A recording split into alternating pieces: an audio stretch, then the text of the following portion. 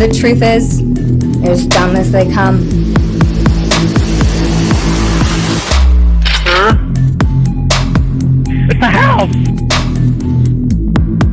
5 brain cells, 4 aren't working. You know, that's just one step above stupid. Come on, man. What's wrong? There's mosquitoes the size of bald eagles in that dadgum swamp.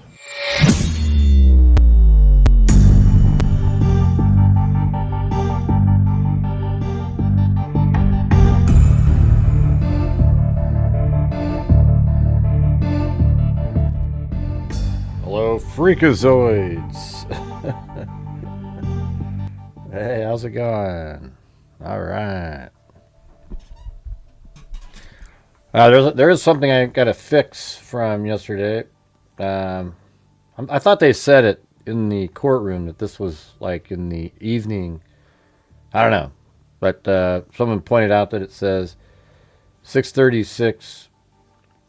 So that's AM UTC, but it's also -6. Remember, so this would be 12:36 AM on the 11th. This shot right here when he's at that intersection. So, in the timeline here, there's a Dairy Queen, and then the next thing that we know is he's at this intersection at 12:36 a.m. on the 11th, and then he shows up here at 12:45 or 12. Let me get the exact time. He shows up there at 12:47. Okay, so let's. I'm going to see how long it would take to drive from there. Really quick here, just a second. Just to make it, see how tight it is.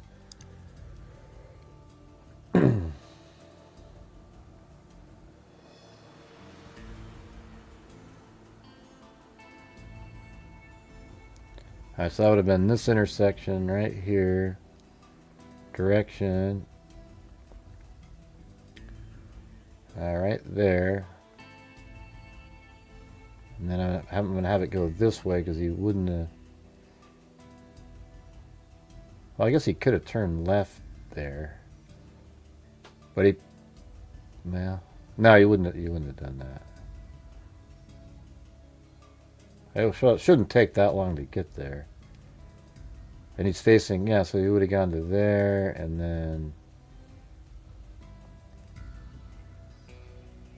He makes it to right there. So that's only 2 minutes. So there's something else he was doing for, 10 minutes right there. Because that's all he had to do to get there was just drive straight ahead. He would have just driven straight ahead like this. So it's right here, this intersection. He was about to turn, so it's 6:36 a.m. and then all he had to do is just go. It only taken 2 minutes to get right there, and he's even facing, south on there. So who knows where he went? He might have driven around up in the neighborhoods and finally found his way back to here. I wonder if he thought he was going to be able to just drive by, hop out of his car, and get it. So anyways, we got that all dialed in here. I wanted to listen to again the this segment here. I don't know why. I feel like there's something in there. I want to write down like precisely what's said for each time frame, and then I have it. And I'll even play it, well, I can't really do it fast.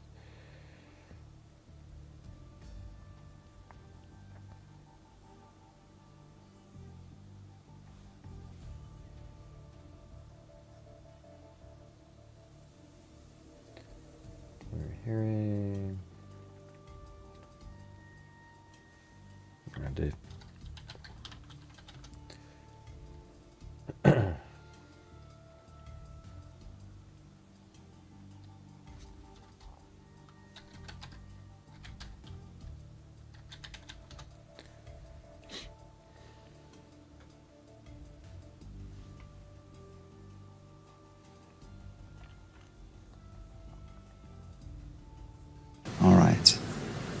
All right, Mr. Sturgill, you may proceed. Appreciate that, Judge. Thank you. Go ahead. Okay, what are we seeing here, Agent Hall? That's the vehicle that is believed to belong to Mr. Robinson arriving in the parking garage on campus. At what time in the morning? What time of the day? It's approximately 8:30 in the morning on September 10th, 2025. And what leads you to believe that this particular vehicle belongs to Mr. Robinson? Information Their vehicle belongs to Mr. Robinson. information that was provided regards to driver's license and Department of Motor Vehicle records. The vehicle fits the description of a vehicle owned by Mr. Robinson. Is there anything unique about that vehicle that stands out to you? The shape of the vehicle is very distinct, but predominantly the wheels were very distinctive on this version of the vehicle. Now what do we see? The driver of the vehicle exits the vehicle and then walks on foot to exit the parking garage. It's the individual in the red T-shirt and the shorts and the shoes. And do you believe you recognize who that person is? Yes, Who is that? I believe that's Tyler Robinson. All right, and where does he go from there? This is the part here I want to get on his first time he was there in the morning.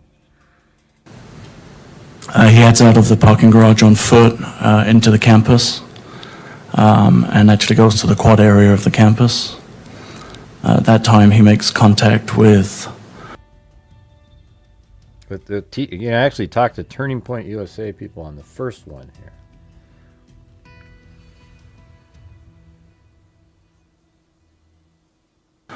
some representatives from TPUSA. So he heads out of the parking lot on foot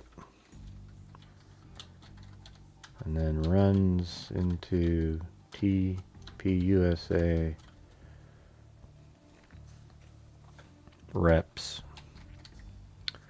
All right. By quad area, Sorry, the amphitheater is. Okay, hold on. He heads out of the parking garage on foot into the campus and actually goes to the quad area of the campus. Okay, wow. So he runs into TPUSA reps in the quad area of campus. So it doesn't sound like he goes to the wooded area first. That time he makes contact with some representatives from TPUSA. by quad area, Sorry, the amphitheater is. Okay, so it's actually he goes all the way down to where Kirk was shot.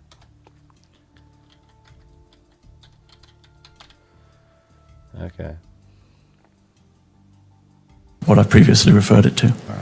so he goes up on campus, visits the amphitheater area, the courtyard or quad, Correct. and then what do we see here now? He returns on foot back. So how come they didn't mention the wooded area on this one? I remember originally that was in that first trip there. He went to the wooded area and the crime scene. So that was left out. They said that it was in the documents. He also goes to the wooded area on the second one, the dry run.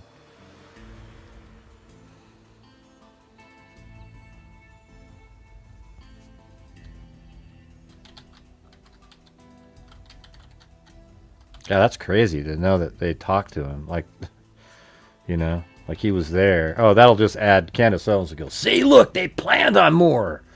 They planned on more when they talked to the Turning Point USA people. And if they just heard me now and they didn't do that, they go, oh my God, that's a great idea. Yeah.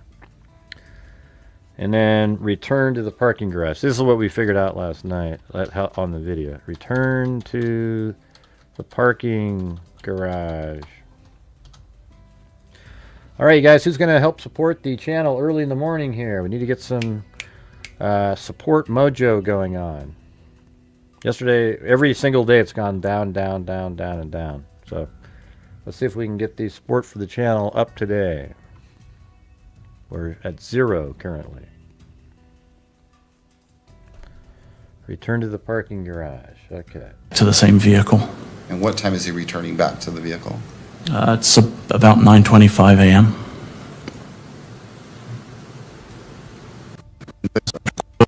Yeah, so he returns on the second floor, though. We figured that out last night. So he goes up on campus, visits the amphitheater area, the courtyard or quad, Correct. and then what do we see here now? He returns on foot What are you talking about, Cindy? Yes, he parked in the garage. I just showed him parking in the garage. back to the same vehicle. And what time is he returning back to the vehicle? It's That's why his car is right there. about 9:25 a.m.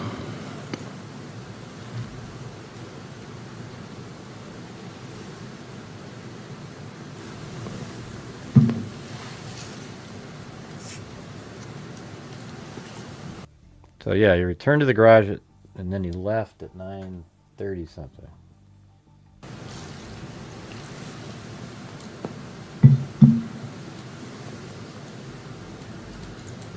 Yeah, he was talking to Turning Point USA people. You know, he might have been asking questions like, "Hey, what time's it going to start?" You know, things like that. Hey, thank you, Tracy Von Brott. By the way, see, this is about 2.5 hours earlier than I even wake up right here. And where is this parking structure located on campus? It's just off of Campus Drive. It's a short walk from the amphitheater. Why do you type in up above, Cindy? You said, did he park in the garage at some point? What does that mean? I mean, are you kidding? Or we just showed it here, and we showed it yesterday when you were here like 15 times. What do we see now? That's the vehicle exiting with Mr. Robinson driving the vehicle.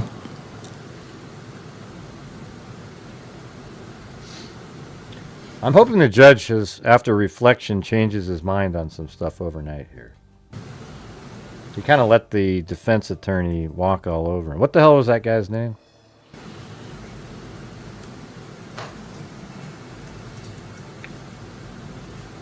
Now what do we see? This is Mr. Robinson returning to the campus on foot from the neighborhood to the northeast. You can see he's wearing the same clothing as in the previous video, This is the dry run. and he's carrying a as blue I said in the backpack. video. Describe the clothing. It's a maroon colored t-shirt with gray or olive colored shorts and then Converse shoes. And what time did he return to campus? Just after 10 a.m. Had to And does he leave the parking structure eventually? He does, yes. Okay. And during this visit, do you know where he goes after he leaves the... that one's the not flipped correctly there. This is like the original one. So this is supposed to be heading out that way. This video needs to be flipped horizontally. parking structure? Yes, we were able to track his movements on campus. He went to Chick-fil-A in the How did you not realize that was the day of? What other day would that have been? Sorensen building and purchased some food, sat and ate the food. Then, And I'm sorry, Where did he purchase the food from? Chick-fil-A in the Sorensen Center. Okay, hold on. And what time did he return to campus? Just after 10 a.m. I thought I fixed all this in here. I guess not. I guess it's not in that one. And does he leave the parking structure eventually? He does, yes. Okay. And during this visit, do you know where he goes after he leaves the parking structure? Yes, we were able to track his movements on campus. He went to Chick-fil-A in the Sorensen building and purchased some food, sat and ate the food.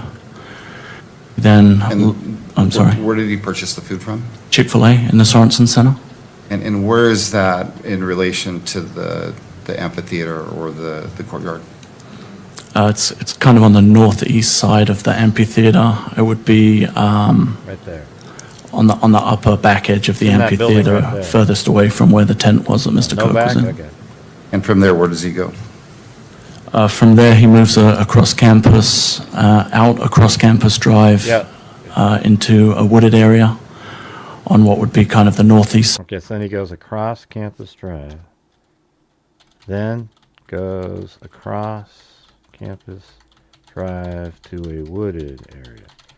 You know, apparently he went to the wooded area on his first time there too, when he left the parking garage. So I don't know why they didn't mention that. Side of Campus Drive, then returns back onto campus, We noticed at this point that he's no longer carrying the backpack that he was originally wearing. See? He moves through the Gunther building and the computer science building, and goes then, where? I'm sorry, And then goes where? then goes across to the railing that gives access to the roof of the Losi building. From there? From there, he comes back down the stairs and walks off campus from that point. And about what time was that he left campus that second time? Do you know? I believe it was approximately 11 a.m. or just after, if I recall. I could verify from my notes if you need an exact time. It's just before 11. Yeah, if you don't mind. It's just before 11. That'll help you remember, refer to it. Don't read it out loud. Just let me know when you've had a chance to look at that, would you?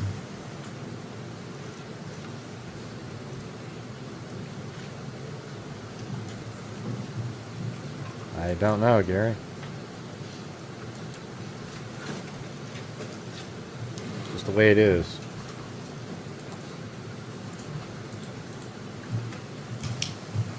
Were you able to I've seen him change refresh your their memory minds as far as the time? sometimes. I was, yes. Yeah. And what This time judge was has. It was just prior to 11 a.m. when he walked off campus. This judge has changed his mind.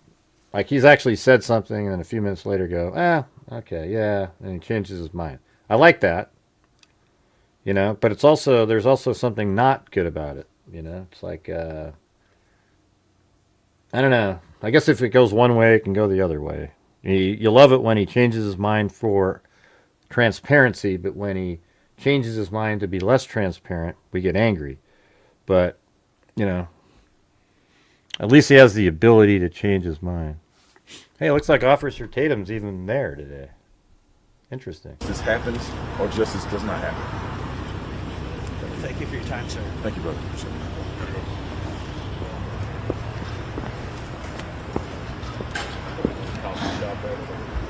Yeah, that's cool.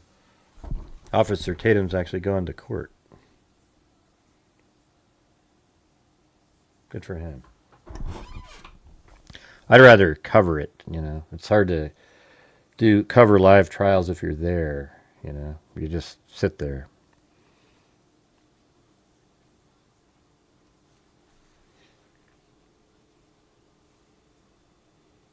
Campus. Okay. And before we go any further, the parking structure that he left initially, where is that parking structure in relation to the LDS Institute building? I'm sorry, in relation to? The LDS Institute building on campus?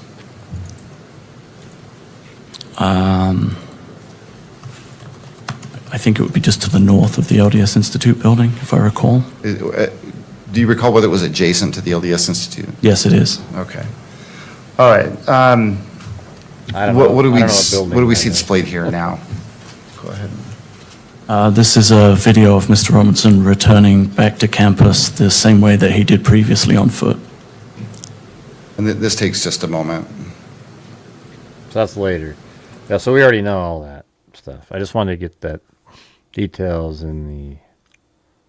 So the first time he goes there, so here's how it would work on video. I'll go over to the better version over here. So there's his car coming in the morning. 9:10, Cindy. Then he parks his car over there. And then he walks this way, and then he exits the building. So when you're watching their surveillance, it's like, oh, okay, he keeps moving I believe around. that's Tyler Robinson. But right there, he exits the building, okay? And then from there, after he exits the building, and he would be, in that video would show that he's exiting right there. He's exiting. And it's weird because they could have actually picked him up on that other camera. If All they right, where does he wanted go to. from there? Oh, they do. They do pick him up. So he's actually... Wait, hold on a second. He heads out of the parking garage on... Yeah, see, that's what makes it confusing. When you see him walking right That like this, person is? right? Yes, Who is that? I believe that's Tyler Robinson. This video here is not associated with All right, where does he go from there? this one. When he says, where does he go from here? And then you see him walking down the stairs. That's not related at all. Okay, you see that? It's not connected. He left originally out the top there. Okay, he actually left the building, and then he goes to the crime scene area. He literally walks from there and makes his way all the way over to right over here. So he walked from right there, see where I'm circling, to over here, and he talked to some Turning Point USA people, and then he returned to the parking garage. So he walked back over there, but when he returned to the parking garage, he must have come through this entrance right here. He walked back and came through there because that's a floor higher. See how if I kept going across, you see how that's a floor higher? And then, now we see him coming down the stairs. See this? He heads out of the parking garage on foot into the campus and actually goes to the quad area of the campus. At that time, he makes contact with some representatives from TP USA. By quad. And now he's going back to his vehicle. See? He would have turned left there to go out the same way onto campus. But he's just coming down to get to his car because he was a floor above. So he's coming down the stairs, and he's headed back out sort of into the middle. You'll pick it up on the next camera too, watch. Area. Sorry, the amphitheater is what I previously referred And it he to. makes his way back to his So car. he goes around campus, visits the amphitheater area, the courtyard or quad. Correct. And then what do we see here now? He returns on foot back to the same vehicle.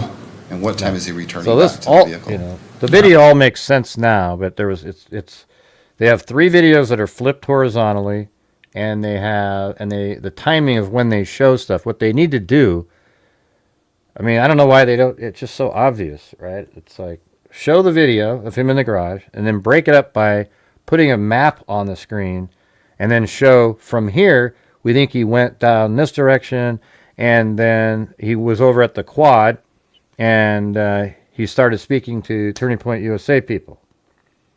And then he makes his way back to the garage, and he enters in on the second floor, as you can see here. And then this is him going down the stairs to get back onto the same level that his vehicle was on.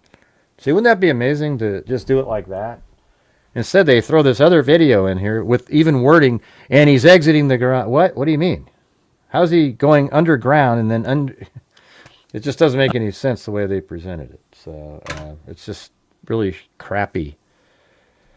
You know, I had to go over it like 10 times to figure out what the hell they're talking about, or what we're looking at even. I mean, imagine, just the fact to determine that these two aren't related. Listen to this, watch. That person is? Yes. Who is that? I believe that's Tyler Robinson. All right, and where does he go from there? And then you see him up there, and you go, oh, wow. So where does he go from there? Oh, crap, man. He heads out of the parking garage He on must have been foot. parked on the second floor, and then he turns to the right over there. And then you go, well, there's no right. There's no way where that you ever turn right and get out of the building. And it turns out that literally there's an hour between this shot here and this one. You know? And it's flipped. So imagine all of that. You know, like I had to flip it horizontally. So I've now fixed it all. I know what it means. All right. I don't know why they had there's 3 videos that were flipped by the camera itself, not the editors, you know, the people who get the clips. So you have to flip it around. There's 3 of those. And, yeah, well, it all makes sense now. It takes a while to actually, get it put together. And so this is actually when he's returning to his car an hour later. And I guess if you go to this shot, you can see generally the time. It's 9:24 and 53 seconds. So The amphitheater is what I previously referred it to. and that's interesting because that's pretty, 9:24, but he doesn't leave the parking garage until, let's see, it's 9:33. So that means he sat in his car for like 7 minutes or something and then drove away. But hey guys, any chance you could help support the channel? We are at $5.99. We got a long ways to go. So if you guys can help support the channel during the show, we need some channel memberships, etc.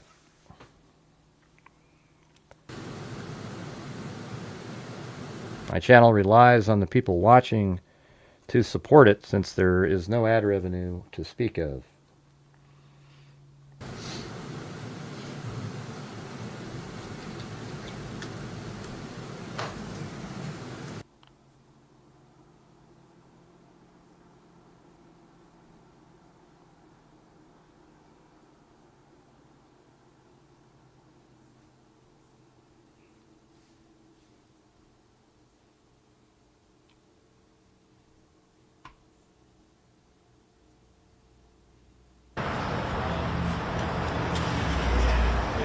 Well, it should be starting any minute now.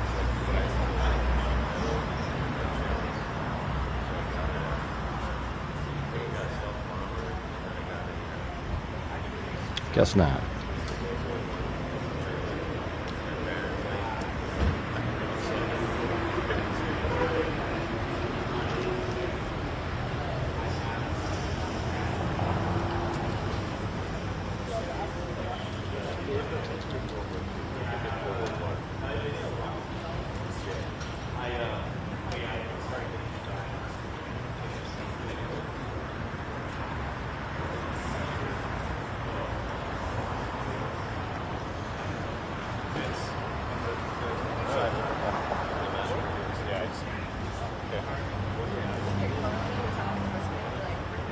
Okay. Okay, sounds good. Who's Mr. Clown? I don't see anybody named Mr. Clown in there.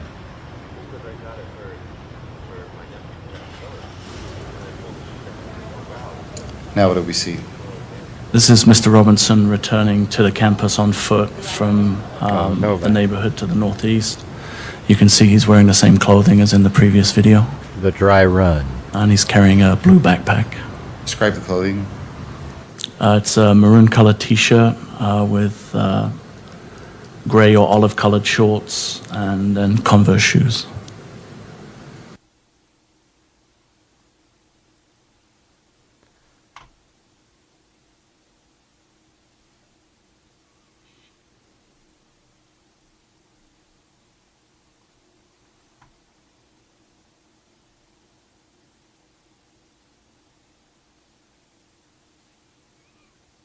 All right.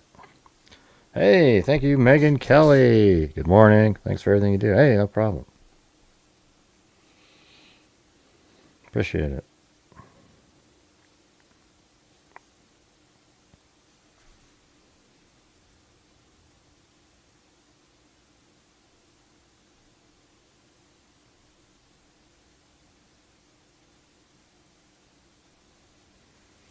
Well, it should be starting here pretty soon, I would think.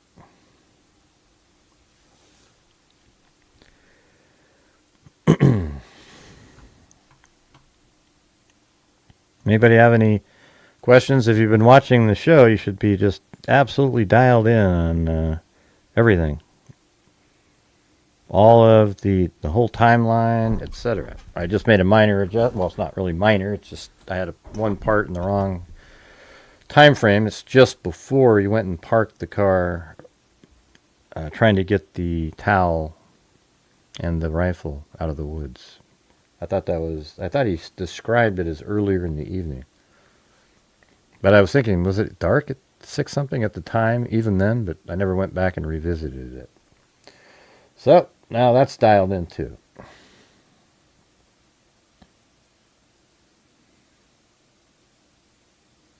Oh yeah, you're going to get the same objections all day long. No doubt about it. Yep.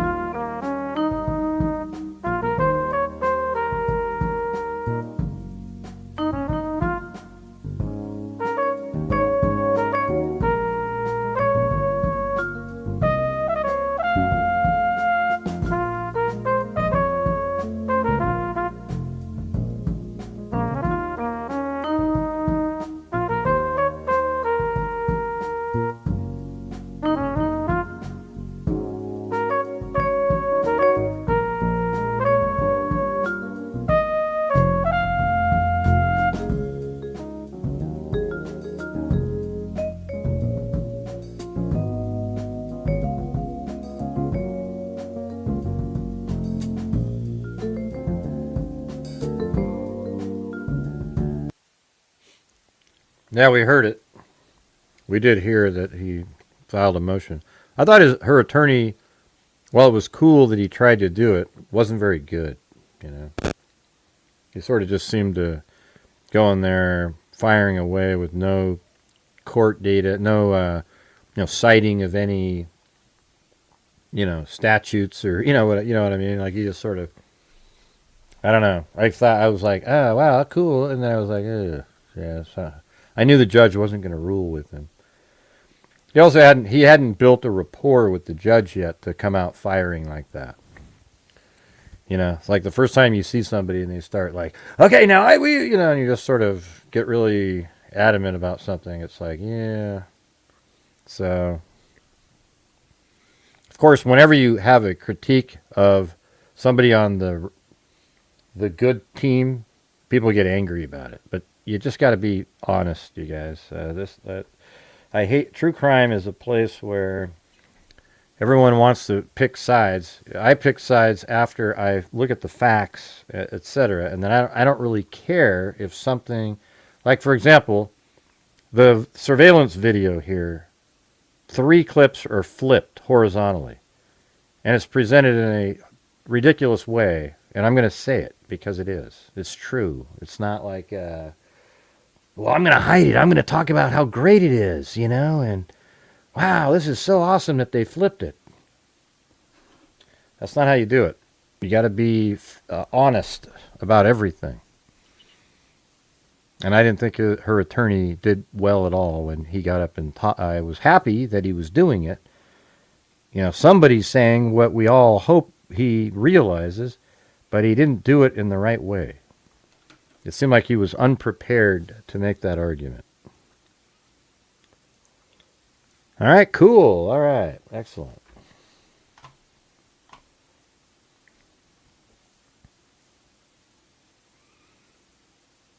Yeah, yesterday sucked.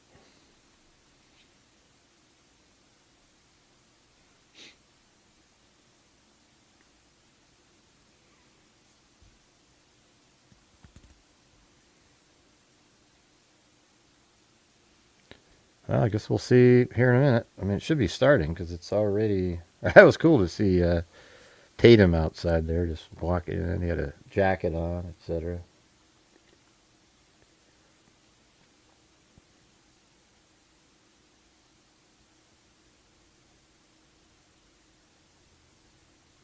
Yeah, I mean, everybody supports Erika, etc. I think the judge was looking at him like, who the hell are you? Yeah, you got to bring in, he's got to go up there and have citing different cases, etc. Especially on something like that. Like, he didn't even seem like he knew what he just was like, we think that it should be open and transparent to everybody, okay? And yeah, well, everybody thinks that, The only people that don't think that are Candace Owens and her followers. They want everything hidden so that the truth of their lies doesn't get put out there. Is anybody here? I mean, it's just so dead again in the chat. Can you guys type more, please? Have thoughts and say them. I'm just... It kills the algorithm when you guys just sit there on your hands. It's just...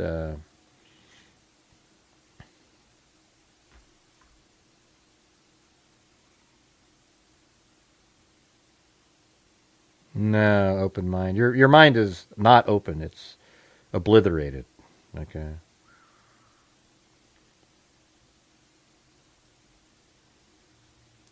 People just have their cameras on all over the place, you nut job. God, what a crazy person. Yeah, I'd rather have you type in yap, yap, yap than nothing.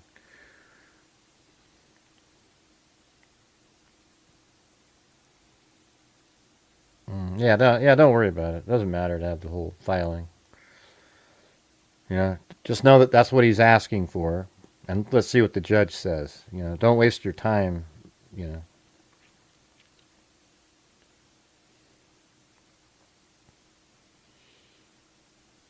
Hello, Wild Bill Wassman and Alley Cake.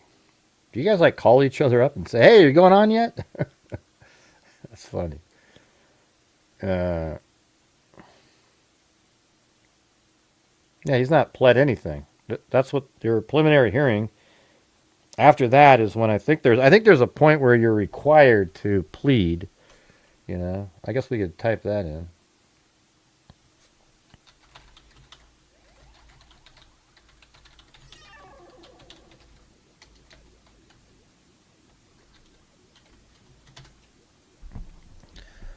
In Utah, whether someone is required to plead depends entirely on whether the case is criminal. Okay.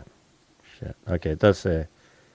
Felonies, at a felony arraignment, they generally do not enter a plea. Instead, you are scheduled for a preliminary hearing. Right.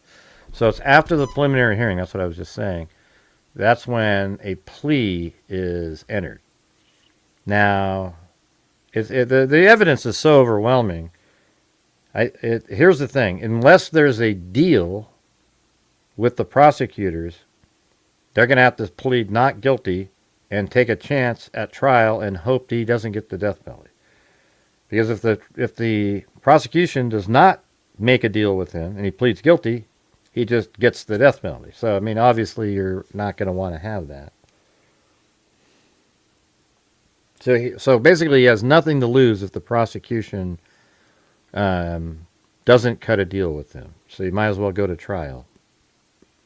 If they cut a deal with him, I think it would be required. I mean, here's how. The only way I would cut a deal with him is to say, okay, we'll take death off the table, your life without parole, and Erika Kirk has to agree that that's okay. And then he has to sit down for a 3-day hearing, and all the evidence is produced, but we will not listen to any of the why portion. I mean, I guess we could put some of that in there, but he can't sit there and try to make it a, because Kirk was so mean to everybody, and he just, we don't want to have any of that. But you could have a 3-day hearing where he's on the stand for the entire time, and you go through every point by point, and he has to discuss the planning and all the stuff that he did up on there. Okay, that's how I would do it. Then I would be, okay, because the thing is about this case is the reason we want it to go to trials is we want disinfectant. The sunlight is a disinfectant of false information, right? So you have him do that. A trial would be to put the reality out to the public. Well, a hearing, 3 days or so after pleading guilty, would do the same thing.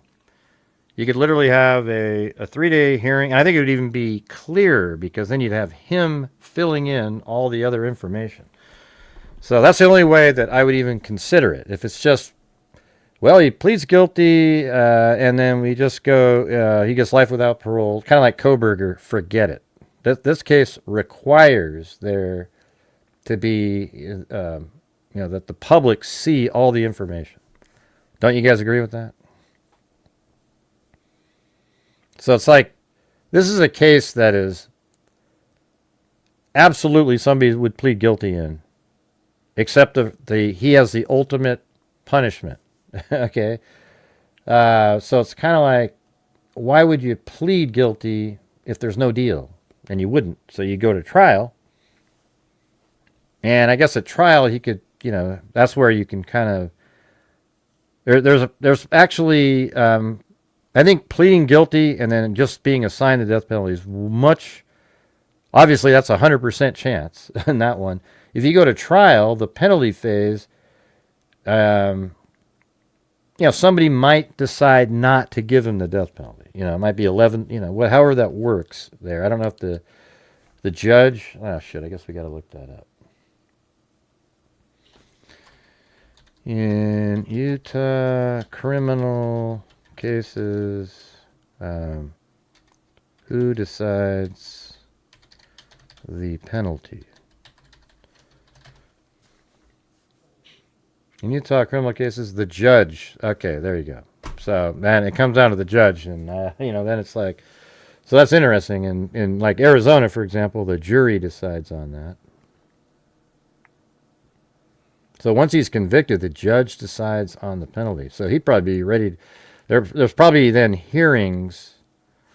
Is there a? Oh, yeah, there's a sentencing hearing. The judge has the ultimate authority to determine the specific penalties, such as the length of jail or prison time. Interesting.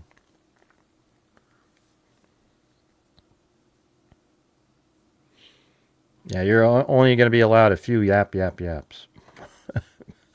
Breaks always go on longer than expected. Depends on how. Well, right now is this trial should have started 15 minutes ago. Of the hearing, anyways. The one that she did like weeks ago, 7th state. Yeah, she's an idiot. She thinks there's lookalikes running around. She's just. I think what it is it's hard to believe Candace Owens is actually a stupid person. So the thing is I think she's doing all of this for the money. She's made millions of dollars doing the Charlie Kirk coverage, and she can't let her fans down, so she keeps coming up with more absurd theories to keep her shit going. Because right now, it's already toast. Yeah, I just said that. It's 15 minutes late. We're supposed to have started at 9 Mountain time.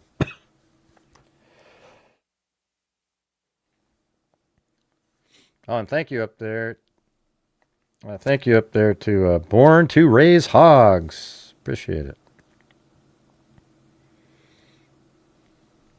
Do you raise them for food or like pets? I know it sounds stupid, but I'm not really sure. That's probably a crappy question. Let's see. Tyler is a victim of mainstream media. You're an idiot. Yeah.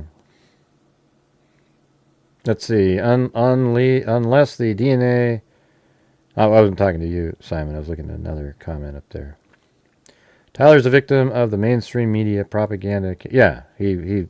It's sort of like in the assassination attempt in Pennsylvania. These people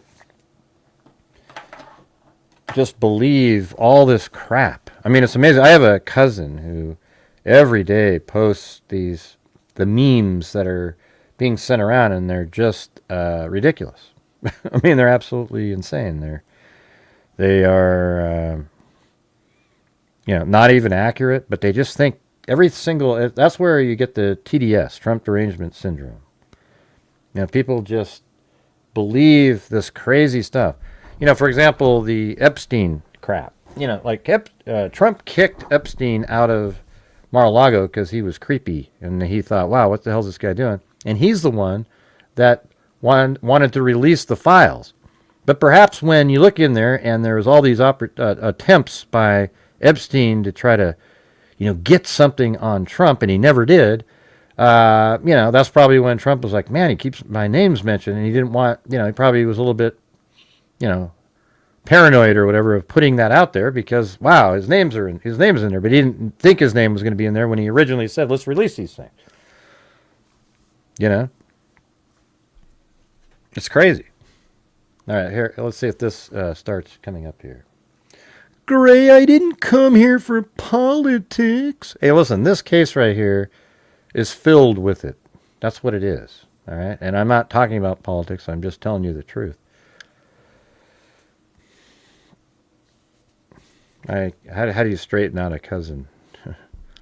I can't tell somebody to think something. I send, clips of the opposite. Like the other day, she typed something in like, isn't it just like we shouldn't have white supremacists and stuff?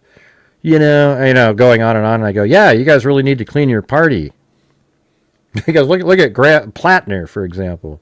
He had a freaking Nazi tattoo on his chest, and he still thinks exactly the same way because he's like, in the Israeli, and I forget it. It's a stupid thing to keep going over again. But he had to drop out. He didn't really drop out. He suspended his campaign But hey, there's a write-in portion if you guys want to write in there. I tell you what, anybody that votes for Plattner, you're a racist, okay? And you're a sick person. And that's the truth. That means you agree with a Nazi tattoo-wearing psycho. Tyler is thumber meaning. I don't know what that means. He tucks his thumbs in his pockets. Oh. Oh, I see. Yeah. Okay. I'm not sure what you want me to get out of that, but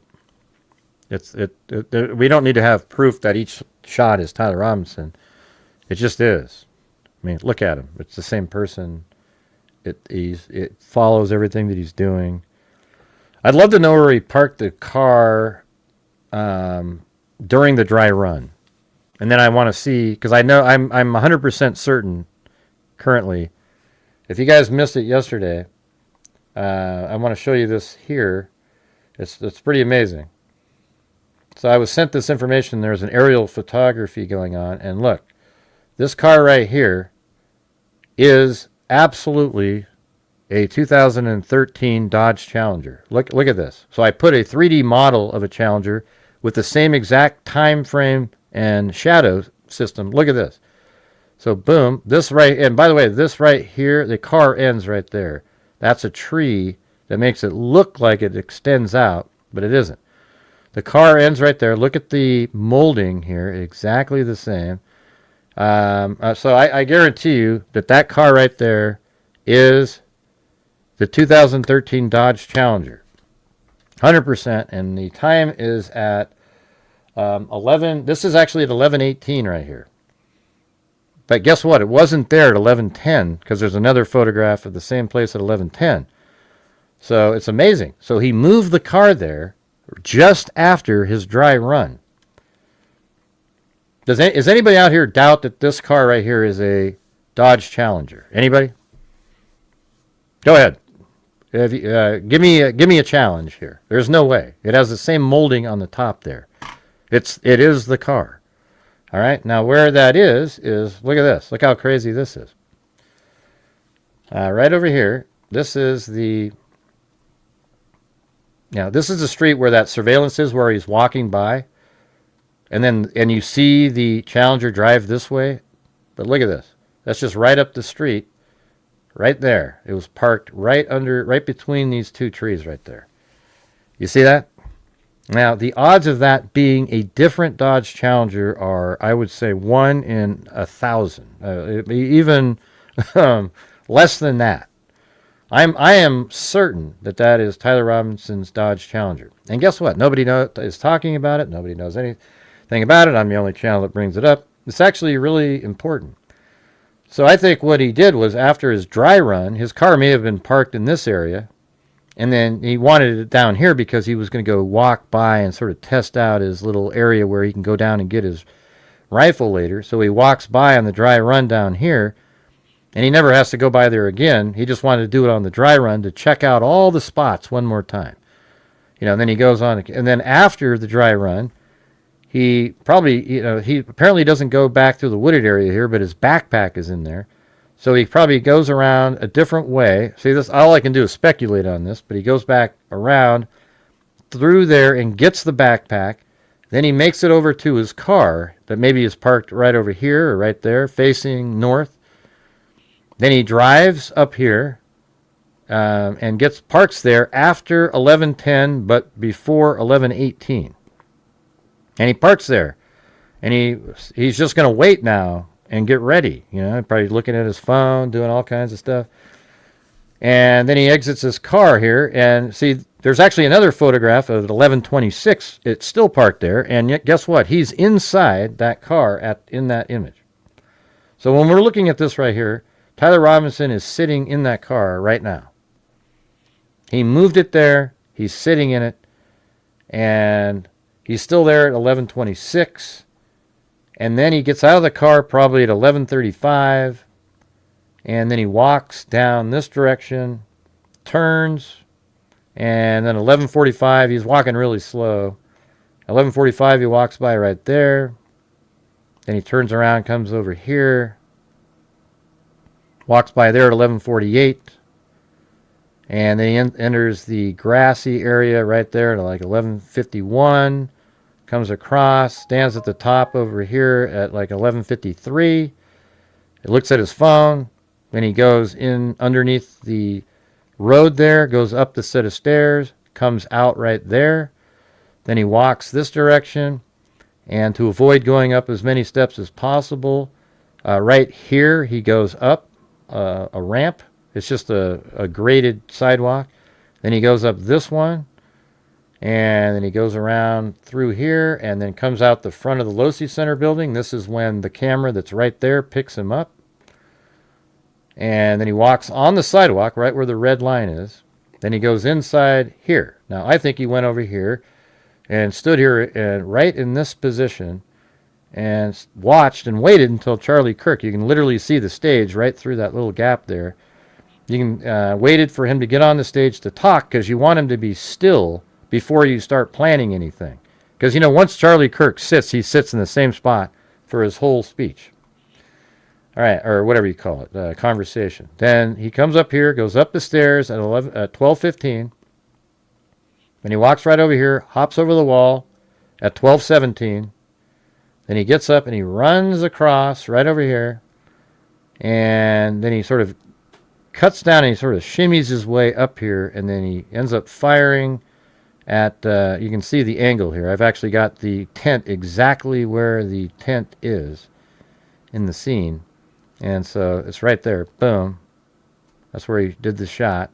And then from up there, after the shot, he turns around and he runs this direction, jumps off the corner here onto the ground, hits the ground right there. His glasses fall off. He puts the glasses back on his head as he's running. Then he runs over here, goes across the street, and that's where he likely has his maroon shirt on under the dark shirt. So he takes the shirt off, puts that in the backpack, but leaves the rifle and gun there because he knows how to get it later. And then he eventually runs over here like this. You see him run over here, and I think he would have obviously came around like this, moving really quickly, and makes it back to his vehicle. And all the timing worked. We did it last night. So he makes it to his vehicle by 12:40. And then from there he drives over to the mall, which is right there, and it takes 5 minutes to get there. So he would have got here at 11:45 or 12:45, and I have it at 12:44 and 50 seconds. So it's very close. Hey, thanks, Wild Bill Wasserman. Hey, Wild Bill Wasserman is trying for a wave, everybody. If you guys could help out on that, that'd be great. We have no gifted channel memberships yet. And then he parked right here at about 12:44:50. And then while he was sitting there, I showed it last night on video, he sits there for like 2.5 minutes. At 12:46, he searched how to get a car wash. And he looked and he chose Quick Quack Car Wash, and it loaded up on his mapping system. And then he took off and drove from there down to the Quick Quack Car Wash and got there. They have him on camera there at 12:57. Isn't that amazing? It all just fits. Like that right there is exactly what he did.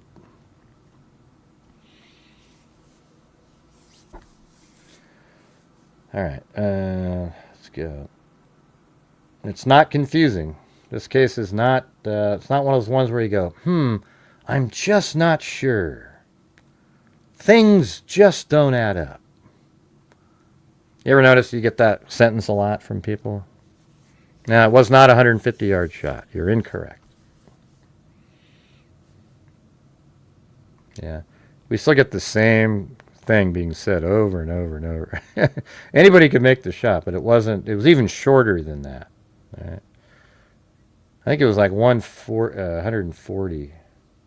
I mean, I guess that's close,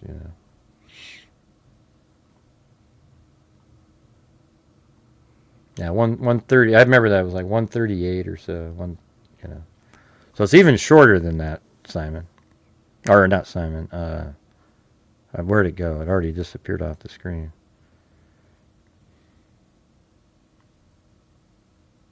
Oh, J up there. Shorter than that. Yeah, so it was easy for him. It's like people throw out the 150, rounding something up, but I think it matters. If you got 10 yards shorter, I think you want to get it as short as possible. And then the bullet, though, does not maintain its gyroscopic, I'm not sure what the word is, integrity or whatever the hell it is. I think it's a bullet that was sort of yawing, and so there was a lot of surface force that was more like a slap. All right, here we go. But it did still have enough speed to enter his neck, and then it fragmented.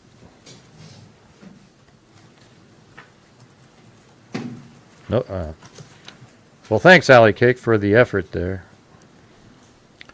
And you too, Wild Bill. I guess nobody wanted to join in this time. Makes it tough.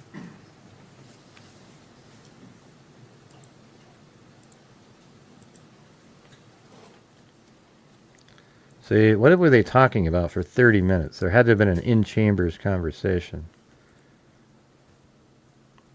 Maybe they reviewed the audio or something.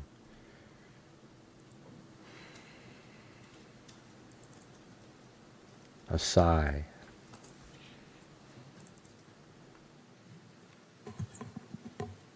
Good morning. Thank you for the party's patience. Court is now in session.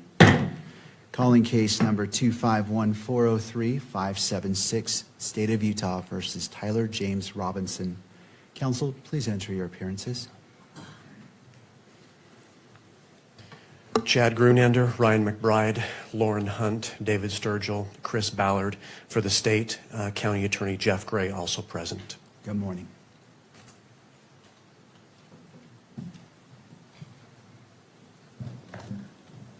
Good morning, Your Honor. Kathy Nestor, Richard Novak, Michael Burt, and Stacy Visser here for Mr. Robinson, who's seated at council table. Good morning. Good morning. Good morning, Mr. Robinson. And for the record, the court also recognizes the presence of Ms. Erika Kirk. Sorry. Good morning, Ms. Kirk.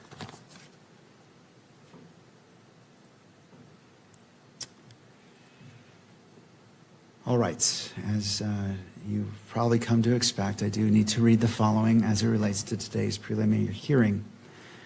The court is mindful of the safety and well-being of all parties, counsel, witnesses, court staff, and members of the public who may be present. The court is also mindful of its duty to protect and uphold the constitutional rights of both Mr. Robinson and Ms. Kirk. To serve those important interests, the court reminds all persons who will be in attendance that portable electronic devices will not be permitted in the courtroom or on the fourth floor. And this prohibition does not apply to legal counsel and support staff for the defense or the state or the media in this manner, or the equipment permitted under any electronic controlling electronic media coverage order, and includes the counsel for victim representative Ms. Kirk. I do ask the parties, the attorneys, if you will join me in turning off your ringer to ensure that we do not have any interruptions. So I am turning off my ringer, and I invite you to do the same. Every person who is in attendance today and every day will be afforded the dignity and respect due to them, and pursuant to the standing decorum order by the court, all spectators shall be quiet, civil, and orderly. Spectators shall not engage in any distracting, disruptive, provocative, disrespectful, uncivil, or threatening behavior of any kind. Spectators shall not make any audible comments of any kind, shall not shake or nod their heads, shall not otherwise make any gestures during the hearing. Spectators shall not wear or display pins, buttons, signs, clothing, or photographs expressing support for or against any person related to this case or to the status of this case as a capital offense. All right. As we begin this morning, I wish to, I've taken a lot of time to think about the comments made by the parties yesterday, and there were additional briefings and a motion filed last night. And Here we go, the here we court go. took the necessary time to readdress it and look at it and be prepared for this morning's proceedings. While I recognize especially how precious our time is, I also recognize that I need to be prepared for everything that's before me. And I took the time this morning to review what was filed since we adjourned yesterday until we've came back on record. One of the motions filed last night was filed by Ms. Erika Kirk's attorney, and I wish to address that. And I realize that the parties may not have had a chance for defense or prosecution had a chance to respond to that. And before I address that, I wish to turn the time to you if you need the benefit of the record as it relates to what was filed by the attorney for victim representative Erika Kirk to the state.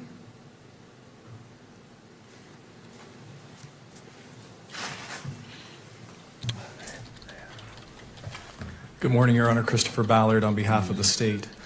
We have reviewed that filing, and we believe that it fully accords with our position in our filing this morning that publishing exhibits to the courtroom is entirely appropriate and indeed honors the victim representative's right to be present in at this hearing. Thank you, Mr. Ballard. To defense, Mr. Novak. Thank you, Your Honor. I read the pleading. I believe that every order that this court has made to date complies with and respects the victim's rights under the Utah Constitution. I think that the rulings that the court has made the last few days do so, and I don't believe that the issues that are presently before the court going forward with the hearing with respect to exhibits in what I'll just call the 16 series interfere with any of the enumerated rights set forth in the Utah Constitution concerning the rights of a victim representative in any criminal proceeding.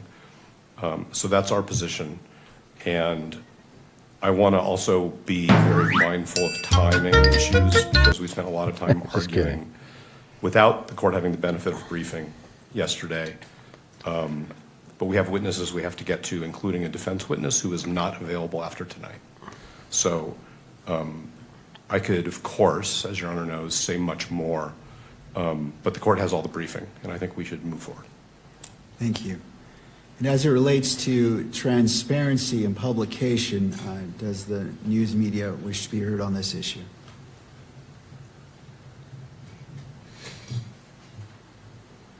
Only briefly, Your Honor. I've also reviewed the submission from yesterday. The court has always set this three-step process, and I think taking each of those stages, admissibility, publication to the courtroom, and coverage by the in-court cameras are three separate inquiries. Of course, the media believes, the media will be the party who stands here at this lectern and says, we believe we should see as much as possible. We're maximalist in that way, while recognizing the importance of protecting all the rights, including fair trial rights. But the idea of publishing something, of keeping something off of the cameras at the rear of the courtroom, but publishing it to those who are present here also is a meaningful step towards transparency. And to the extent that the court is not comfortable with placing something on the video feed, the media does believe that allowing the media representatives who are here and the members of the public who are here to view that, even if those watching on the live stream cannot, is a meaningful victory for transparency, and we of course support that. Thank you. All right. Your Honor, the state would like to be heard on the briefing, briefly. For? The briefing that was submitted last night. All right, so I want to address the motion filed by the attorney for the victim representative, and then we'll transition to that. I'm just trying to do it incrementally so we can get it all addressed. So in regards to that, and I appreciate the position of the parties, it is important for me to hear all sides. Article 1, Section 28 of the Utah Constitution recognizes important rights afforded to victims and victims' representatives, including the right to be treated with fairness, respect, and dignity, and the right to be present and heard at critical stages of the proceedings. The court acknowledges the concerns raised in the motion regarding transparency and the ability to meaningfully observe the evidence presented during this hearing. At the same time, the court has an independent obligation to manage these proceedings in a manner that safeguards the rights of all parties. That includes honoring the rights of victims and victims' representatives while preserving the defendant's constitutional rights, including the right to a fair and impartial process. The court has considered the request that exhibits be displayed in real time to the courtroom. After careful consideration, the court determines that not all exhibits will be visually displayed to the gallery, and notes that it will use a tiered method as described. First, whether it will be admitted to the court for consideration as it relates to probable cause.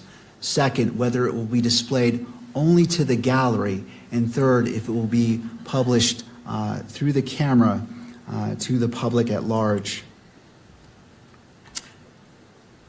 I bet he plays the whole This thing. ruling is not intended to diminish the significance of the victim's representative rights or we don't get to concerns. see anything. Rather, it reflects the court's responsibility to regulate the presentation of evidence in a manner consistent with the integrity of the proceedings and the fair trial rights implicated in this manner.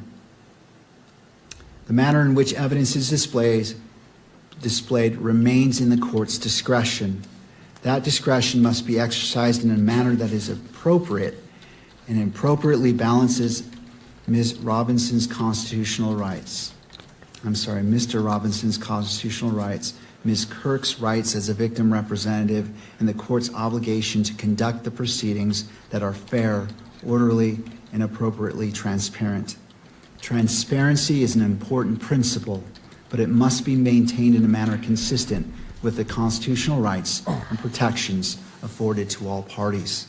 The court does not make a blanket ruling as it relates to any exhibit, and as previously stated, each exhibit will be afforded its own due in weighing whether it shall be published to the courtroom or beyond or not.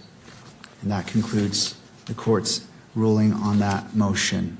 All right, counsel, the What was last the ruling? matter as it relates to the briefing, I'll hear that, and there is a slight edit to, and I'm not sure when the state wishes to publish State's Exhibit 16. So turning to the state, do you wish to be heard about the motions filed last night prior to the publication of Exhibit 16? Again, it's your choice on how you move forward. I just want to see which order you want to go. We do want to be heard on the briefing from last night, and specifically about Exhibit 16. I'm understanding Your Honor has an additional edit to that. Is that correct? I do, and there might be value in hearing that, so that may or may not change your positions. So let me just put that on the record, Okay. and then I'll hear from you. I just want to make sure you're able to be afforded everything. So as it relates to the edits,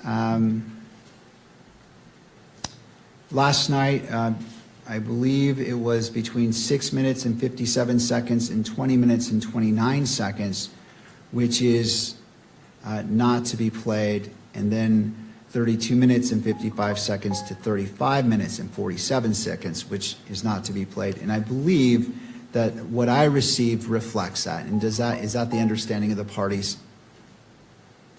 Yes. All right, the state has said yes to the defense. I'm not saying if you agree with it, I'm just saying, does it reflect the timestamps? May I have a moment? Absolutely. Novak. Jeez.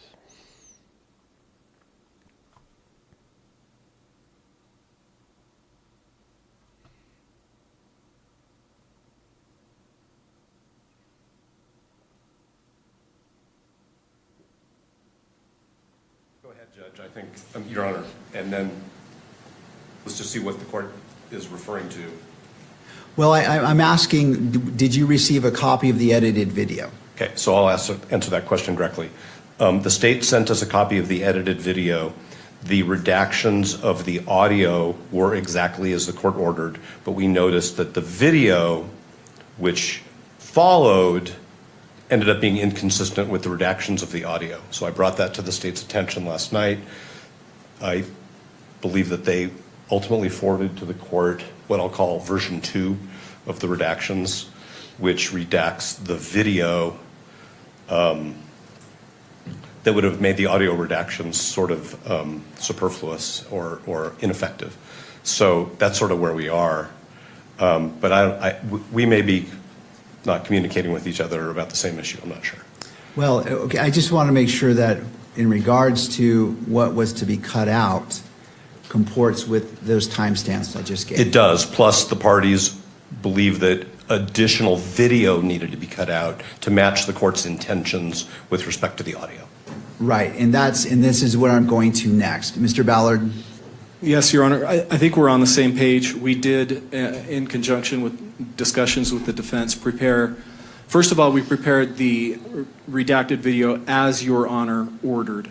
Then after discussing with the defense, we prepared a second version that still maintained the audio redactions as the court ordered, but we took out the video portions that the defense brought to our attention.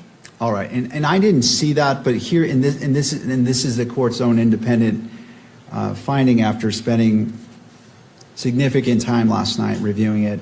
So I'm requesting a video-only redaction between 20 minutes and 29 seconds and 25 minutes and 23 seconds. Huh, so did we get to see the video then? Or? What I looked at was what was on screen. So any video showing anything other than Mr. McBride and Lance Twiggs was to be redacted, with the exception of the screenshots of the images pulled from the surveillance video and the FBI bulletin, which I believe was also briefly displayed. I think we're all on the same page, based on what the court just said.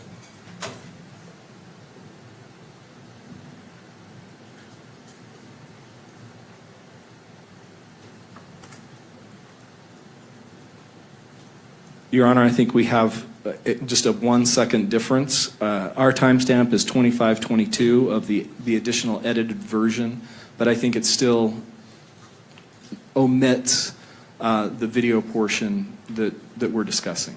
All right, well, it's a good day when we are literally on the same page. I'm glad that within 1 second we are all in agreement about this. So that the court, and it sounds like you're one step ahead of the court. I was going to say that if you had it, you simply turn off the monitor for that section. But if you've already made that change, then all the better. There are 2 additional changes as well. And this is very short, and so I'll leave it to the state if you wish to just in real time pause and fast forward or wish to redact it. I'll leave it to you. So the additional requested audio and visual redaction, so this is not to be played whatsoever, is 27 minutes, 18 seconds to 27 minutes and 25 seconds. And the second is 28 minutes and 11 seconds to 28 minutes and 18 seconds.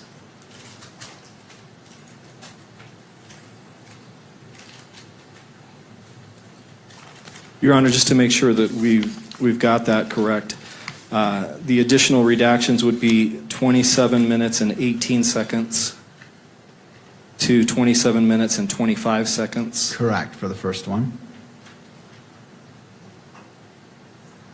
And then 28 minutes and 11 seconds to 28 minutes and 18 seconds. Yes. And Your Honor, while we're talking about additional redactions, let me approach.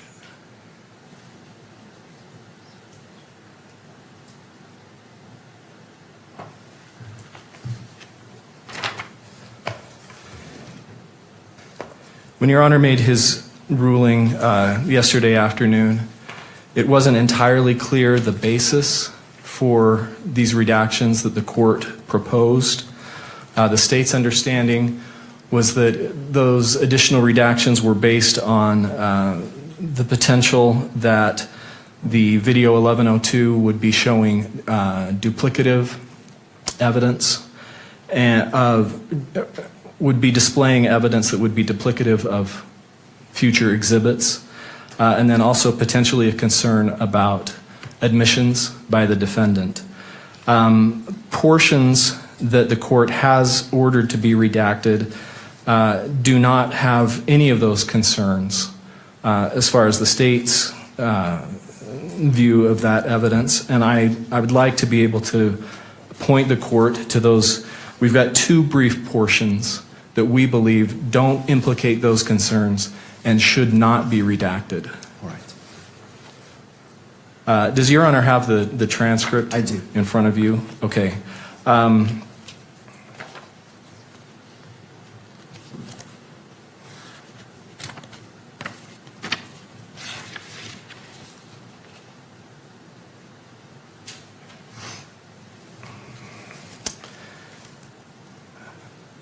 First of all, at the very, very bottom of page 10, beginning with the words, "was he,"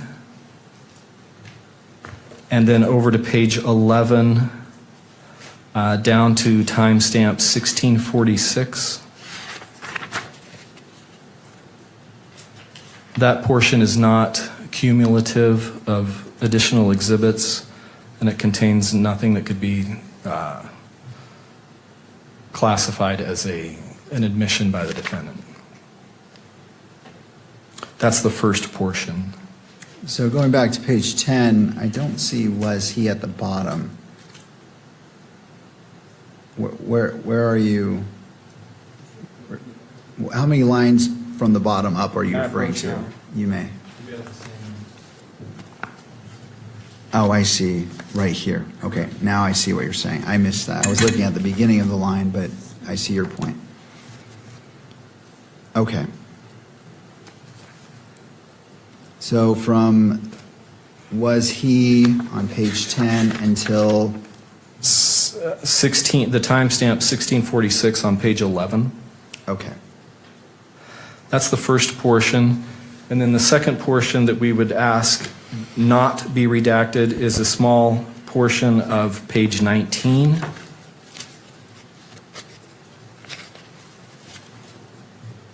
And it begins, let's see. It would be the fifth paragraph down, Mr. McBride stating "okay," and then ending at timestamp 3340. Again, that's not cumulative of any anticipated exhibit, and nor does it refer to any admission by the defendant. Thank you.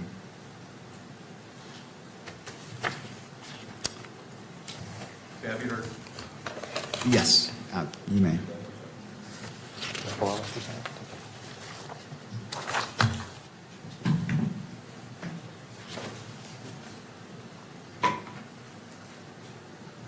Thank you, Your Honor. With respect to the first of the two portions that Mr. Ballard referenced, I want to be totally transparent with the court, of course, that was not a section that we asked the government to agree to redact. That is a section that the court independently determined was appropriate for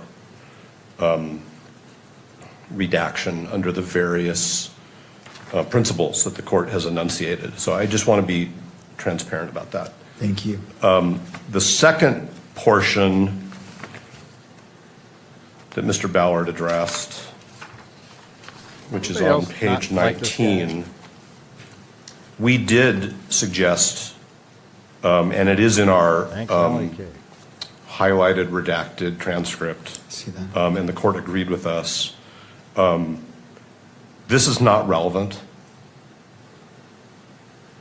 This is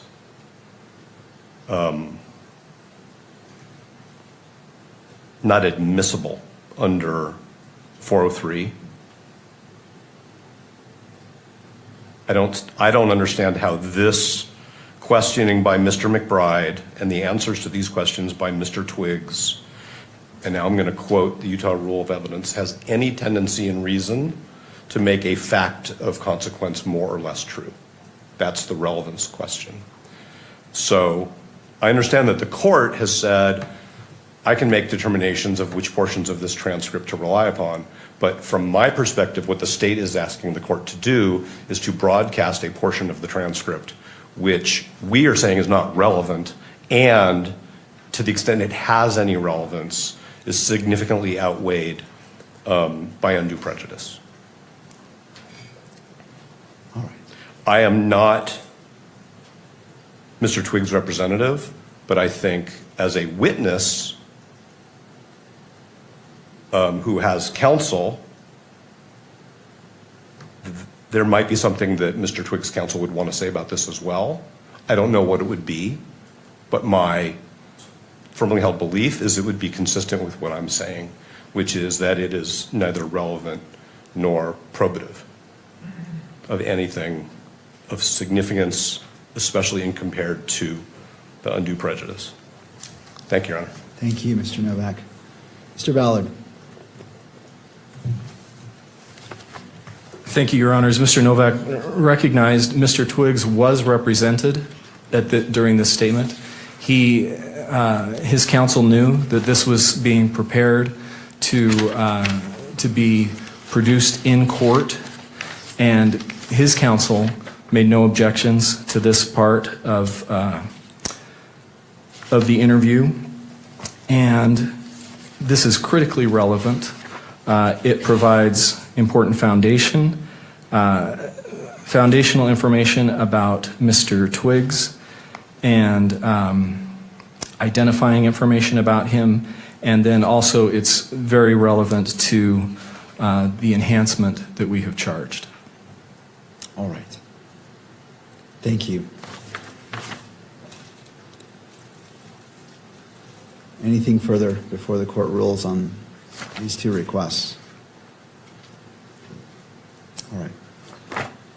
In reviewing the first section, again, citing to page 10, and I know it's to anyone listening, this may not make sense when I'm saying page 10, but it's roughly just a few seconds after 1539 on the video, starting with was he, and ending at 1646 with the last word asking.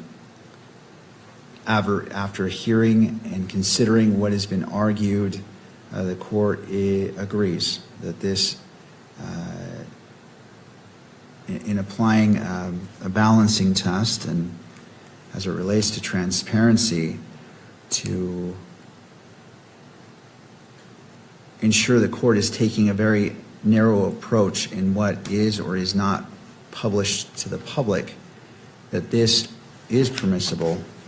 It doesn't run afoul of the issues that the court addressed previously, that the court is trying to avoid by publishing portions.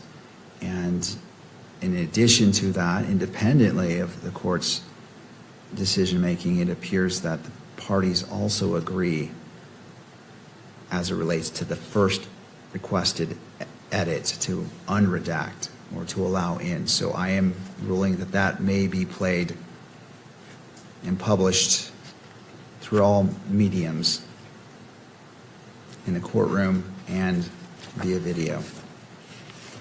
Turning to the second section, see this is video. page 19. It is roughly right after 3327, going to just before 3340.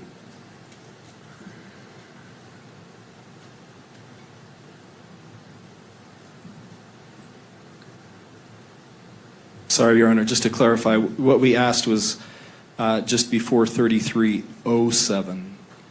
3307? Correct, yeah. Yes. Right after 3255, where right. Mr. McBride states, okay. I see. Thank you. Let me just take a quick second to review this.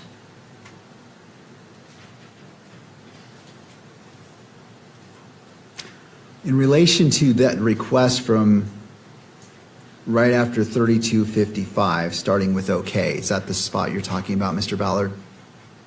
Yes, Your Honor. All right. And specifically to 3327, the court stands by its original ruling. That is not, there are several reasons why the court, the court's ruling isn't whether it's relevant or not. It's whether it should be published or not. And again, as previously stated, the entirety of Exhibit 16, the court is receiving without any redactions or edits. The court is considering it as it weighs probable cause. However, for publication, the court finds that the requested section from roughly after 3255, starting with OK, ending at 3327, is the court finds that there are interests served by not publishing this to the courtroom or to be broadcast. I note and I recognize Mr. Novak's statement as it relates to what Mr. Twiggs' counsel may or may not assert, but the court finds independently that this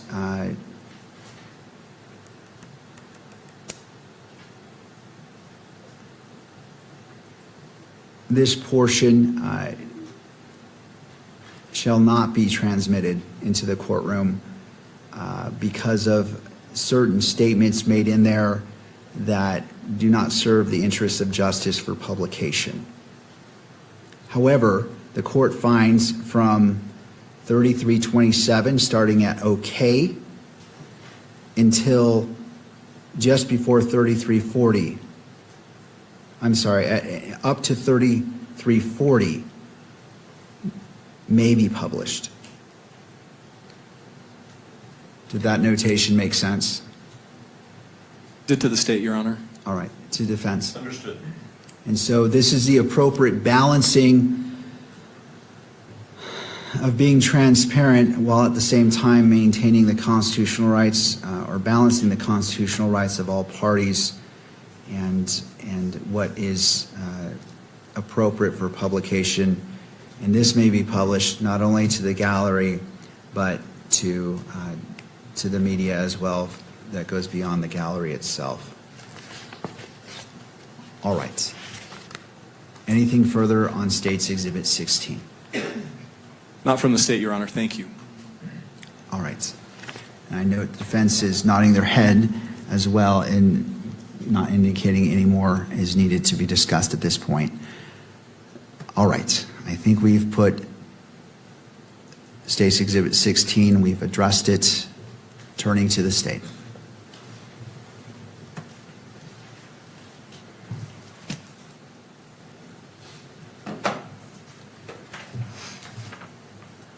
Thank you, Your Honor. We would just like to briefly emphasize a few points in the briefing that we filed early this morning. Last night, the defense raised the issue of publishing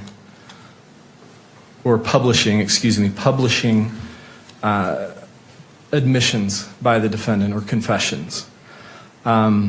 They cited to one sentence from the United States Supreme Court opinion in Estes versus Texas that relies on the Rideau versus Louisiana case.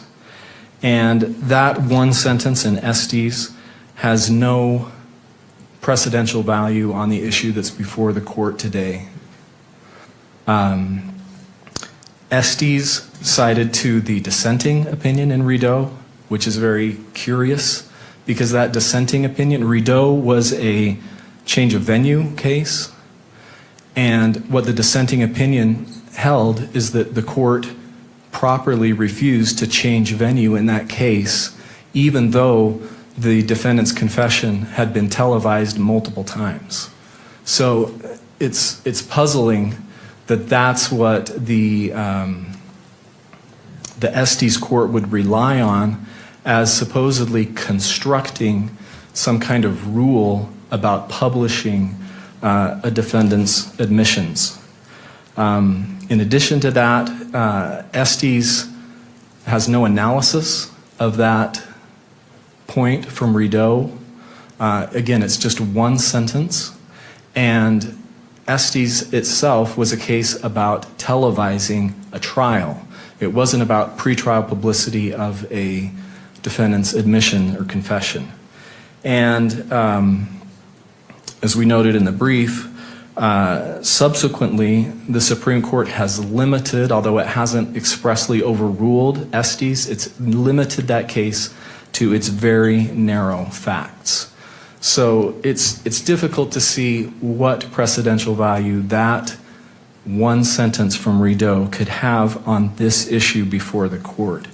Even if it could have some applicability here, the circumstances in Rideau are starkly different from the circumstances here, the statements, the types of statements from defendant that we're talking about. In Rideau, what the police did was orchestrated a recording of an uncounseled, unmirandized police interrogation. The police recorded that interrogation. It was leading questions. They recorded the defendant answering those leading questions.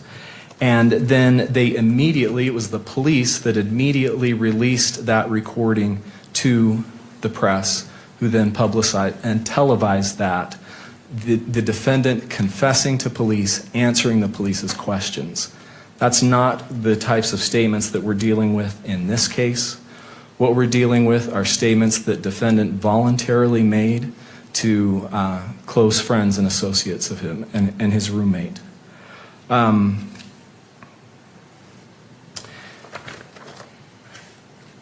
Sorry, just one other point about Rideau and that dissenting opinion. It's interesting that in that dissenting opinion, that judge that the court relied on in Estes continued on in his opinion and said it's an impossible standard to require that a trial court be a laboratory that's completely sterilized and free from any external factors.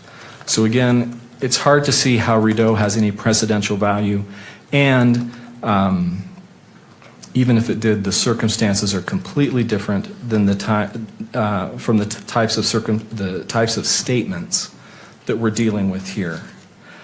The state has also cited to several other courts that have easily distinguished Rideau and have made it clear that there is no blanket ban on publishing, especially just in court, a defendant's voluntary admissions. I think the most interesting case is the Sixth Circuit case, because there it dealt with essentially the issue that we're dealing with here, which is publication of a defendant's statements during a preliminary hearing.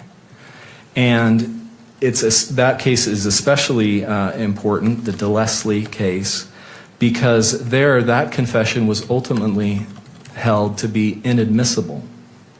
So an inadmissible confession was played to the public and interested media members so that in a way that it had, as if it had been played in a preliminary hearing.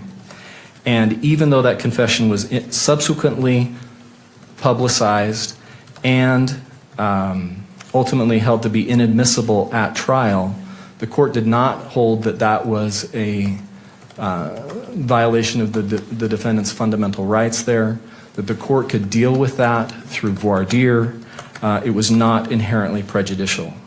And then the state has also cited to the Ohio case of Mamon, and then also the Alabama case, Burgess versus State, where those courts reached essentially the same holdings, easily distinguishing the Rideau sentence from Estes and making it clear that there's no blanket ban on publishing a defendant's admissions, and also that Rideau is easily distinguishable.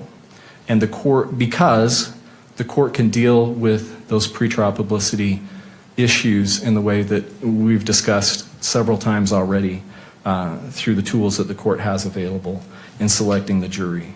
I think it's also important to point out that transparency is critical in this case. This court's noted repeatedly the extensive media coverage. That's why we're having to take this additional time in these hearings to be able to discuss these issues. And transparency is critical to the state's right and the people's right to a fair trial. Where there's a vacuum in the evidence, it just fuels speculation. And then finally, as has already been argued, it's critical to the victim's right to be able to attend the hearing. That's a hollow promise if the victim representative is only able to be here physically, but then is shielded from some of the evidence. Does the court have any questions? No, not Thank you. at this time.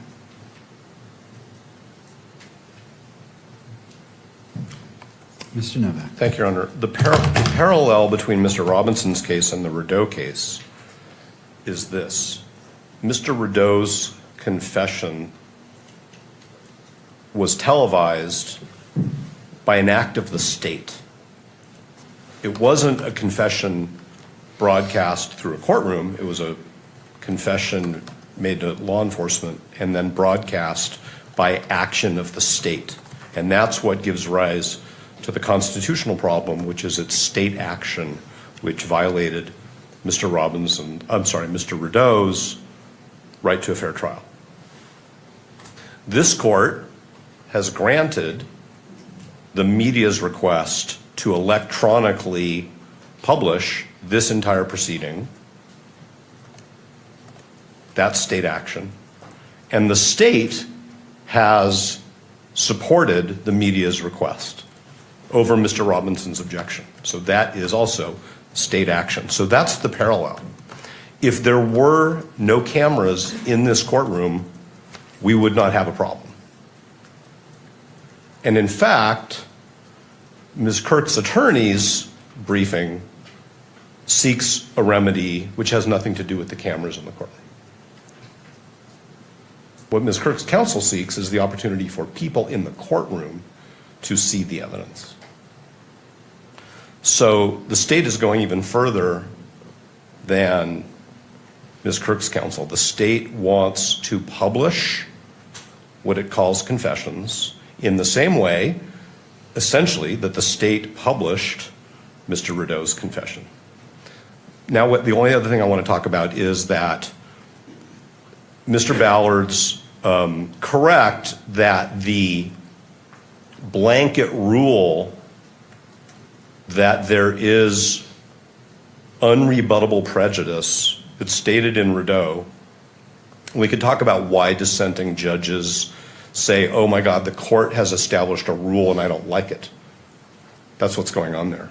But it was in the Skilling case, a Supreme Court decision in 2010, where the court said, yes, we really are going to let judges decide whether potential juror exposure to pretrial publicity makes them makes them unable to serve. But there is an extreme case. That's not my language. That's the Supreme Court's language in Skilling. There are extreme cases of pretrial publicity where prejudice is going to be presumed. And so that's obviously about what has to be proven in terms of the prejudice. But when it's an extreme case, what the Supreme Court is saying in Skilling is there's a presumption. And I believe that this court has already made findings over the last 9 months that this is an extreme case with respect to the quantum of pretrial publicity, the way in which it's being monitored by the public, the speed with which these proceedings, even this week, are being dissected and broadcast through all of the technology channels that we have. So it's our view that this is the extreme case that the Supreme Court talked about in Skilling. We wouldn't have any state action giving rise to this problem if we didn't have cameras in the courtroom. And that's why we think that Exhibits 16.1, 16.2, and 16.3 need to be managed in the way we've asserted. Thank you, Your Honor. Thank you. Mr. Ballard. Thank you, Your Honor. Just briefly, Mr. Novak's misrepresented the state's position. We're not going beyond what the victim representative has asked for. As we made clear in our briefing this morning, that we filed this morning, we are asking that these exhibits, unredacted, be published in the courtroom. Not electronically, but they be published in the courtroom. It's not the camera in the courtroom that's the problem. The issue here is the public's right. This is a public hearing. The court's ruled that it's a public hearing. Kearns Tribune recognizes that preliminary hearings are public, and the public that is here in this courtroom should be able to see the exhibits that are admitted and that the court is going to rely on. And that is even more important to the victim representative's right to be able to be present and to observe these proceedings. Thank you. All right, counsel. Your Honor, if I may, I'll be brief. I want to begin by saying thank you to both the parties, to the state, to the defense, to the court. Today, the time that's being taken today and the nimbleness that's required to talk about things like a transcript in open court is a challenge. I recognize that it presents difficulties and that it takes time. And I want to begin by thanking both the parties and the court for taking the time to do that. It's important to the public, and I appreciate the court doing that. I know the public does as well. The only thing that I want to say with respect to this question about admissions or confessions is something that I hope will help the court. The court is looking at Rideau. It's looking at Estes. These cases from 50 or 60 years ago in a different media environment under the United States Supreme Court. I want to urge the court to do what the court has done before, and that's to look at Algier. This is a 2011 Utah Supreme Court case. It's obviously in the wake of Rideau. It's obviously in the wake of Estes. It's here in this state, unanimous Utah Supreme Court, upholding a decision made by Judge Macleod below in a case that has striking parallels to this one. In the Algier case, there was a murder trial. The court received a letter, a notarized letter from an inmate saying the defendant in this case has confessed to me. Told me that he was involved in the shooting, gave me details of it, threatened me and my family if I did that. I want the court to know that. That was provisionally sealed for many of the same reasons that the court could conceivably consider keeping some of this information from the public. The court did a two-step analysis. It began by trying to determine whether or not there was a presumptive right of access to that document. The answer is yes. There is a presumptive right of access to this proceeding as well. Like Mr. Ballard just said, because this is a preliminary hearing, there's a presumptive right of access for the public. The second question was simply whether there's some kind of balancing that should be done. Notably, in paragraph 17 of that Algier case, it stressed something that we have said over and over again, which is much of the information that would be revealed through that letter had already become public at that point. And the idea of sealing a document that contained allegations or details that were already in the public sphere would only create the impression that information was being kept from the public when it was not. We stressed what we did yesterday, that as we understand it, much of the information that is now under consideration for the court is already in the public sphere. The right case to analyze this under is Algier.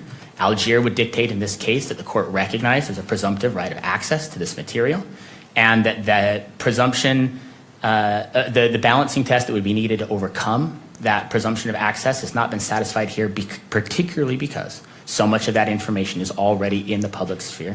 That must be an animating factor here, and we ask the court for that reason to grant access, both publication to the courtroom and, in our view, publication on the cameras as well. But we again do recognize that middle step is a meaningful one. And if the court were to decide that information be shared in the courtroom but not on the general feed, we would recognize that as well as a meaningful step towards transparency in this case.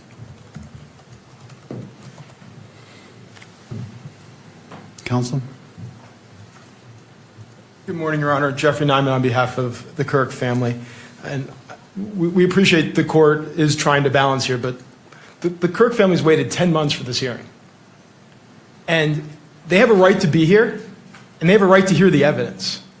They have a right to see and feel what's going on in this courtroom, just like, and they want to understand, Judge, what you are viewing. They want to see the evidence.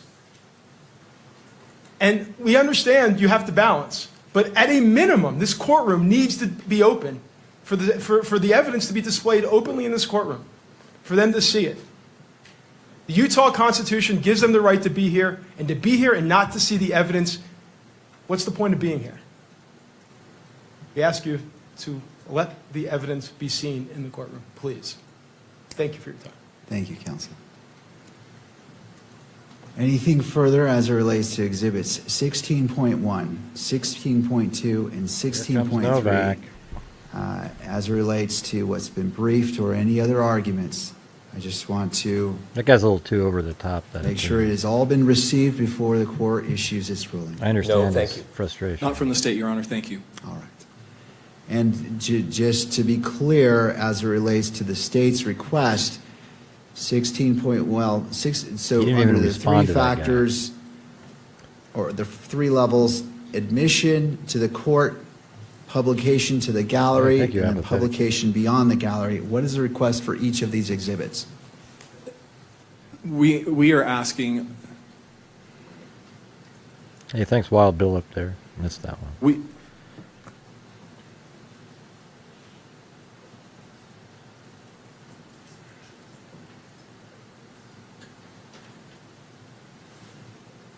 Your Honor, we are asking for admission.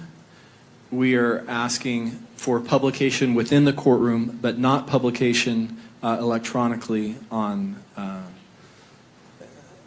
to the electronic coverage in the courtroom or of these proceedings. We do want to make clear that once the exhibit is admitted, that the witness will be reading from portions of the exhibit, but again, we're not asking that that be displayed in any way so that those outside the courtroom could capture that and reproduce it. Thank you. The court just wants to. I think they're going to do the text exchange. Just for too, clarification, today. 16.1 is the text messages, 16.2 is Discord chats, and 16.3 is photograph of notes. Oh, yesterday, it's way more That's than correct, that. Your Honor. I think we're on like 4.5 hours. Yesterday, the whole 3 hours at the end was about this thing. That thing was ridiculous. I mean, it just And kept finally, going on. and this hasn't really been addressed by any party, but it is a fact I that guess the it could court's be 2 weighing. hours. I've seen How more much of it. 16.1 has been published to the public prior to these proceedings? And this is open to all if you wish to weigh in. I just want to make sure that that's clear because that wasn't really addressed in the briefing, and it's a factor. So I want to make sure that issue has been presented by the parties if you choose to.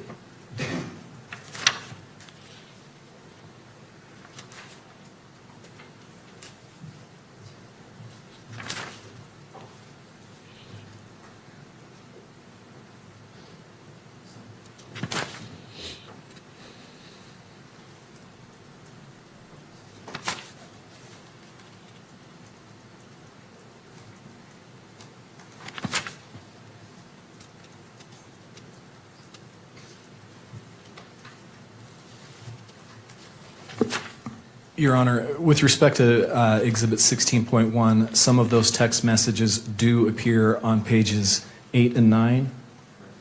Pages 8 and 9 of the information that is public. Could you give me a rough estimate or percentage of how much of the total amount of 16.1 appears not in the information? Again, I'm just trying to create a record of what is out there. Why does it matter what's out from there your or not? perspective, Let's hear the new stuff. so the court can consider that in its analysis. God, it's stupid. It just happened to be in documents. This is now part of the preliminary hearing, so we get to hear more. Just like we got to see video. That wasn't in the public. I don't even know what this... They consider stupid shit, you know? It's like the defense attorney's dream. Just, I don't know, man. We talk about how we have the greatest justice system, and I guess it might be in the world. That just shows you how crappy other ones are, really. I mean, sometimes it seems to favor the bad guy a lot. You know? You didn't get read his rights right there. He's free to go. He just killed 17 people. Yeah, screw you. You know? He forgot to Mirandize him before he confessed. So he's free to go. Because you use that in the trial. Okay, he just killed 7. Okay, that's fine. Yeah, okay.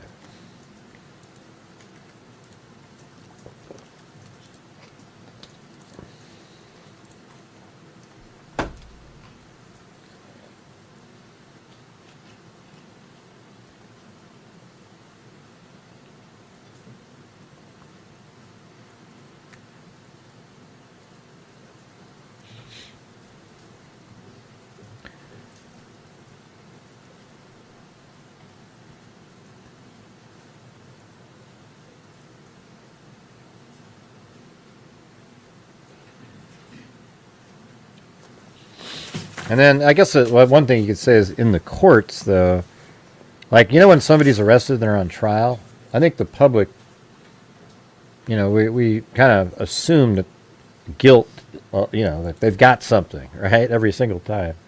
So yeah, they are behind the eight. So I guess in some cases, like especially like this, you have to give deference to the defense to, you know, so that it's like they had the best chance possible.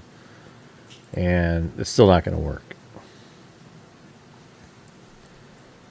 Thanks, Allie Kick and Wild Bill Wassman. Yes, you guys, if you're out there, if you could please help support the channel. My channel relies on you guys for the income to survive, since they demonetize all these live streams, or at least mine have been.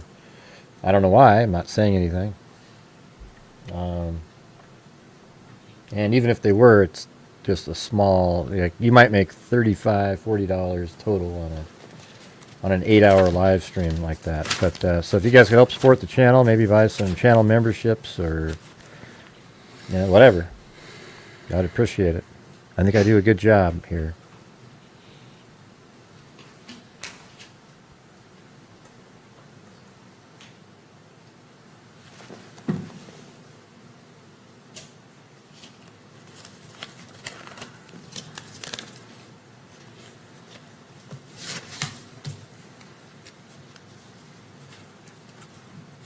If I was one of the large conspiratorial channels, I wouldn't have to ask for support.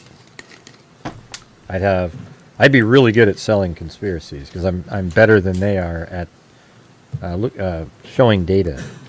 Your Honor, State's Exhibit 16.1 is 18 pages total of photographs of text messages. It's approximately 5.5 pages of those 18 pages that are reproduced in the information. Thank you for your patience. Thank you, Mr. Ballard. I appreciate you doing that on the fly.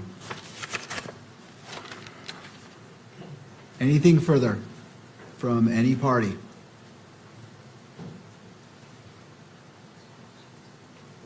To defense? Don't keep waiting. God damn it. Prosecution. No, Your Honor. You've already asked the question. You don't need to call each of their name and give them another shot. Just go. Shit. I'll just point out for the court that in addition to the text messages, I believe, I haven't seen. I'm blaming the judge for other this exhibits, bullshit, but I slow, believe that at least the note itself, which is another one of the exhibits, is also described in the information.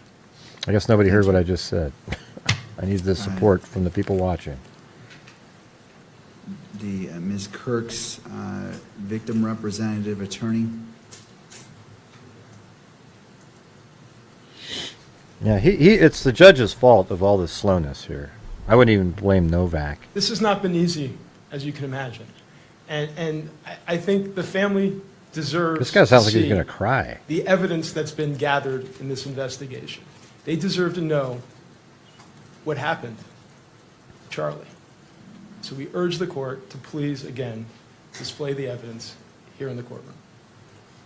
Thank you. Thank you to all parties. I appreciate the diligence and hard work that you've put in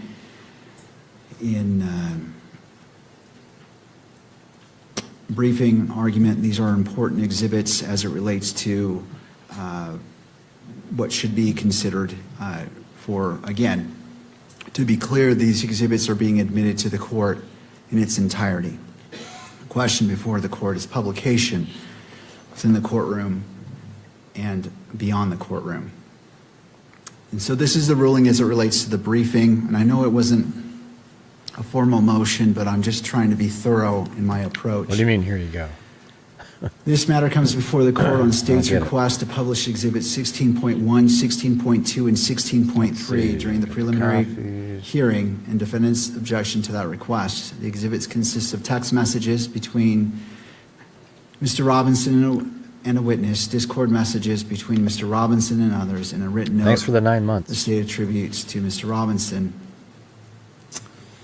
Attorneys for Mr. Robinson argue the publication of the exhibits during the proceedings subject to electronic media coverage would create a substantial risk of prejudice and impair his rights to due process under the 14th Amendment. The defendant relies on Rizzo versus Louisiana, Estes, Is he and drunk? Skilling, and asks the court to consider any admissible This is exhibit his first for death purposes penalty of the case, isn't it? preliminary hearing while limiting their public display or broadcast. The state responds that Rideau and Estes do not require a categorical restriction here. The state argues that the exhibits are materially different from the televised custodial interrogation at issue in Rideau because they are written communications allegedly made outside law Okay, he's enforcement gonna play custody. these.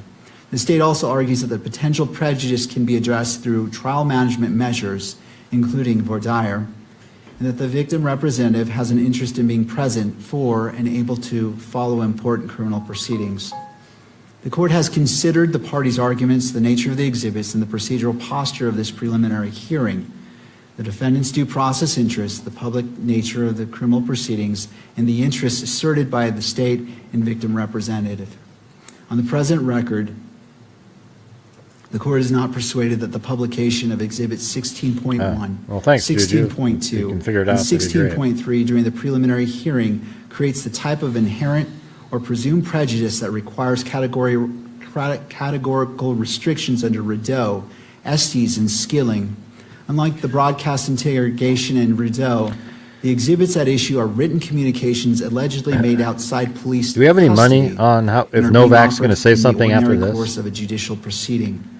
That distinction does not eliminate the possibility of prejudice, but it weighs Anything? against treating Novak publication walks of the up there. exhibits as presumptively Guarantee it. unconstitutional. He's going to ask if they have anything to The say. court further finds that any potential prejudice arising from media coverage may be addressed, if necessary, through the appropriate trial selection. procedures, including voir dire and any other measures warranted before trial.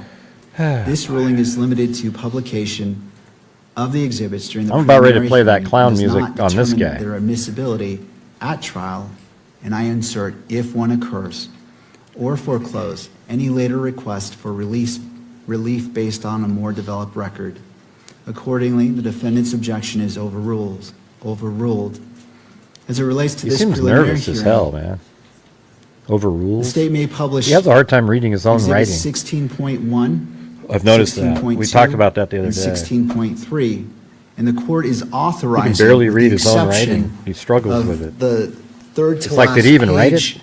on Exhibit 16.1 because it contains information, including a phone number and address, to be redacted before publication in the courtroom. But as it relates to 16.1, because it was publicly distributed by the state, that 16.1 in its entirety may be broadcast through electronic media. That is the ruling of the court. Do you have any thoughts? Please don't have any thoughts on your Counsel, how ruling. would we like to proceed? Ah! Don't let him say anything. Your Honor, just to clarify, No! the state has redacted that portion. We anticipated He's going to say that something. needed to be redacted in 16.1. Just to so we clarify, have the redacted Novak's that going to say, portion. well, Your Honor, We there's believe one that, portion the best to way it, about proceed 10 now seconds. is we have the edited video ready that comports with the additional edits that Right. the court has ordered. Shouldn't he know it, though, beforehand, We Anne propose Marie? that we take a break so that we can show that to the defense, make sure we're on the same page, and then we anticipate Shouldn't he have coming read it back and already? playing Exhibit 16. All right. Any other thing else? Novak? Okay. All right. Ah, oh my Caution God, being we exercised gotta- by all parties. oh. We'll take a 15-minute break. Come back at Mr. Novak didn't say anything when he had an opportunity, everybody. He did not say anything. Can I get an amen, everybody? Mr. Novak did not speak when given the opportunity to. When we come back from break, I expect to see some video of Twiggs, the nutjob, the furry creature from Georgetown, Utah. All right. Okay. Ah, man. Come on, you guys. I need the support for the channel. Can't you, like, pretend I'm a Snickers bar, for God's sakes? We got to get the support up here. We've been doing this for 2 hours, and we're only at a fourth of a goal. Not even there. So just pretend, go out and buy some memberships for people. There's people that aren't channel members that would like to be one but can't afford it. So if you could get some of those, that'd be great. We've only got 3 of those. Yeah, we got the special effects. We got it all. Unfortunately, I don't get 7,000 people watching. And in that case, it would be, I'd easily be able to get ad revenue, etc. But you guys are it, man. So if you like what I'm doing, consider supporting the channel. Thank you very much. Instead of having Alley Cake and Wild Bill Wassman constantly support the channel, you guys could all jump in too, I would think. Anyways, so if you're somebody here that wasn't here earlier, and you didn't see this, so I'm going to show it again. See, this is stuff that's not out there in the media because we have it here. Tyler Robinson parked his car right here. And he parked it there between 11 and 11. Okay, you could say, well, we know he left campus at 10:59 or something like that. But he, on this aerial photography, it's not satellite. Hey, thanks, Allie Cake, Stevie Lynn, and Susie Q. At 11:18 and 11:26, there's a car parked there, but 11:10, it's not parked there. So it actually parked there between 11:10 and 11:18, which fits perfectly with ending his dry run, getting into his car, moving it, and now he begins preparation for his final run. Now, you might not believe that that's the case, but it absolutely is the case. Here's the vehicle right there. This is when you look at that, you go, yeah, that looks, could be his car. Well, it turns out I purchased a 2013 3D model of the Dodge Challenger.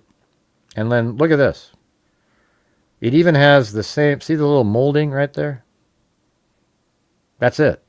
That car right there, this car that's parked right here, that was captured on aerial photography, and this one is 11:18 on September 10th, 2025, is Tyler Robinson's Dodge Challenger.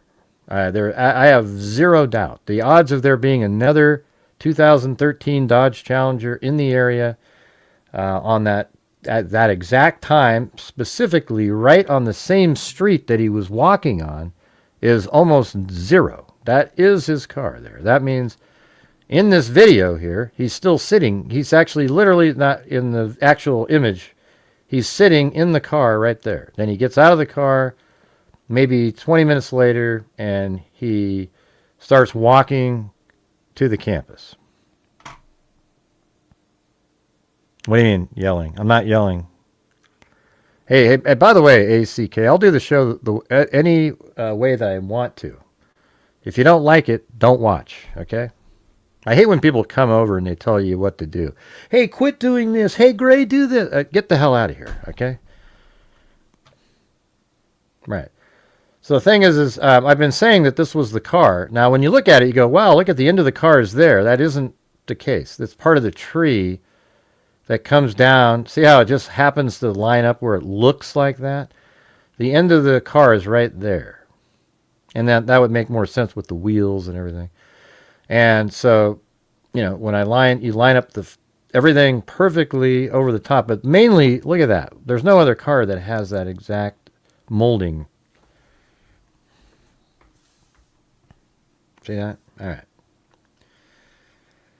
So that's sort of stuff that you just don't see anywhere else. You definitely won't see Baron Coleman say it because he realized it looks bad. I told Vinny about it, but you haven't heard back from him.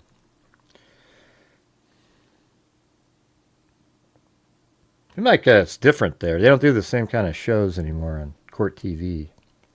Doesn't seem like, after they got bought out. So I actually have this video here. I have him walking all the way over to there, but it gets too blurry at some point. You can see him here.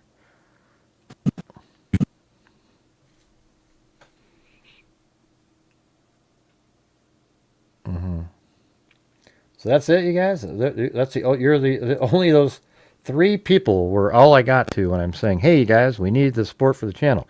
Now on my channel, I tell you what, if we get to 300 before the end of the 8 hours, I'll donate $500 to a true crime related charity. Well, maybe we were talking about doing the Gary Sinise Foundation, which isn't really true crime. All right, so that's what we're going to do.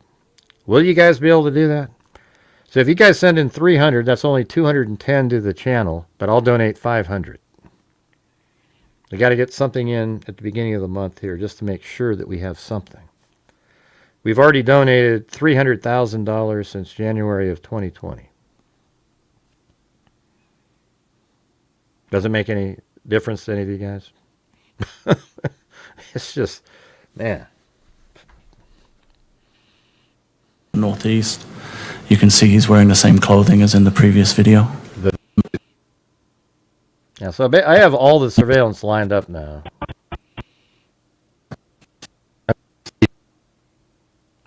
Everything that they've released so far, it's about 21 minutes. What do you mean, so 800 total? I'm not sure what that even means. Yeah. No, I'm saying if you guys support the channel with 300, I'll donate 500 to charity, which is $290 more than the channel brings in. Seems like that was pretty obvious. I don't know what you're saying. Right. So we're currently at $80.92. So we need $210 more dollars, and then I'll donate $500 to the Gary Sinise Foundation. All right? Sound good? Cool. I like how everybody just jumps on it, you know. Nah, it's to the channel, Dragon. I'm not a charity. I'm just saying if you guys help support the channel, then I'll donate $500. You know, I'll send in 290 more than you guys send in. Because 300, YouTube takes 30%, so you send 300 in, that's only 210.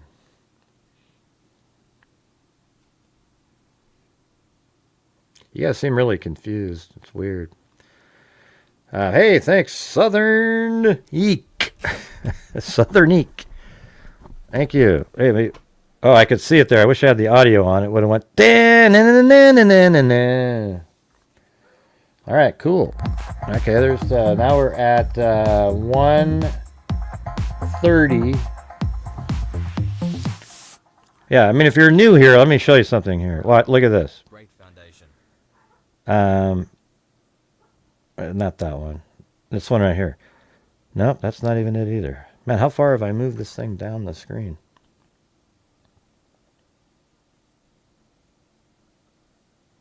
It's not that one. I thought it was this one, but it's not that one either. That's old. Oh, this one. Okay. So in 2020, right at the beginning of the pandemic, that year we donated $22,000 out of the income from the channel. Then 2021, $42,500. 2022, $62,250. 2023, $57,000. 2024, $49,000. It's kind of been going down a little bit. And then 2025, $46,220. We're already at $20,500 after June. So obviously we're even going down more. you know, because all the conspiratorial people take up all the income and everybody goes and watches them. But we just reached in June $300,612. Every single dollar shown on the screen, and we've done it. It's real. That's pretty crazy, right? $300,000 since January of 2020. All right, and that only happens when you guys are supporting the channel and there's ad revenue, etc. Right now, ad revenue seems to be out of the question because my channel is not being promoted by YouTube. Only the conspiracy theorists and the ones that are the big, you know, corporate sort of channels, etc. Or if you'd covered the conspiratorial angle of the Charlie Kirk case. I apparently didn't keep covering it for a couple months because there was nothing to talk about other than Candace Owens' conspiracy theory stuff. But then when you come back, YouTube has you in a different world. But thank you up there to Southern Eek and Anne Marie and Norb Nork Us.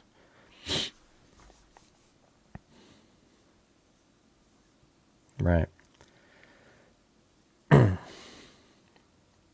right. Well, you guys don't seem that interested in doing that because we're frozen at 137. We need 260 something more, or we're not doing it.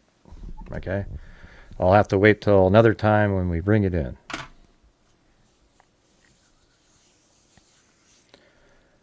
Let's see. What do we have here? What comment of Southern Eek are you referring to?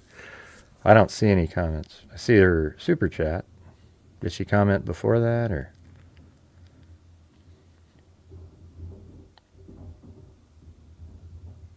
Yeah, I don't see it. Oh, apathetic it. I see.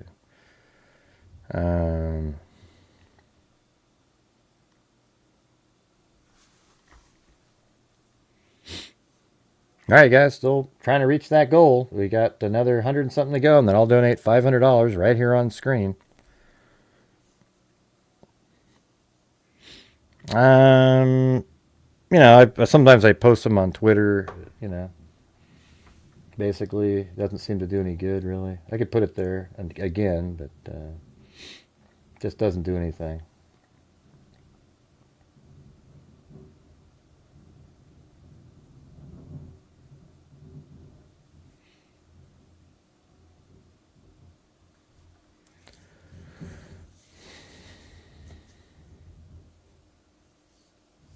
Yeah, I have a Patreon. I don't really use it. It's hard to do it. It's hard to do all the same at the same time. I do shows every single day, and I do 3-hour shows every single day. So it's hard to, like, Patreon's something, it's sort of its own little thing, and I just can't do it, you know. There's people that support me over there, but I just haven't been able to do anything for it. I've told everybody that. Patreon isn't a great place to share anything unless you have, 10,000 people on Patreon. Then, oh, wow, then they might go watch it. That's not how, it doesn't work. It's not a place that it shares with other people.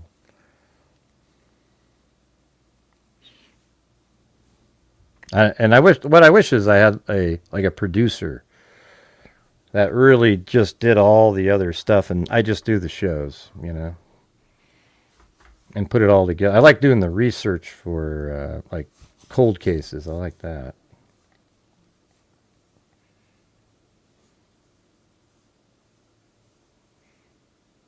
But anyways. And thank you to Rollo, South Carolina.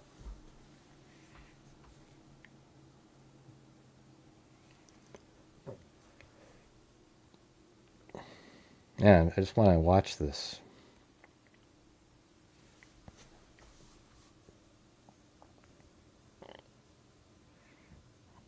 Do you think you'd be great at it, Cindy? I don't know. Yeah. You know how to share all over on social media and do all that stuff? Nobody watches those, Marcy. I've made some of the best videos you've ever seen on this case. I did the entire dry run video, me walking, filling in all the gaps, talking. I did the whole walk with the camera, then filled it in with the surveillance footage, everything, and it got 2,000 views. That's a joke, okay? It made $8 and some odd cents. I mean, I spent 50 hours making it. So it just doesn't work, you know? I don't know what the deal is. People go, wow, this is awesome. Did you share it? No. Yeah.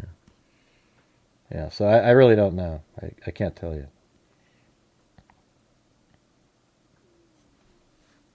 Nah, kind of giving up on that. You got to make videos that are about like 15 minutes long and a ton of those, and maybe that'll work. People just don't have the patience anymore to watch anything of significance. It's crazy. Like I'll do after my stream's over, I'll look at the average watch time, even of the 8-hour trial, and it's like 20 minutes. You know, it's like, really? That's all you watched? You just kind of came in and glanced at the screen and...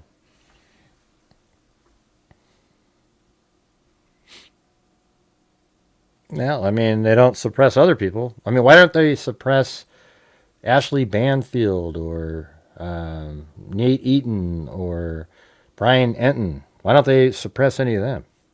It's the same, I do the same stuff, but even better analysis.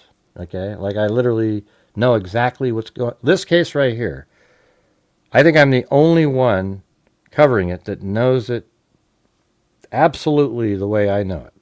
To me, it's the simplest thing I've ever seen. Now he's moving around and stuff, you know, but it's just all right there.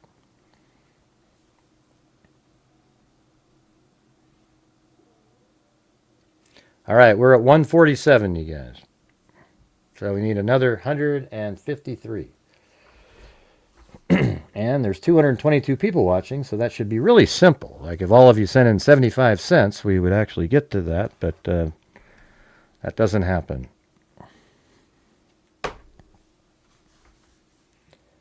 So where are we at here? Oh, look at that timing. That was amazing. Come on, that was pretty good. For the public that was amazing. To come back into the courtroom. Come on. That was weird. That was weird. I just go, hey, let me go check, and then...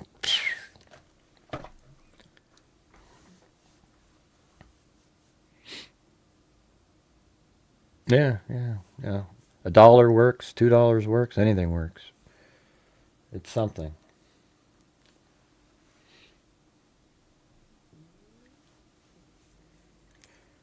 Yeah. Well, I hope we do it. Yeah, maybe, you know, we'll just see how it goes. I mean, we got 6 more hours to go. We might be able to do it. Yeah, or he just walks down the street with the camera on his face. But I analyze that case better than he does too. I mean, it's so amazing. Like even the Nancy Guthrie case, our theories and the things we've talked about became the norm months after we already said it here. And they act like they came up with it. It's just crazy, you know. Hey, why did he remove the camera? Well, because he knew he was going to be putting a car right where the camera's filming. Said that in February. And then like in May, Enton said, you know, guys, it might be that he moved the camera because the car was coming up. And it's like, yeah, Brian, we said that for months now. But good job. Hey, thanks, Allie Cake. And BF6554. Appreciate the analysis. Hey, cool.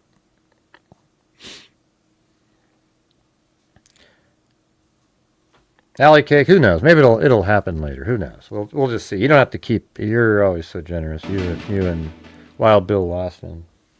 Let's see if we can get some other people to help sometimes. Thank you, Caroline. All right, now we're at 174. That's pretty good.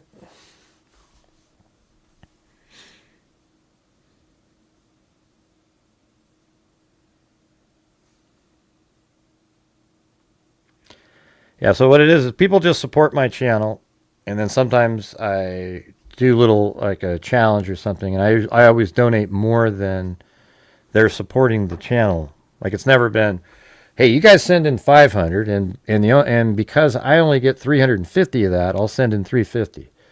I say if you send 500 in, I'll send 1,000, some number that's way more than that. So in this case, if you get to 300, I'll send in 500. At the moment, we hit 300. Now, if somebody else supports the channel later, that just goes on for later on. Like I do a show in the evening, too. Now, I usually try to donate out of my channel's income like 30%, 25 to 35%, depending on the month. Now, if it's a month where it's just terrible, there's a certain point where, it's hard to donate anything, but we've never had that month. Okay, we've never had, I think the worst month we ever had was $1,000. Now, the best month we ever had was 10. I was during Kylie Rodney and Idaho 4.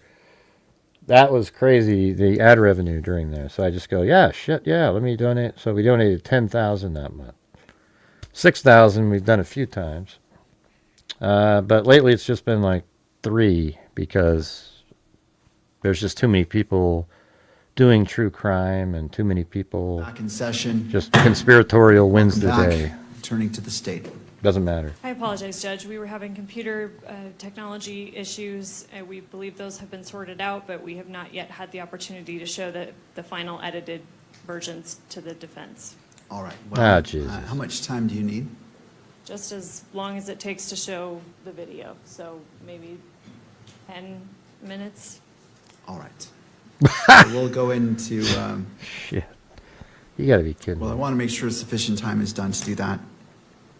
I'm sorry, I didn't realize that we were at this point. We'll be in recess for 10 more minutes.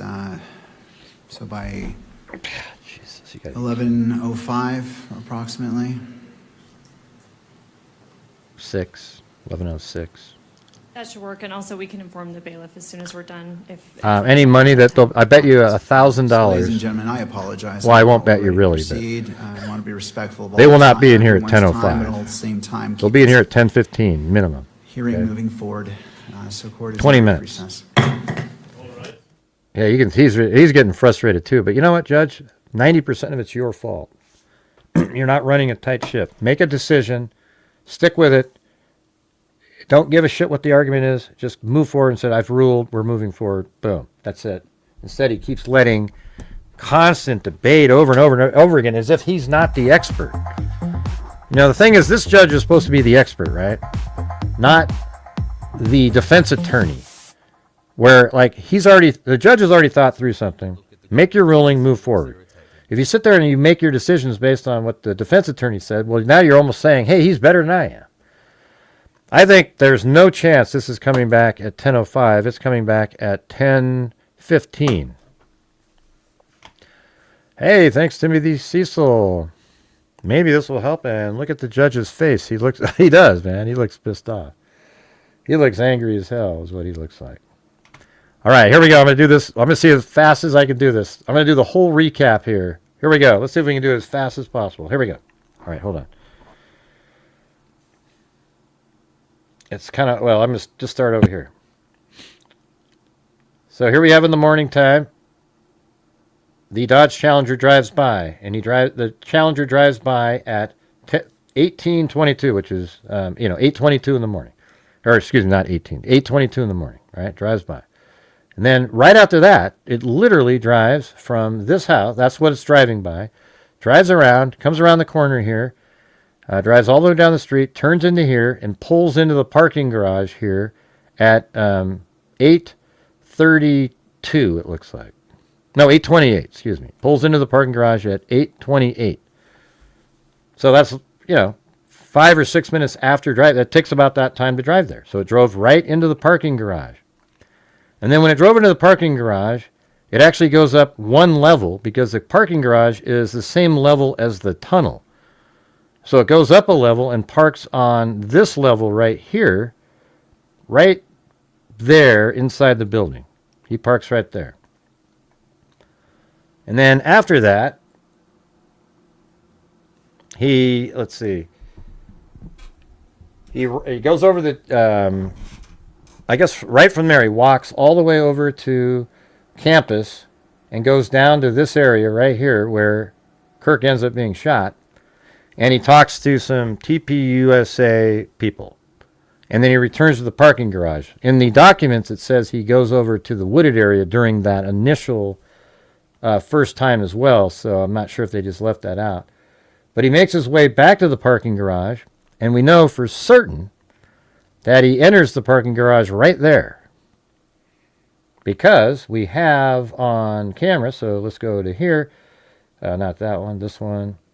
So after, this is it driving into the garage originally, and then it ends up on the second floor, or the ground level floor, and then it parks over there, and then he leaves the building, and then he does all the stuff that I just said.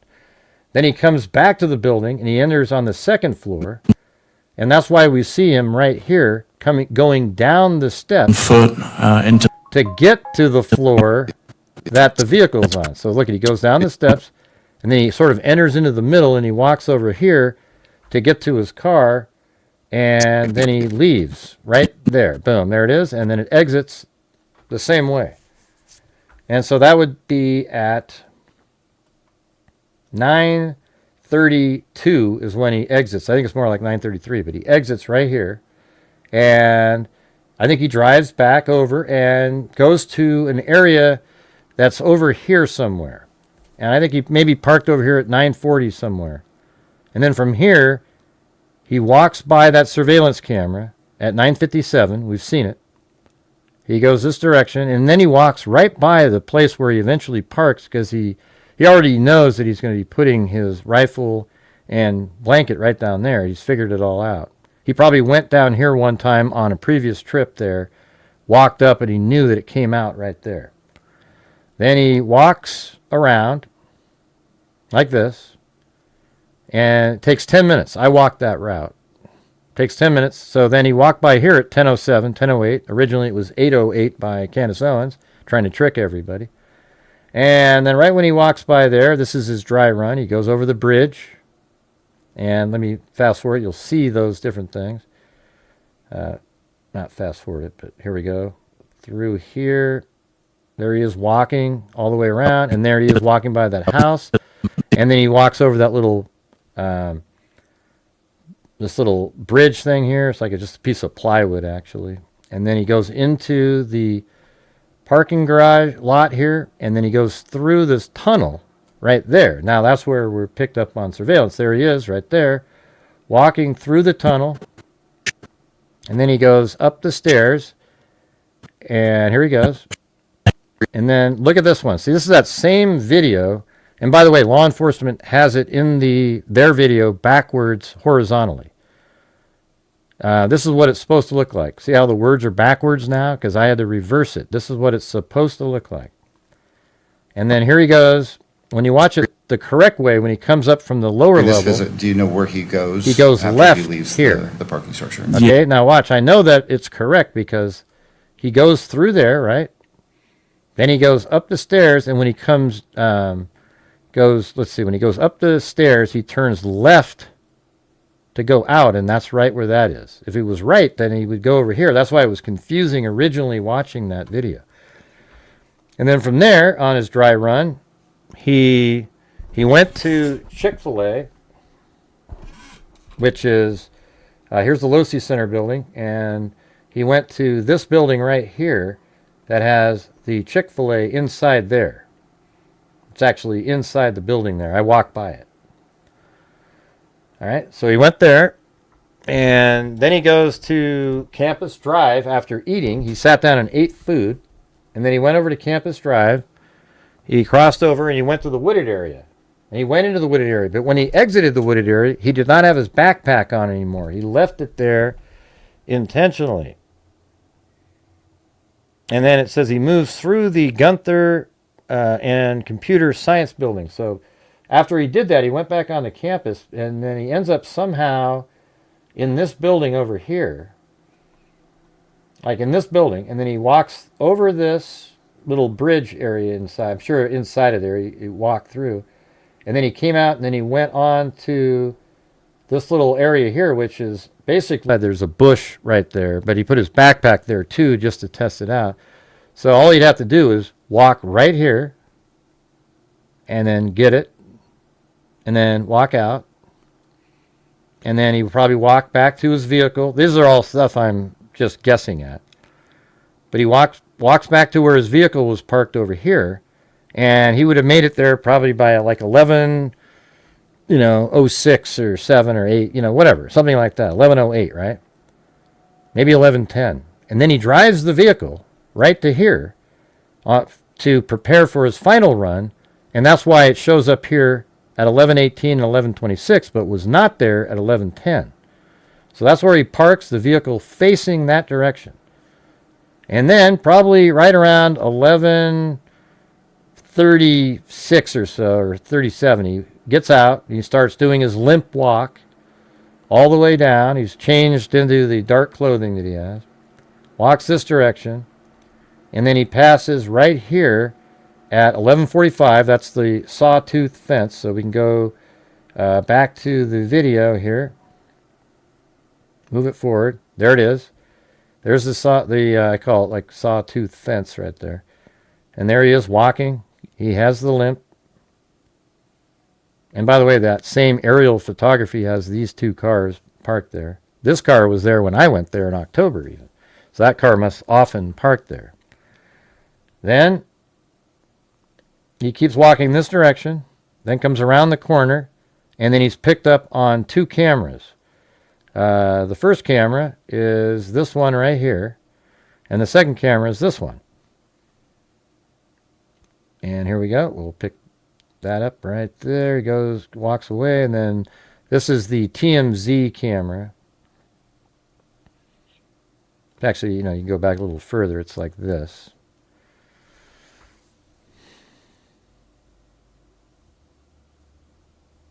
So that's what it should have looked like. That's the full video right there. That's 11:49. Okay, so he's doing that, and then he passes that other house. Then you can see right over here, he has a little hesitation. Maybe he almost changed his mind. Who knows? But he's like, yeah, shit, I don't know. Ah, crap, I got to do it. And then he heads over. And then, so what he did right there was, again, that little area where he's turning at. I've walked it. I have video of myself going over this bridge here. So he goes like this, over that, into this parking area, through the tunnel. So this is his final run. He just did a practice one earlier. He goes through the tunnel, and then he goes up one flight of stairs and then out right there. You'll see it. So here he is at the top of the tunnel. This is Mr. Robinson returning. And there he is going through the tunnel, and then he goes up the stairs. There he is, after he turned right. So here, I'll play this. Limp. Okay. See if we can see that bulge when he goes up. And so there he is down there, and he goes up the stairs. Now what do we see? All right, I'm just going to play it faster. He goes up the stairs, and then this camera shows that he's turning left. Yes, we were able to. Okay. So remember earlier, you had a guy coming down the stairs. That was him. And he goes this way because his car was parked on that same level over there. So that means he came in up above. That's why I know he entered, when he came back to the garage, he was on the second floor there. All right, and then from there, he walks all along. So up in the air, he goes like this, boom, down this little sort of interior road here. And then I think he cuts up onto the sidewalk here, because then it slopes up. There's no steps to go up. There's one set of stairs. I think it was like right just back there a little bit. And then he goes up here, up and around, makes his way into the front of the Losi Center building. And the video picks it up right here where he comes out right there. And here it is. There was a cut through There there he is. north of the That's him Losi walking building. right That's there. Mr. Exactly Robinson how my coming up the animation sidewalk. has. He has the noticeable. So if anybody ever watched my animation, it looks exactly the same. I literally have a character walking, representing Tyler Robinson, walking on the sidewalk. I told people this is what it'll look like, and by God, Gait or limp in his walk. looks just like it. That's And another then he person. moves south across the You know what's interesting? If you look at the other person, it shows you how slow Tyler Robinson is. front of the Losi building. See how fast the other person just walking normally? So that's why it took him so long to walk from the parking garage to the Losi Center building. On the sidewalk? Yes, correct. So there he goes. And then now we're up on, they could have kept playing it. They cut it off. And I'm not sure why they didn't, did I still have this rotated? Hold on. Oh, yeah. Anyways, you go over here, and you can see it much better if you play it quick. So see how he's up? See that up there? There's movement up there, right? So that's him running over to that little wall area. So what we're seeing right there is he came up these stairs right here, and then he ran over to about right here, and then he rolls over the wall, and that's where he puts the gun together out of his pants. So I see him standing right there. He's standing right by the end of that wall. And then you'll see him right there. He kind of rolls over. Sorry, September 10th, 2025. So he rolls over it. And then they have another video here where you have to kind of go way over there. And he's running. So see him? He's right there. He's running over there. And he kind of makes his way over to the corner area. And he kind of shimmies his way forward.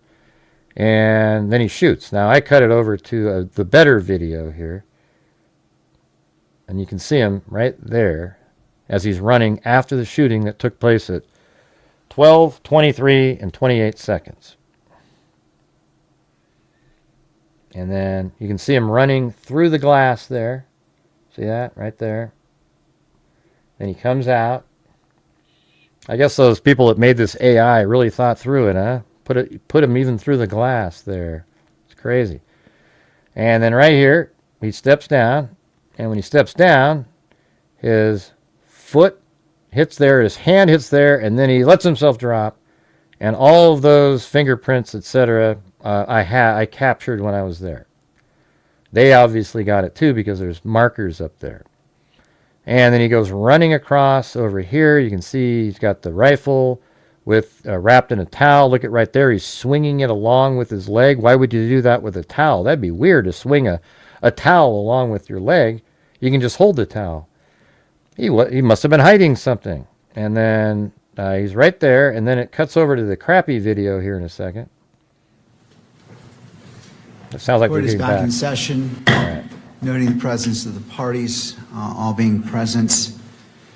And where we left off is we were the state was looking to confer with defense to ensure that state's exhibits 16, 16.1, 16.2, and 16.3 were shared. Ms. I told you, closer to 10:15. We have reviewed 16. 10:13. Exhibit 16 with defense, and it comports with the court's order. At this point, we would like to put Agent Davis back on the stand and continue with displaying that, publishing that. All right, Agent Davis, if you'd like to come forward, I remind you you're still under oath. If you'd like to have a seat, there should be a water bottle to your left. And after you're situated, if you wouldn't mind adjusting that microphone and bringing it close to you so the record can pick up your testimony. Ms. Hunt, your witness. And just for the record and the court's benefit, we have made the edits that the court has ordered. We have shown them to defense. Pursuant to the timestamps that the court ordered, we wanted those to be reflected very clearly. So there are sometimes large gaps of just black, empty, silent space. When there are large gaps, we will fast forward. Some of those are short enough that we'll just let it play, if the court is okay with that, with proceeding that way. Thank you. I appreciate giving a heads up so all parties know what's going on. Thank you, Ms. Hunt. So at this time, we would move to publish on the monitors State's Exhibit 16. All right, and to the media, there is a monitor for your benefit that was my right there stomach. next to you. For the camera, there is one for that direction as well as for the gallery. Hey, they turned the wow, they turned the TV to face us, for God's sakes, everybody. Finally. Can I get a boom? Finally, they turned it in. Is to use your statement here instead of your testimony at a preliminary hearing. Understand that? Mm-hmm.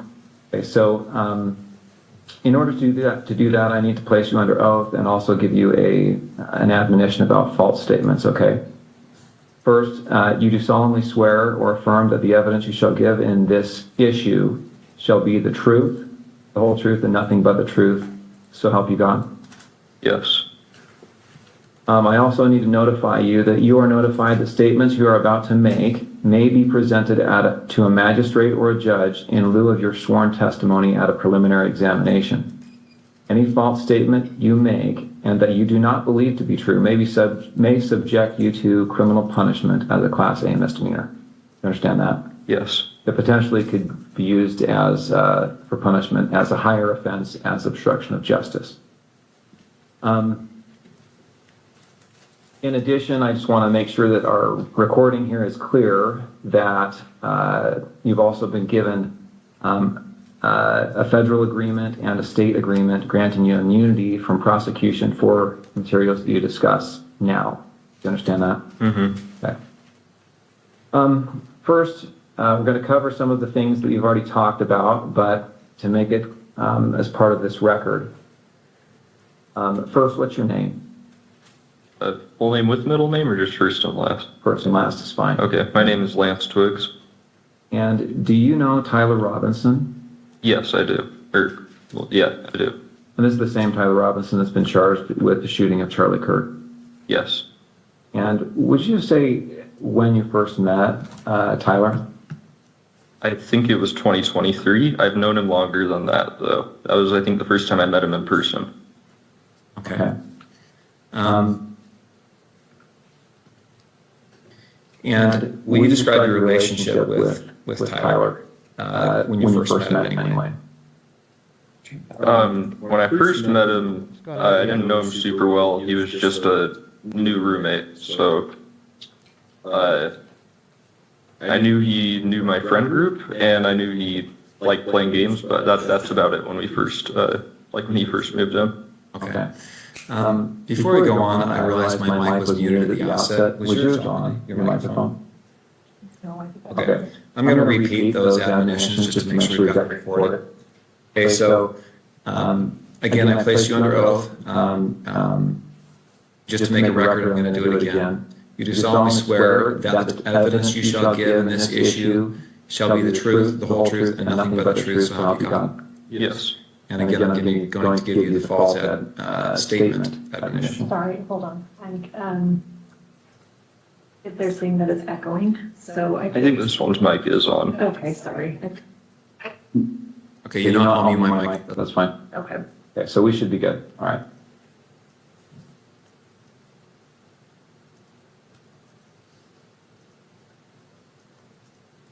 Is that mic on? Yes. Okay, great. Sorry. All right. Okay, sorry about that interruption. All right, so you said when you first met you were roommates? Yeah. Okay. And then at some point, your relationship progressed to something more than just roommates, is that right? Mm-hmm. When was that? I think we started dating 2 or 3 months after he moved in. Okay. And where did you live at that time? St. George, in an apartment complex. And is that apartment the same place you lived when on September 10th? Yes. When you lived there with Tyler, were you in the same room? Did you live in the same room or different rooms? Separate rooms. And at that time, let's say September of 2025, what were you doing with your life? Were you working, school? I was working. I was doing like bathtub and shower repair and stuff in new construction.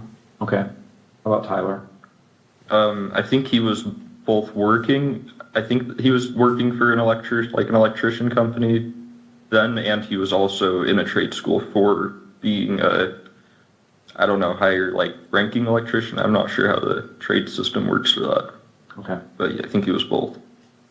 What was his typical workday like? I think he'd leave around 7 generally and get back around 3 to 4, depending on like where the job was and how long it was for the day. And then on certain days of the week during school, like semesters, he would then later in the day, I think around 5 or 6, go to school. So, yeah. Okay. Let's jump to September 10th.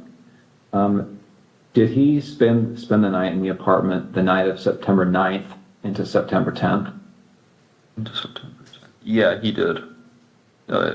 Yes. Do you know when he left the apartment on September 10th? I don't know an exact time. I just know he left early. I heard him leaving, and he just said he had a long drive to work that day, so he was leaving early. Okay, so early. Any guess as to what when that was? I don't know. I would have thought it was 5 a.m. because that's when like an early work day was for him, but it was probably more like 4. Okay. I'm gonna have him spit out his gum just to make sure that I can do that. You're right in front of your laptop. Here you go. Thank you.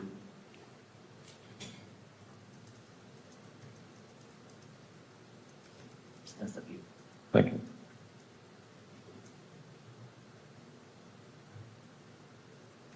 All right, so what time did you get up on September 10th?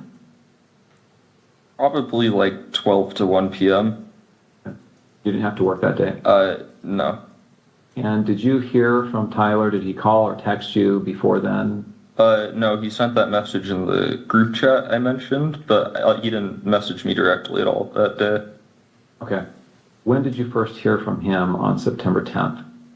It was at 11 o'clock with that like automated message. Okay, 11 p.m. Yeah.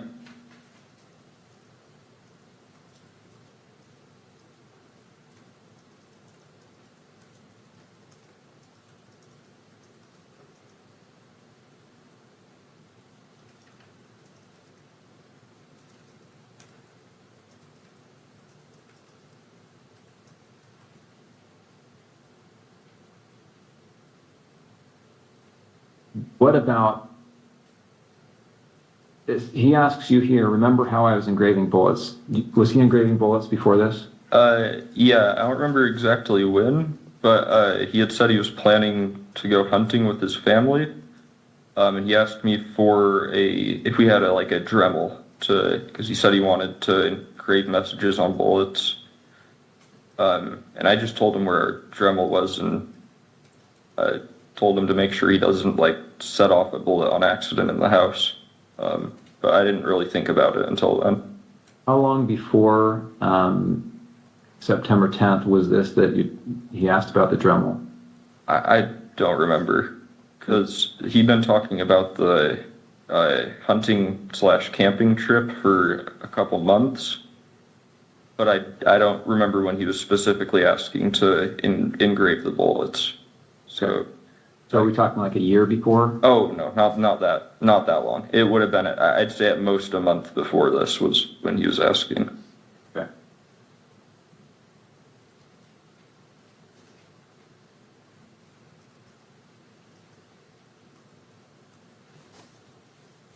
Okay. All right. You talked about the note that he left. I want to bring this up, and I should say that these text messages that we've been looking at here are Bates number 54. Okay, the notes have been titled 16.3, or the note, and this is Bates number 58. Do you recognize that on the screen there? Yeah. What do you recognize it as? That was the note under his keyboard that he was referring to in the first text of that chain. Okay, so where did you find this? On his desk underneath his computer keyboard. And I assume you read it. Yeah. And then what did you do with it after you read it? I believe I just put it back down on the desk after I took a picture of it. Okay. And again, the time you read it was probably around 11 o'clock or so on the 10th. Yes. The night of September 10th. Mm-hmm. Right. And did you ever see that again after you placed it back on his desk? No, I don't think I did. And that was a desk in his bedroom? Yes. And that's a separate bedroom than your bedroom? Yeah. And now I want to go to what's been titled 16.2. And do you recognize this series of messages here?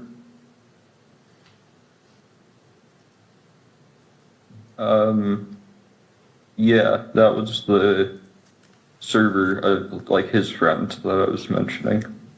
Okay, and this is your phone again? Yeah.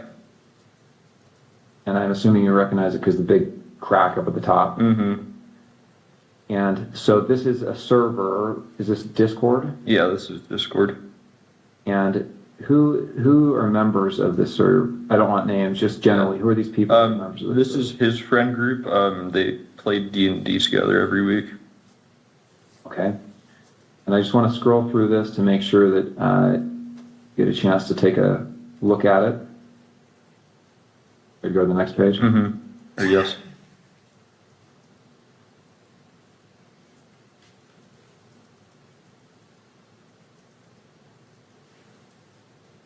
So Tyler Icom, who's that? That's Tyler Robinson. And these other people are just others that are members of the server. Yes. Jug, Barnaby, Marina, DM. Mm-hmm. Yes. Yeah, like DM means Dungeon Master. So this is these are like most of them are names they're using in the game they're playing currently. Got it.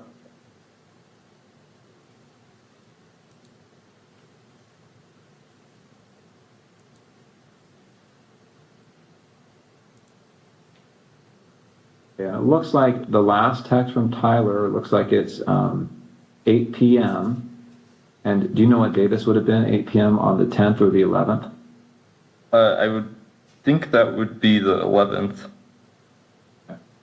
Because at least I think so, because I don't think on the 10th that he messaged anyone before me at like 11. So.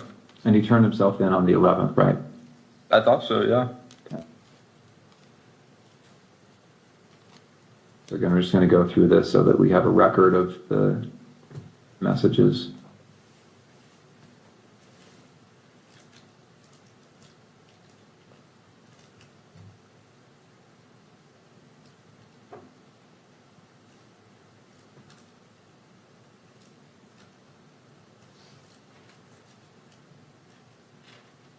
Is that an accurate recording of that thread? To my knowledge, yes. And that was sent, looks like between September 10th and September 12th. Looks like the last day on this is September 12th. Screen? Yes.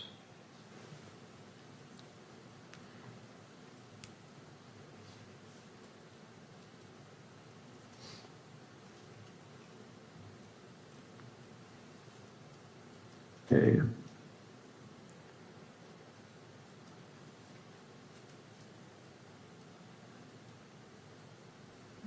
Right, so again, those messages covered from September 10th to the evening of September 11th. Now, September 11th, what time did you see Tyler on September 11th? Yes. When did you first see him on September 11th? So this is the day after the shooting? Yeah, I saw him when I woke up. Like I said, he was up and around doing a lot of stuff around the house. And then I think I saw him after that message where I said I'll come home and say I'm doing laundry, because I didn't want him going to my parents' house right then when he said there was probably cops outside. So I went back home, and it was just him there, and I said bye to him, and then he drove off. So I just went back to my parents' house.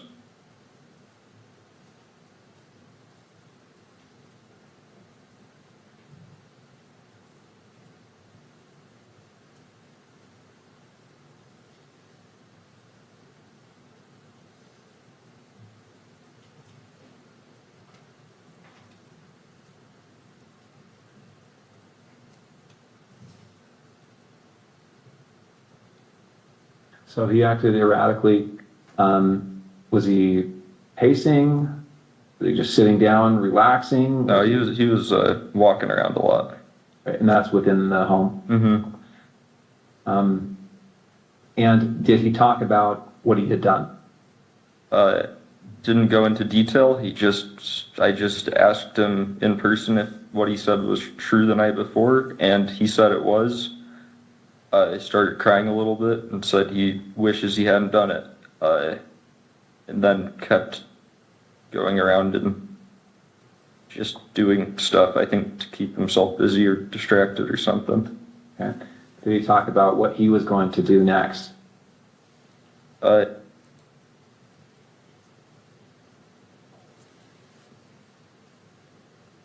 then eventually said that he would talk to his parents or turn himself over. Okay. And when you left, was that how you left, understanding that he was going to turn himself in or go to his parents' house? Yeah, and I didn't really want to be at our apartment while any of that was happening, regardless of what went down. Okay.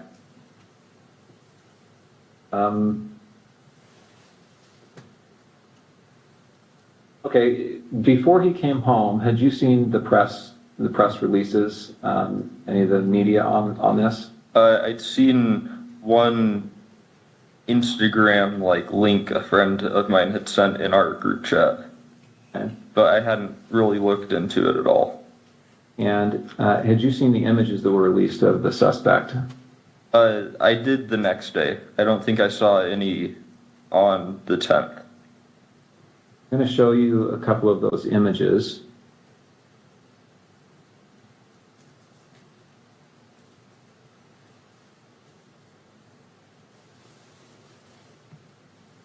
Okay, I'm on the FBI's website. You can see the URL there at the top.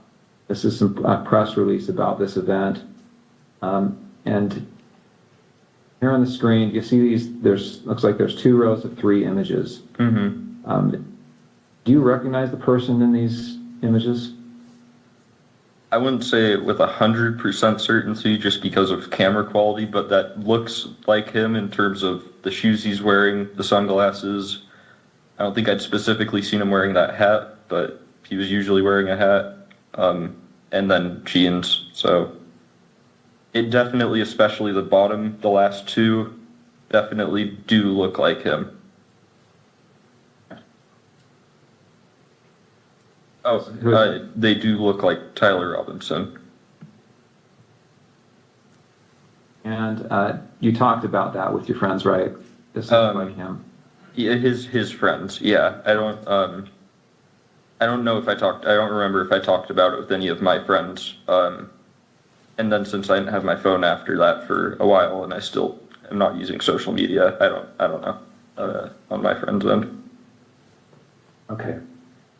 All right, I want to back up a little bit now. We've talked about September 10th, but let me get a little bit of context here. So, did you game with Tyler? Yeah. What kind of games? We played some just kind of party games together, like anything that would be multiplayer with a group of friends. There was one game he really liked called Sea of Thieves, where you play as like a pirate, and you can fight against people, but most of it's just like fishing, fighting sharks, skeletons kind of stuff. We played some co-op games where it's like you both have to work together to win in whatever way. Way back when I was just out of high school, when I first knew him online, we played some like shooting games together, but I didn't know him very well, so that was just when we had like a whole friend group on to play, and he was someone that my friends invited. Okay. Did you and he ever talk about politics? He did more than me. I don't really keep up with politics very much. He'd usually talk about stuff he heard on the radio on his drive to work in like their work car, since it sounds like their whole crew went in the same car most of the time. But I wouldn't say super consistently, because it wasn't a topic I really contributed much on.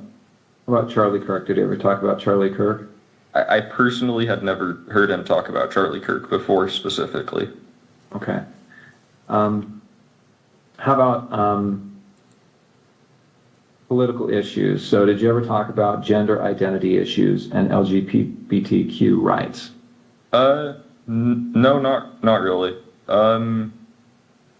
Usually if he did talk about politics stuff, it was relating to Trump or current like policies being like issued or voted on, I think. But yeah.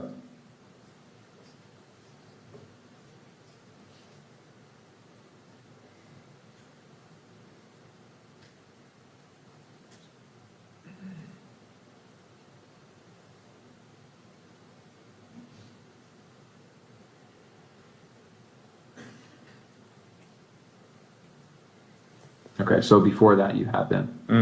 For a short time, yes. Okay. And I understand you're going by Luna at some point? To some people, yeah, but not as an overall thing.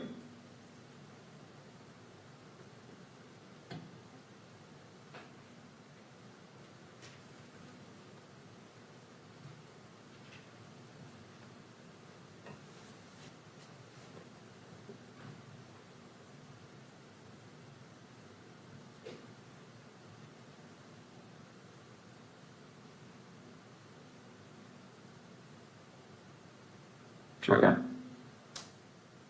Okay.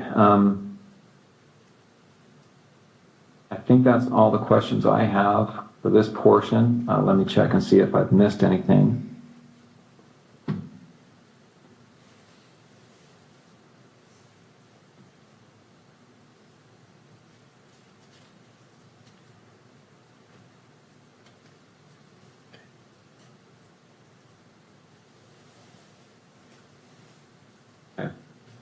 The Dremel that you talked about, you said he had asked for that, is that right? Mm-hmm.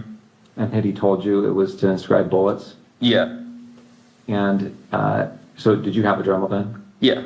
Okay. It was in our, like, our apartment, we had a section where we kept all our, like, random tools for household stuff, in our, like, lower basement level pantry. So, yeah. Okay. And did you give that to him or tell him where it was? I just told him where it was, yeah.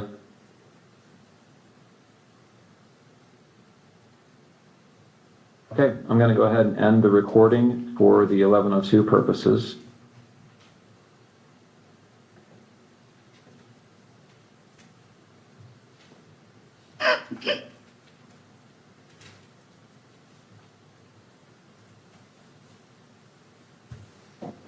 All right, that concludes State's Exhibit 16. Ms. Hunt. Thank you, Judge. Agent Davis, I asked you yesterday, but I want to remind the court and those present. Were you physically present at the interview we just watched in State's Exhibit 16? Yes, I was there. And aside from the court-ordered redactions, did it appear to you to be fair and accurate about what you remember that interview that day? Yes, yes, I do. During that interview, did Mr. Twiggs, was he shown or referenced certain items of evidence? Yes, he was. What types of items of evidence was he shown? It was the text messages between himself and Tyler Robinson, a Discord chat messages, and a handwritten note. And then we also saw in the video he was also shown the FBI press release photos of the potential suspect. That's correct, yes. Have you reviewed all of those items as part of the investigation? Yes, I have. You're familiar with them? Yes. All right, I want to put just on the witness's screen what's been marked for identification as State's Exhibit 16.1. And for the record, this includes the edit that the one edit that the court has previously ordered. Thank you. Let me know when you see that on your screen.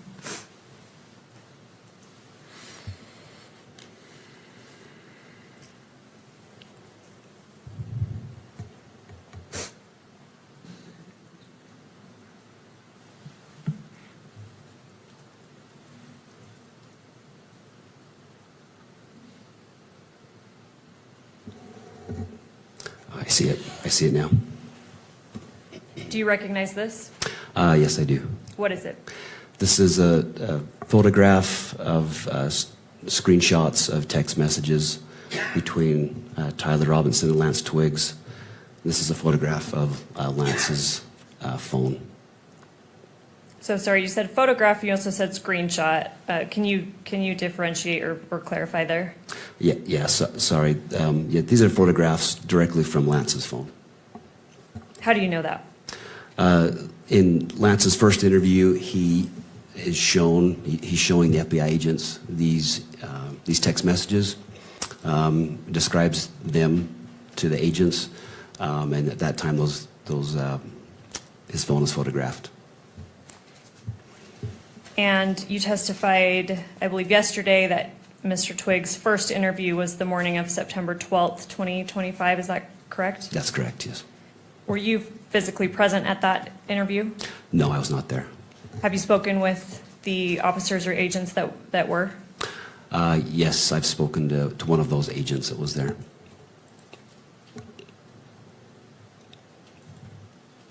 And you stated that first September 12th interview of Mr. Twiggs was recorded? Yes, audio, video recorded. Have you reviewed that recording? Yes, I have. So you stated that we're looking in State's Exhibit 16.1 at a picture of Mr. Twiggs' phone. Yes. Do you know who took these photos? Yes, it was Agent Larson with FBI. Did you speak with Agent Larson and confirm that? I did. And you kind of made reference to this already, but how did Mr. Twiggs initially show law enforcement the relevant text messages? Yeah, during that first interview on September 12th, he shows them the phone and then allows them to photograph the phone. And does he identify it as his phone in that interview? Yes, he does. Does he refer to any particular features of the phone that allows him to make that identification?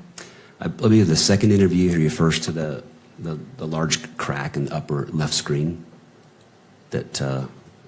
So he identifies that in his second interview that was given on April 20th. And according to your review of the recording of his first interview and in speaking with the agents that were there, did he have his personal phone with him at the time of the September 12th interview? Yes, he did. And was this same text thread that we're seeing in State's Exhibit 16.1 shown to him during his second interview sorry, let me get the date right, April 20th, 2026 at the Utah County Attorney's Office that we just observed part of in State's Exhibit 16? Yes, it was shown to him. Was he asked how Tyler Robinson is saved in his phone, like as a contact? Yeah, just as Tyler. Without saying it, obviously, did he identify Tyler Robinson's phone number? Yes, he did. Did you check the number that Mr. Twiggs gave as Tyler Robinson's phone number against law enforcement records? Yes, I did. And do they match? Yes, they match. Is State's Exhibit 16.1 a fair and accurate representation of the text thread the relevant text thread between Mr. Twiggs and Mr. Robinson? Yes, it is. As part of the investigation, was a Cellbrite extraction performed on Mr. Twiggs' phone? Yes, it was. Did you personally review that extraction? Yes, I have. And according to that extraction, did Mr. Robinson and Mr. Twiggs exchange text messages on September 10th through 11th, 2025? Yes, they did.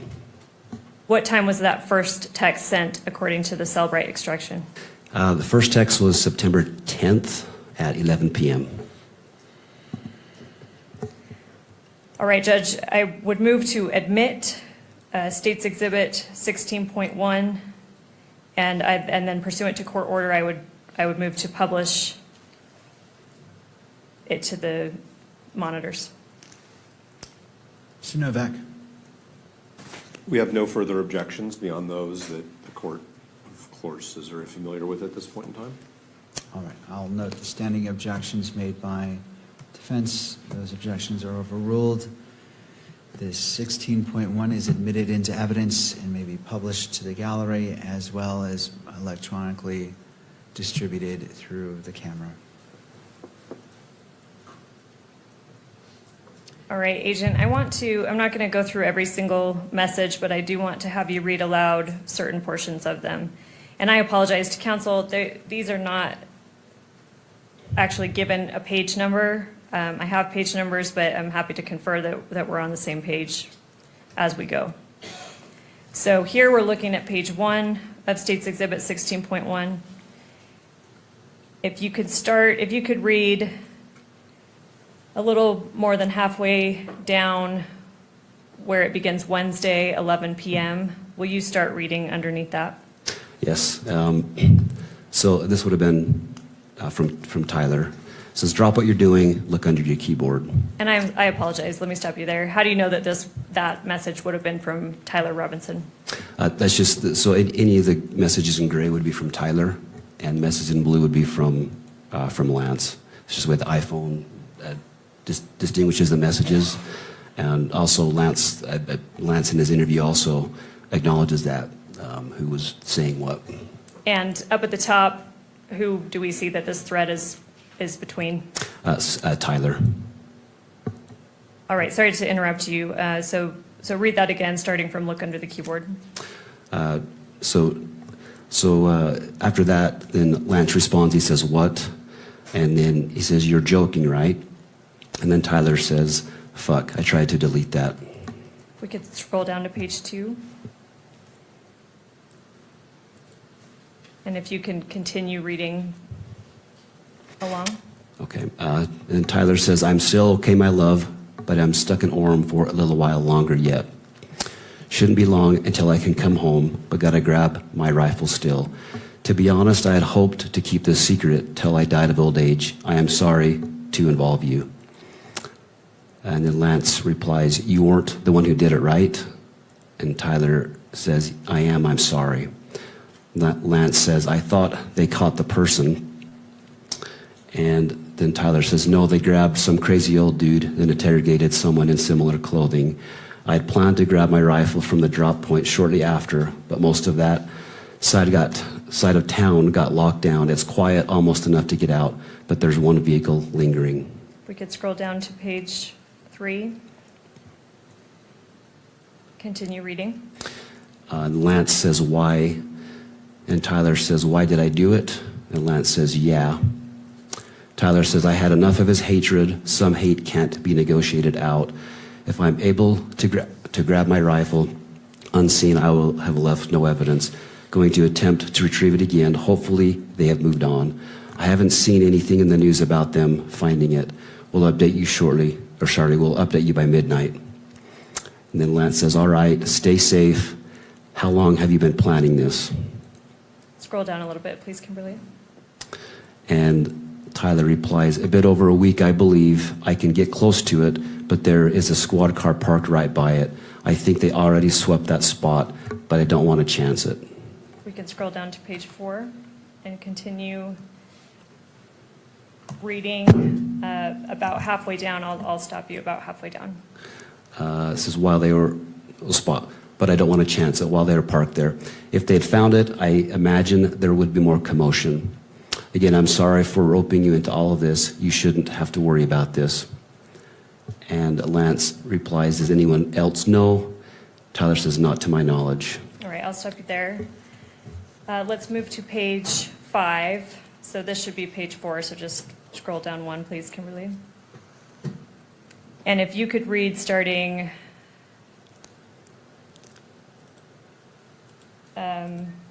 sorry, Kimberly, scroll a bit more down. If you could read, I don't know, about a 1/3 of the way up that starts with guess. Okay. Tyler says, guess I'm just sitting in my car watching reels for another hour, hoping this guy fucks off. And continue.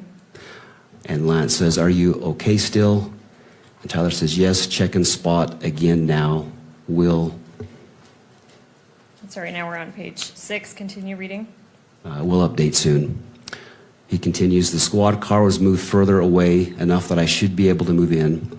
I backed off because I thought I heard footsteps, maybe a foot patrol, but the crickets here are so fucking loud. Gonna see if the road closer to campus is open so I can drive past and check shit out. Probably still closed off though. Getting worried, hard to know for sure, but I'm not finding my rifle.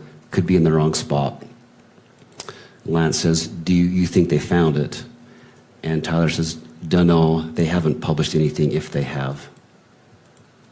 And then Lance says, why did you leave it behind? Oh, sorry, Kimberly, if you could scroll down. Originally. Also, does it have a serial number? We could scroll to page 7.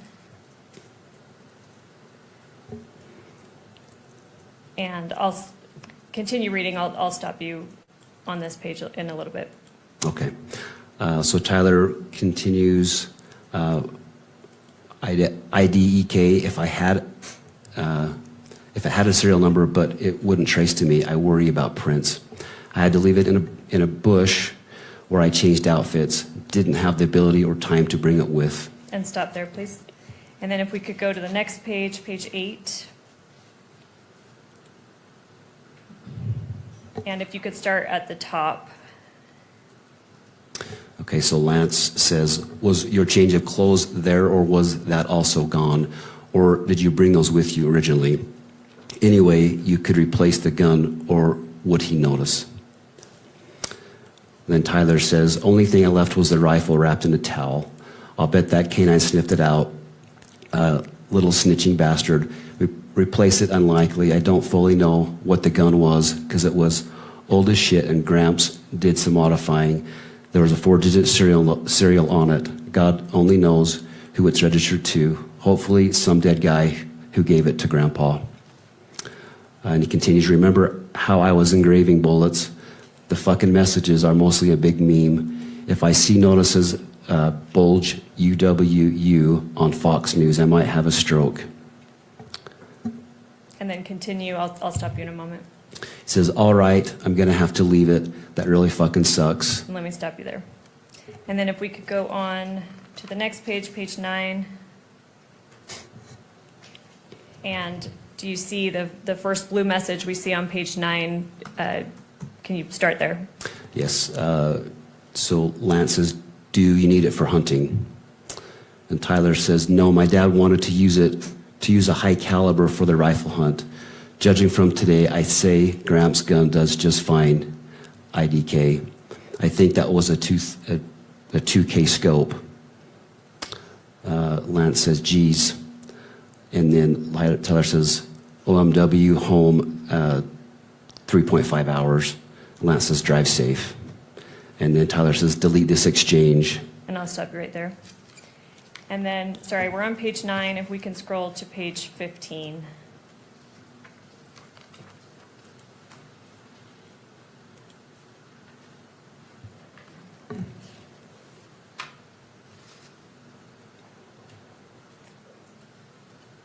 And then the second grade message on page 15, if you could start there. Okay. So this is Tyler. I'm going to turn myself in willingly. One of my neighbors here is a deputy for the sheriff. We hope to keep things sort of quiet here. And then I'll stop you there. Okay. And we can remove the exhibit from the screen. Thank you, Kimberly. We mentioned a Cellbrite extraction of Mr. Twiggs' phone. Do you know what time that last text was sent? Yeah, I recall it was just before 8 p.m. on September 11th. It was, I think, 7:42 p.m. is my recollection. I'm sorry, September 11th? Yes. Would September 12th make sense, or you're saying September 11th? So September 11th was when he turned himself in. Okay. It was September 11th, yeah. Okay, thank you. Yep. Yep. All right, I'm going to show just for the witness, States Exhibit 16.2.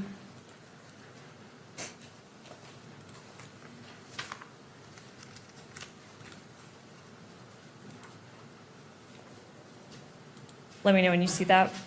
Okay, I see it. Do you recognize this? I do, yep. What is it?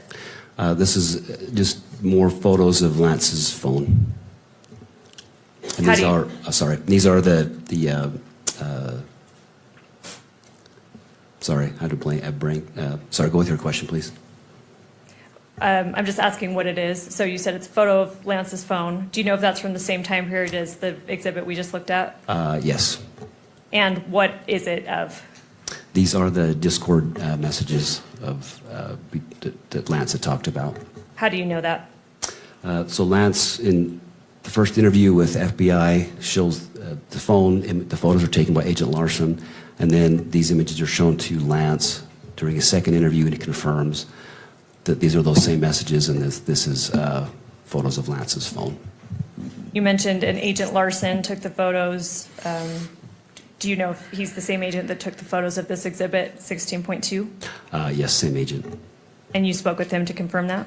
Yes, I did. Are you aware if Mr. Twiggs is actually part of this Discord thread? Yes, he is a part of it. He doesn't, in this section, he doesn't reply to it, but he does state in his statement that he was part of that thread. Does he identify whether Mr. Robinson is part of that thread? He does. And when did that happen? He identifies that in his first interview with the two FBI agents, and then he again confirms that in his second interview. Did Mr. Twiggs say what username on Discord Mr. Robinson used, at least with respect to this thread? Yes, it's the Tyler/Icum, IKUM. And is Exhibit 16.2 a fair and accurate representation of that Discord thread? Yes, it is. Did law enforcement send, as part of your investigation, did law enforcement send a subpoena to Discord? Yes, they did. Were these messages recovered via that subpoena? They were. Did you review that? Yes, I did. And in State's Exhibit 16.2 that is before you, when is the first message from Tyler sent? 7:57 p.m. And it says yesterday. Do you have any knowledge of what day that would have been? Yes, this would have been September 11th.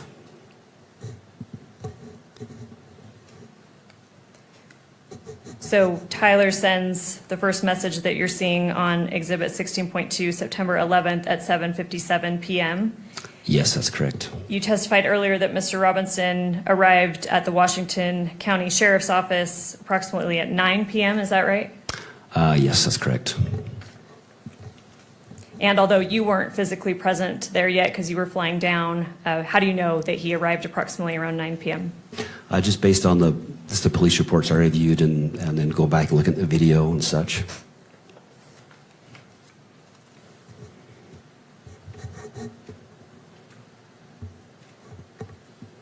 Judge, the state moves to admit State's Exhibit 16.2 and publish it pursuant to court order. Mr. Novak. Thank you, Aaron. We've already lodged all of our objections on all three phases. All right. Noting the objections, standing objections by defense. State's Exhibit 16.2 is admitted into evidence and may be published only in the gallery, not for distribution on electronic media. Well, that's good because we don't have it because the cameraman kept panning somewhere else. What an idiot. I mean, God. He could have filmed that entire thing. I don't give a shit about looking at somebody's face talking. Let's see the text messages on the screen. God, what kind of an idiot is running the show here? Unbelievable. Anyways, I don't know why we can't hear right now. They've turned it down, obviously.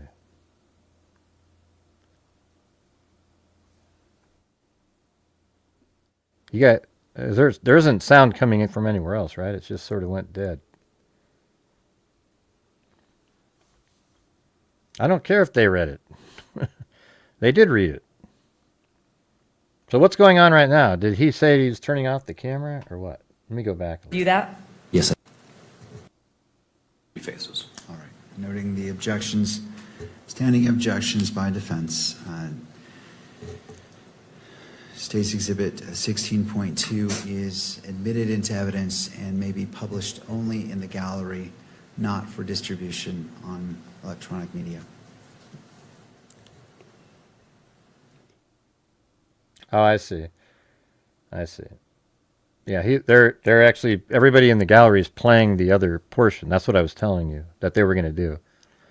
So the gallery gets to see, and this is exactly what I told you was going to happen, that the gallery is going to see the entire, probably the whole Twiggs conversation, maybe. And we just didn't get to see certain portions of it. And then also maybe there were some other portions in the text messages they're going to get to see, but it's not published for us. But anyways, during the reading of the text messages, they basically read every single thing that we'd already had seen, except on one screen there was a little extra text on there that they moved past too quick. You know, so we could go back and pause it and see it. But there's really hardly anything that I read, just a few different phrases that I hadn't heard before. So they are playing stuff right now. I just uploaded the Twiggs interview as we were going here.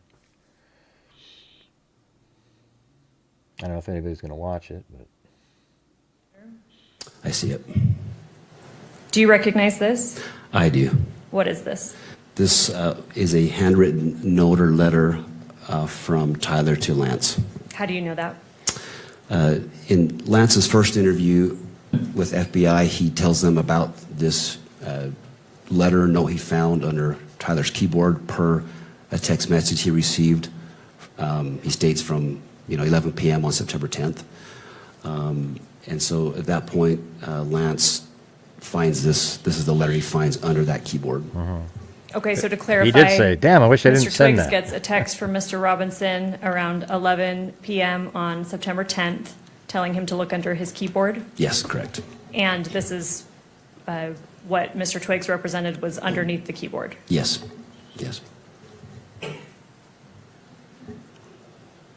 How did law enforcement get this photograph? So following Lance's first interview at St. George PD, his phone is recovered at that point, taken into evidence. It is downloaded, I believe it was the following day or shortly after that. The FBI transported that phone to the RCFL, which is the Regional Computer Forensic Laboratory in Salt Lake City. The phone was downloaded through Celebrite, and after that, following that download was complete, SBI received a flash drive containing that download. From there, it went to a SIAC analyst to go through that data of his phone to look for any pertinent evidence or information that may be on there. And at that point, that this image of this letter was located. All right, I'm going to break down a few things. You mentioned, I just want to make sure the record's clear. You mentioned Celebrite a few times. What is Celebrite? It's a downloading software that's commonly used by law enforcement. I don't do that myself, but it's commonly used to recover data and to download electronic devices, particularly cell phones. And then you mentioned SIAC. What does that mean? It's the Statewide Information Analysis Center. It's a division within DPS. It's a fusion center. They assist law enforcement with intelligence, various intelligence information for our investigations. You mentioned that you don't personally do Celebrite phone extractions. Have you spoken to the law enforcement officers that performed the Celebrite extraction on Mr. Twiggs' phone in this case?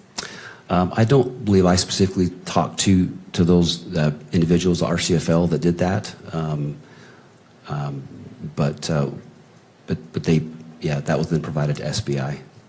Did you speak with officers at SBI that have recovered this photo that we're seeing in State's Exhibit 16.3? Yes, I've spoken to, I have spoken with the SIAC analyst who in particular found this image. I've spoken to her personally as well. Was Mr. Twiggs shown what's been marked as State's Exhibit 16.3 during his second interview? Yes, he was. And again, you were present for that? Yes, I was there.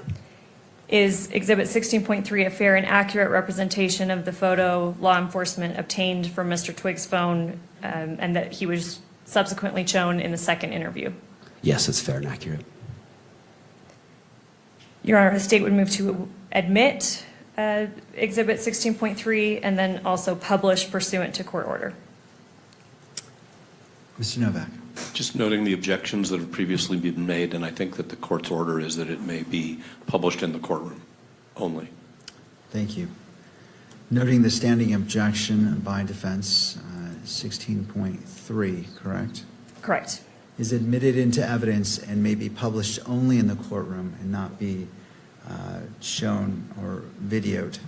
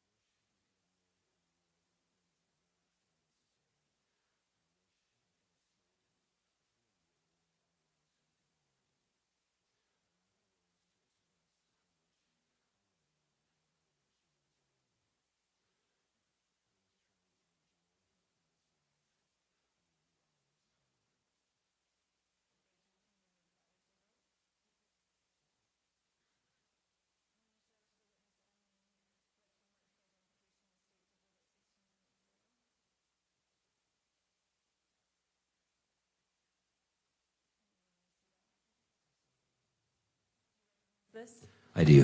What is it? These are the images that the FBI released to the public. That would have been on September 11th when those were released. And this was, those were those images that went public of the suspected EVU shooting suspect. How do you know that? I've viewed the FBI's website, and I recall seeing these images released on September 11th. Does State's Exhibit 16.4, is that a fair and accurate representation of what you reviewed from the FBI and that the FBI released? Yes, it is. The state moves to admit Exhibit 16.4 and publish according to court order. Mr. Novak. No further objections, thank you. All right. Noting the standing objection by defense, overruling that objection, State's Exhibit 16.4 is admitted into evidence and may be published in the courtroom. And again, in the Discord,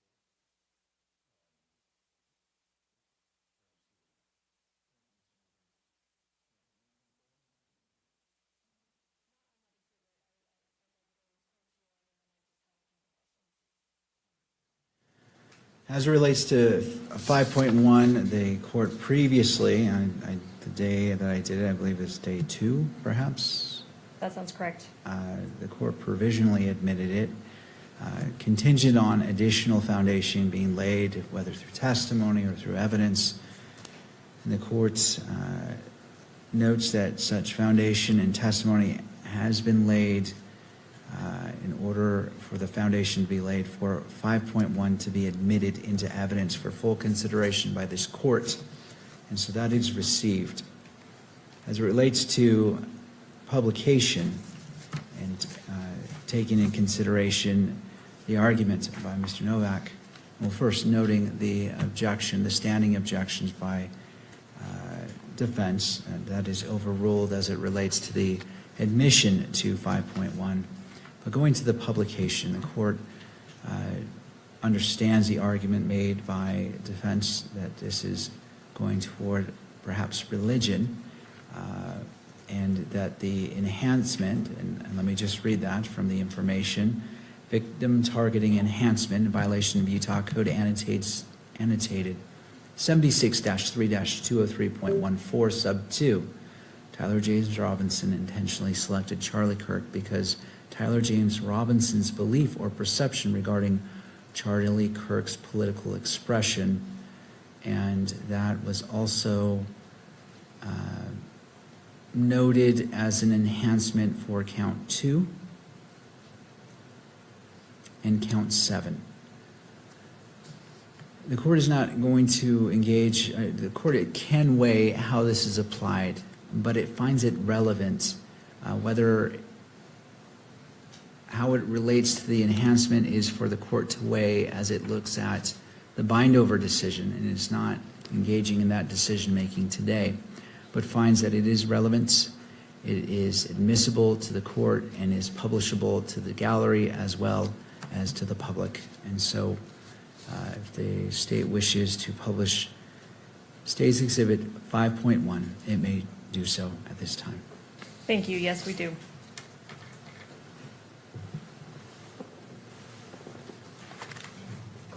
And Kimberly, I don't know if we want to use the same kind of slow scrolling. Thank you.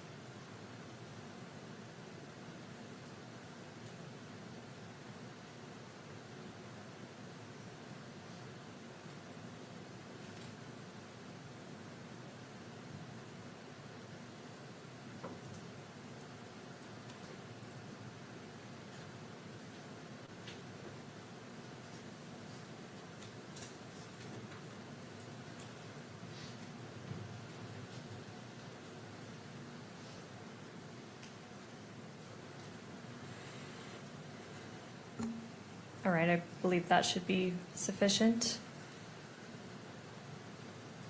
And Agent Davis, I apologize. I'm going to take you very briefly back to State's Exhibit 16.1, which is the text thread between Mr. Robinson and Mr. Twiggs. Kimberly, if you could turn to page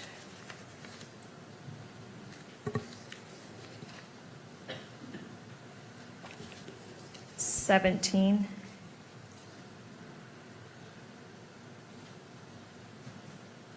And because this has already been admitted and, court, correct me if I'm wrong, published not only to the gallery but to cameras at large, I'd ask that it be displayed in that fashion again. All right.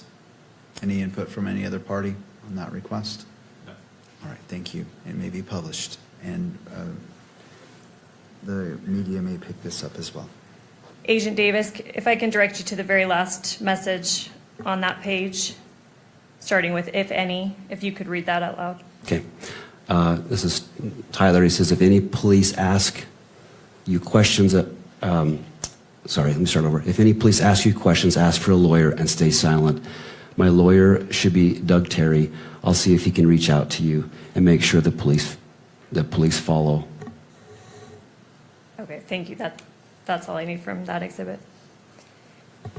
And then finally, Agent Davis, you testified before that you flew down to Washington County Sheriff's Office and observed Tyler Robinson there, correct? Correct. Yeah. You got his name there? Yes. You stated that you transported or assisted transporting him up to Utah County Jail? Yes. And that you were the booking officer? That's correct. Do you recognize Tyler Robinson here in the courtroom today? Yes, I do. If you could point him out and briefly describe something that he's wearing. He's an individual seated at the defendant's table in the center chair with a gray suit coat and a green tie. Your Honor, if record could reflect identification of the defendant. Counsel? No objection. All right. I'll note for the purposes of this hearing only that Agent Davis has identified Mr. Robinson in court. Thank you. And Judge, if I can just have a moment. You may. Ready to pass the witness, thank you. And I don't know if now would be a good time for lunch. All right. We'll go ahead and break right now for lunch for 1 hour, 1 hour and 5 minutes. Let's come back at 1:30. We'll resume. We'll pick up the defense for cross-examination if they choose for Agent Davis. Does either party need the benefit of the record before we go on our lunch break? Not the state. I have no cross-examination for Agent Davis, so I don't want him to wait here if he has other things to do. Thank you. Thank you, Mr. Novak. Thank you. No cross-examination. May this witness be excused. Yes. All right, Agent Davis, you may Thank you. step down, Thank you. and then we'll resume with the state on their next witness. Court is now in recess. All right.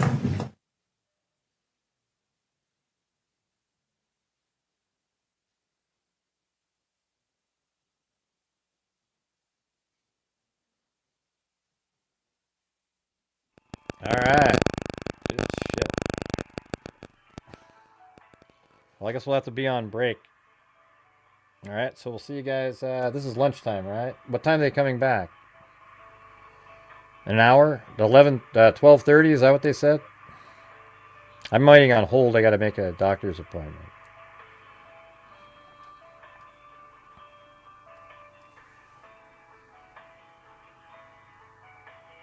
Hey, thanks. Rador. Or something like that. I don't know what it actually says. But thank you. Yeah, 1:30. Okay.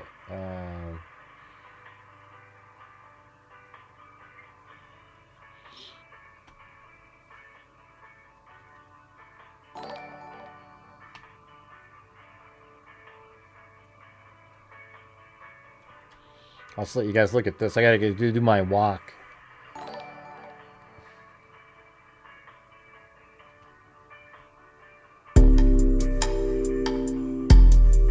Is that the one from yesterday?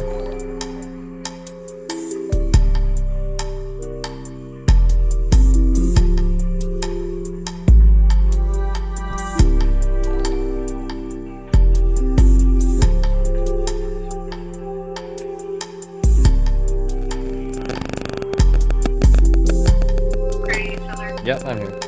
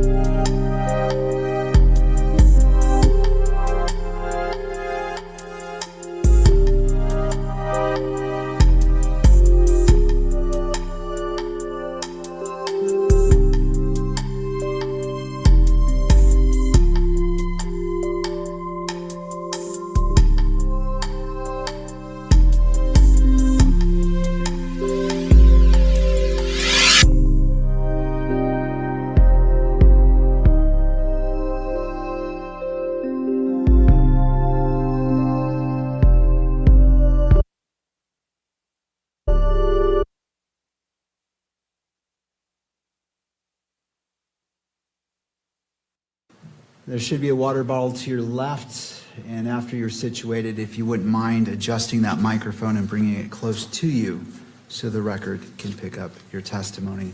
Ms. Hunt, your witness. And just for the record and the court's benefit, we have made the edits that the court has ordered. We have shown them to defense. Pursuant to the timestamps that the court ordered, we wanted those to be reflected very clearly. So there are sometimes large gaps of just black, empty, silent space. When there are large gaps, we will fast forward. Some of those are short enough that we'll just let it play, if the court is okay with that, with proceeding that way. Thank you. I appreciate giving a heads up so all parties know what's going on. Thank you, Ms. Hunt. So at this time, we would move to publish on the monitors State's Exhibit 16. All right, and to the media, there is a monitor for your benefit right there next to you. For the camera, there is one for that direction as well as for the gallery.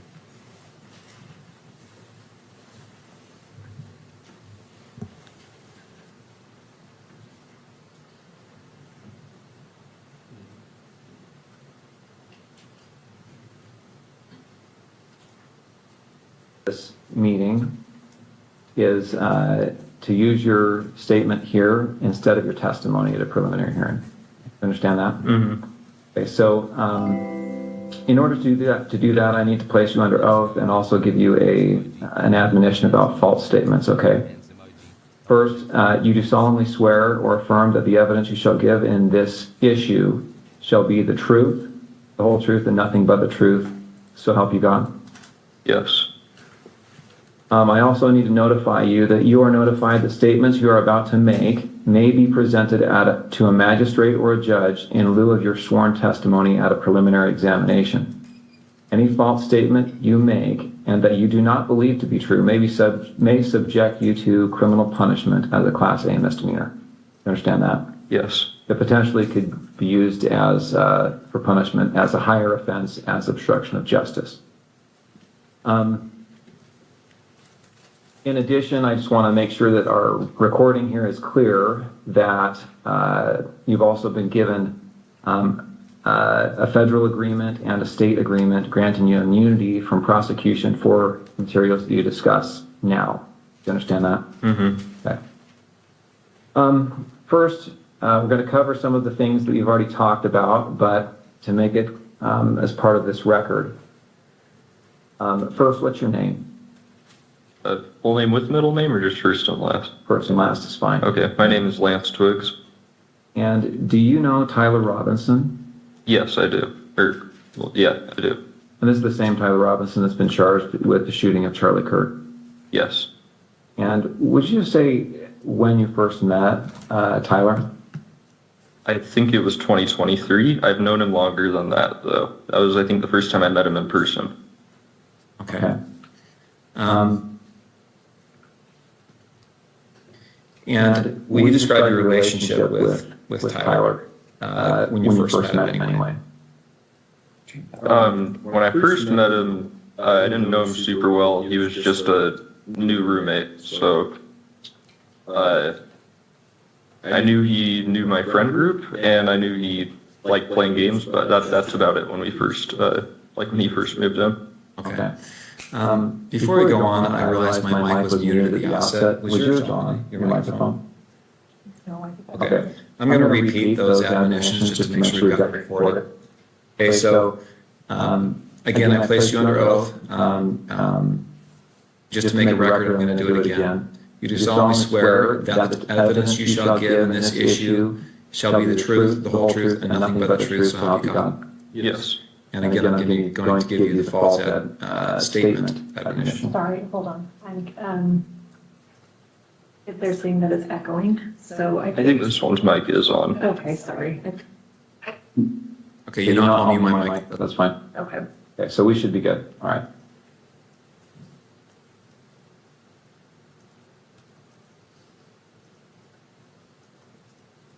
Is that mic on?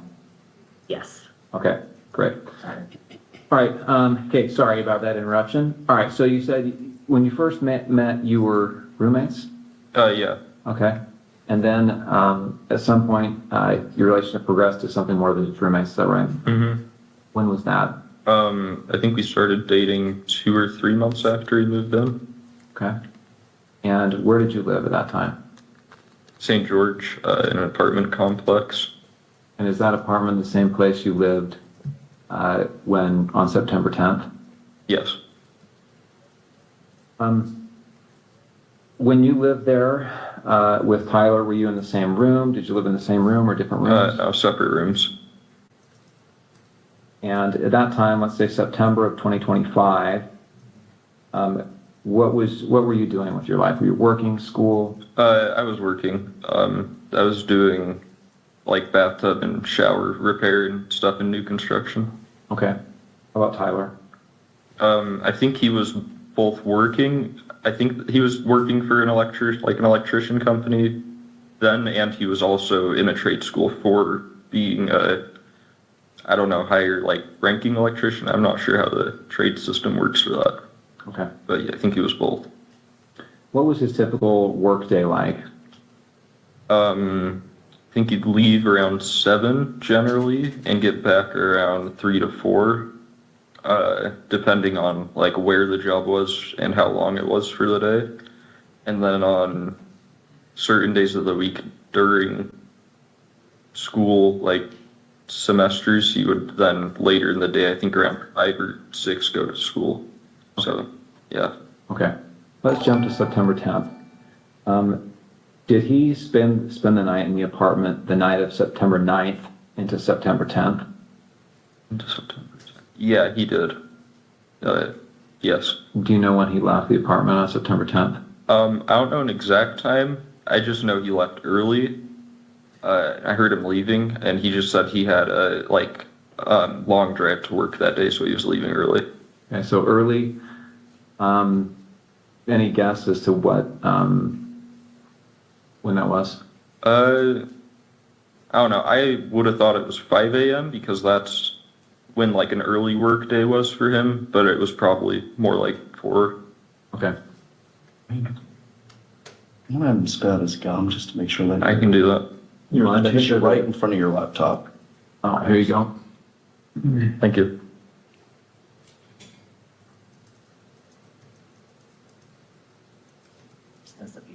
Thank you.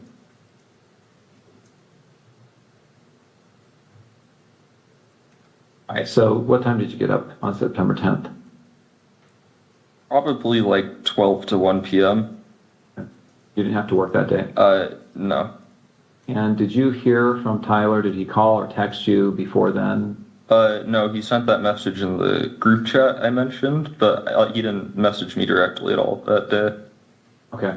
When did you first hear from him on September 10th?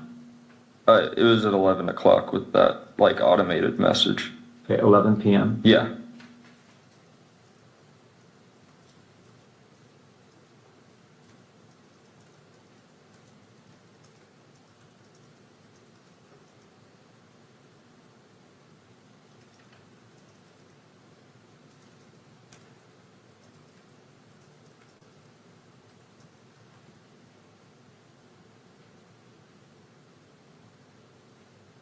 What about, he asks you here, remember how I was engraving bullets? Was he engraving bullets before this? Yeah, I don't remember exactly when, but he had said he was planning to go hunting with his family. And he asked me for if we had a Dremel because he said he wanted to engrave messages on bullets. And I just told him where our Dremel was and told him to make sure he doesn't set off a bullet on accident in the house. But I didn't really think about it until then. How long before September 10th was this that he asked about the Dremel? I don't remember because he'd been talking about the hunting/camping trip for a couple months. But I don't remember when he was specifically asking to engrave the bullets. So are we talking like a year before? Oh no, not that long. It would have been I'd say at most a month before this was when he was asking. Okay.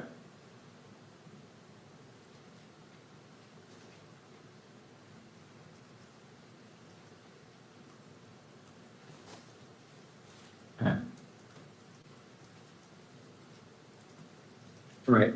You talked about the note that he left.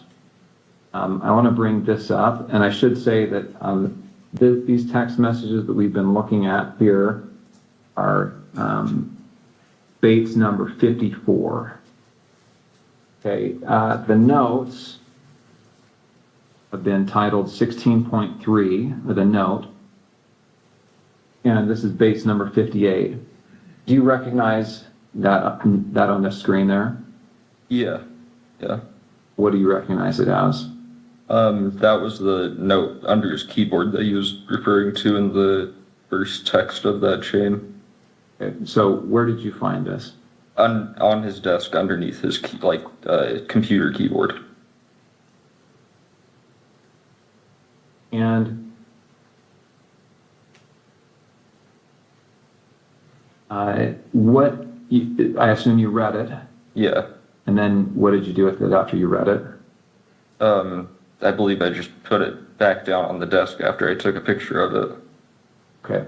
And again, the time you read it was probably around 11 o'clock or so on the 10th. Yes. The night of September 10th. Mm-hmm. Right. And did you ever see that again after you placed it back on his desk? No, I don't think I did. And that was a desk in his bedroom? Yes. And that's a separate bedroom than your bedroom? Yeah. And now I want to go to what's been titled 16.2. And do you recognize this series of messages here?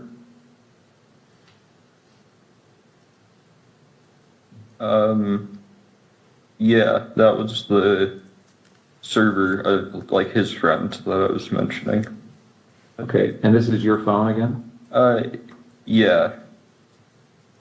And I'm assuming you recognize it because the big crack up at the top. Mm-hmm. And so this is a server. Is this Discord? Yeah, this is Discord. And who are members of this server? I don't want names, just generally. Who are these people? Who are members of this is his friend group. They played D&D together every week. Okay. And I just want to scroll through this to make sure that you get a chance to take a look at it. Ready to go to the next page? Mm-hmm. Or yes.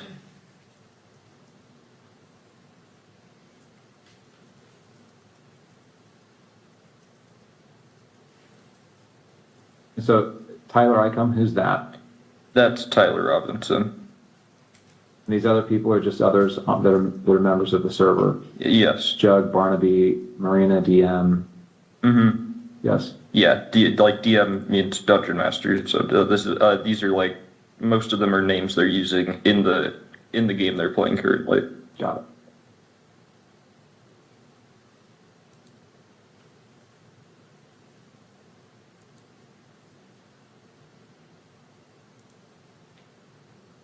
Yeah, it looks like the last text from Tyler looks like it's 8 p.m.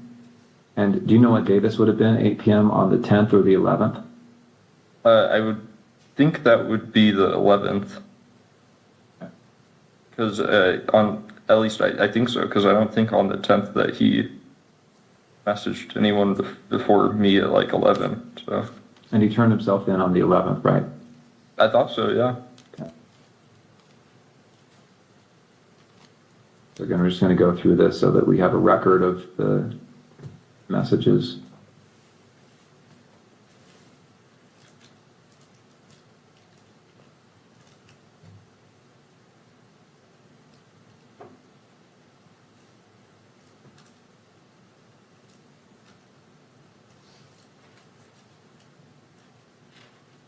Is that an accurate recording of that thread? To my knowledge, yes. And that was sent, looks like between September 10th and September 12th. Looks like the last day on this is September 12th. Screen? Yes.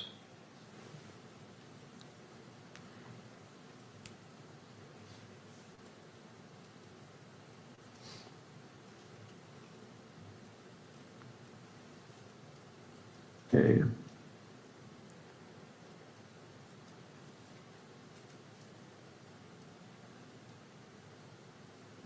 Right, so again, those messages covered from September 10th to the evening of September 11th.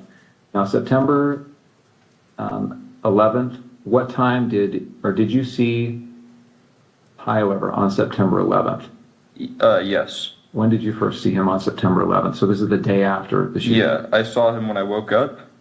Like I said, he was up and around doing a lot of stuff around the house.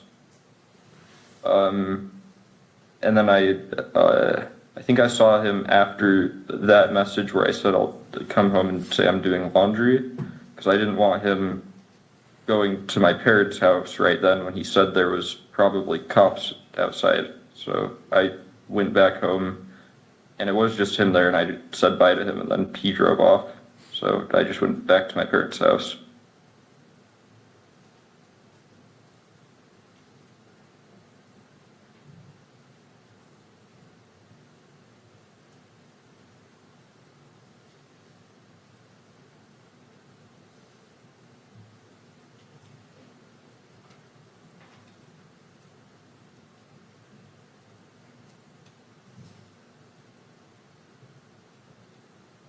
So he acted erratically. Was he pacing?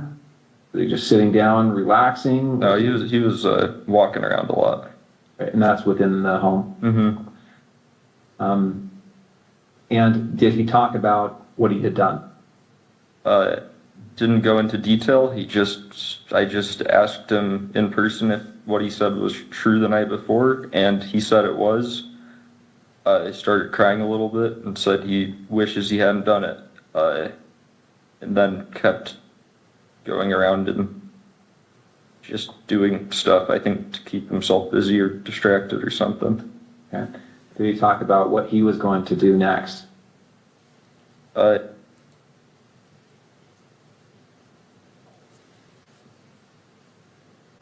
then eventually said that he would talk to his parents or turn himself over. Okay. And when you left, was that how you left, understanding that he was going to turn himself in or go to his parents' house? Yeah, and I didn't really want to be at our apartment while any of that was happening, regardless of what went down. Okay.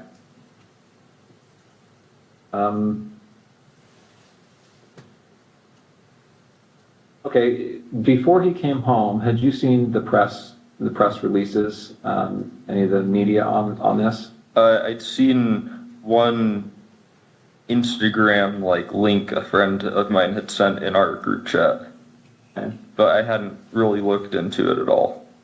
And had you seen the images that were released of the suspect?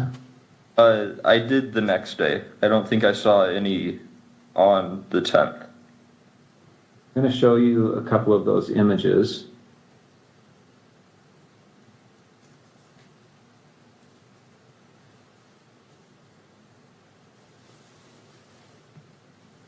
Okay, I'm on the FBI's website. You can see the URL there at the top.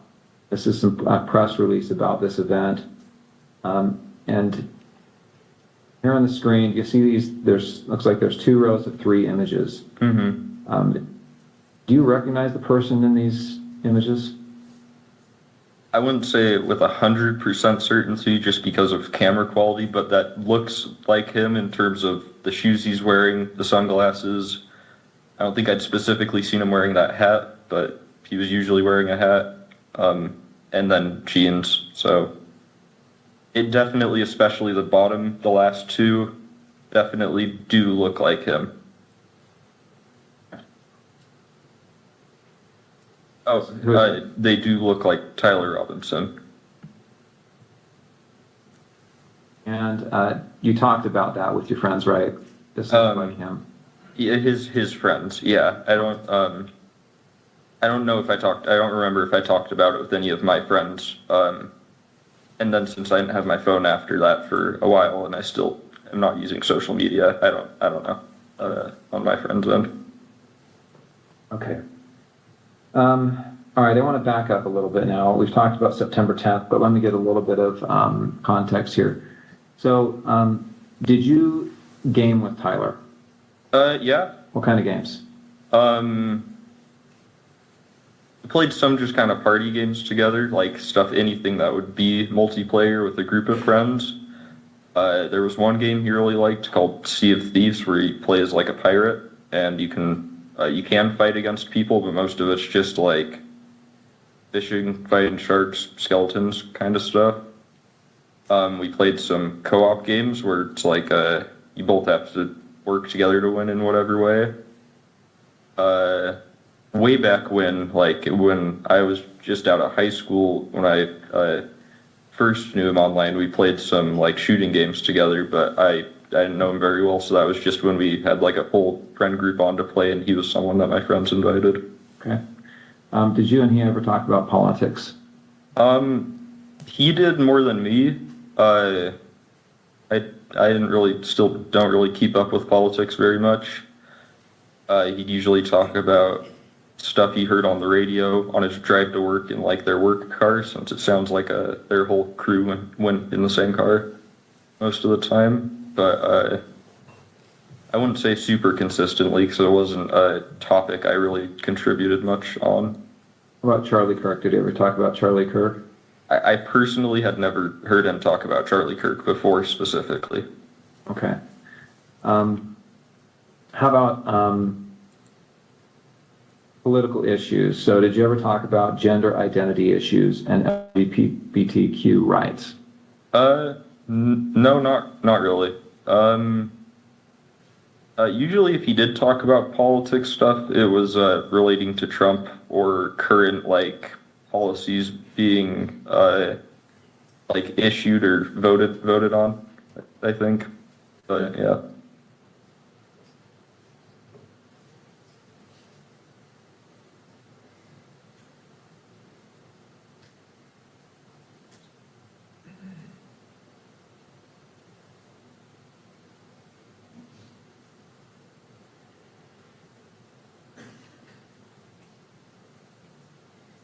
Okay, so before that you have been? For a short time, yes.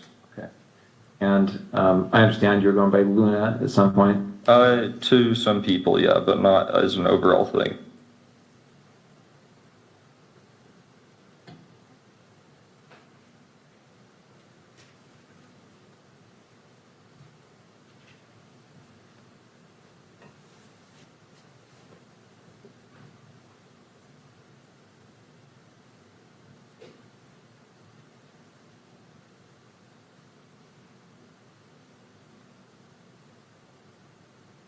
Okay. Okay. I think that's all the questions I have for this portion. Let me check and see if I've missed anything.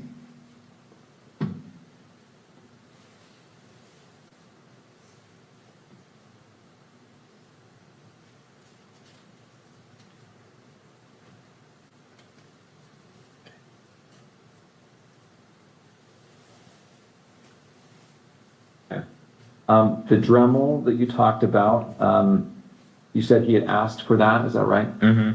And had he told you it was to inscribe bullets? Yeah. And so did you have a Dremel then? Yeah. Okay. It was in our, our apartment, we had a section where we kept all our, random tools for household stuff in our, lower basement level pantry. So, yeah. Okay. And did you give that to him or tell him where it was? I just told him where it was, yeah.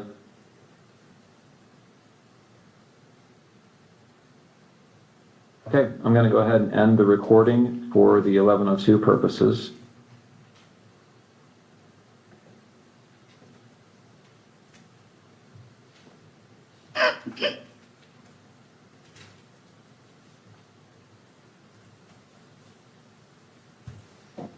All right, that concludes State's Exhibit 16.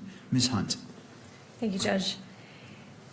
Agent Davis, I asked you yesterday, but I want to remind the court and those present. Were you physically present at the interview we just watched in State's Exhibit 16? Yes, I was there. And aside from the court-ordered redactions, did it appear to you to be fair and accurate about what you remember that interview that day? Yes, yes, I do. During that interview, did Mr. Twiggs, was he shown or referenced certain items of evidence? Yes, he was. What types of items of evidence was he shown? It was the text messages between himself and Tyler Robinson, a Discord chat messages, and a handwritten note. And then we also saw in the video, he was also shown the FBI press release photos of the potential suspect. That's correct, yes. Have you reviewed all of those items as part of the investigation? Yes, I have. You're familiar with them? Yes. All right, I want to put just on the witness's screen what's been marked for identification as State's Exhibit 16.1. And for the record, this includes the edit that the one edit that the court has previously ordered. Thank you. Let me know when you see that on your screen.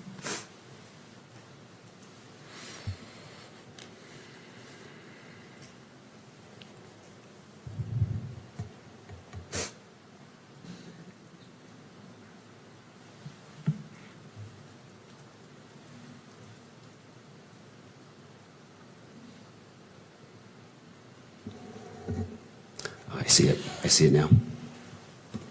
Do you recognize this? Yes, I do. What is it?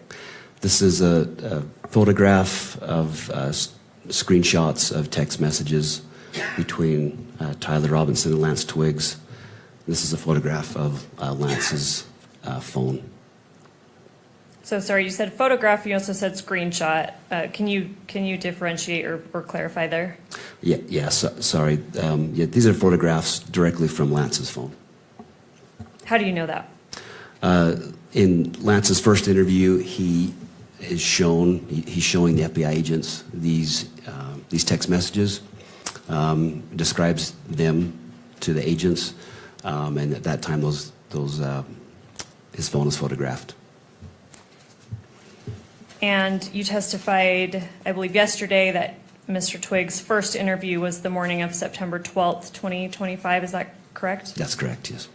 Were you physically present at that interview? No, I was not there. Have you spoken with the officers or agents that were? Yes, I've spoken to one of those agents that was there.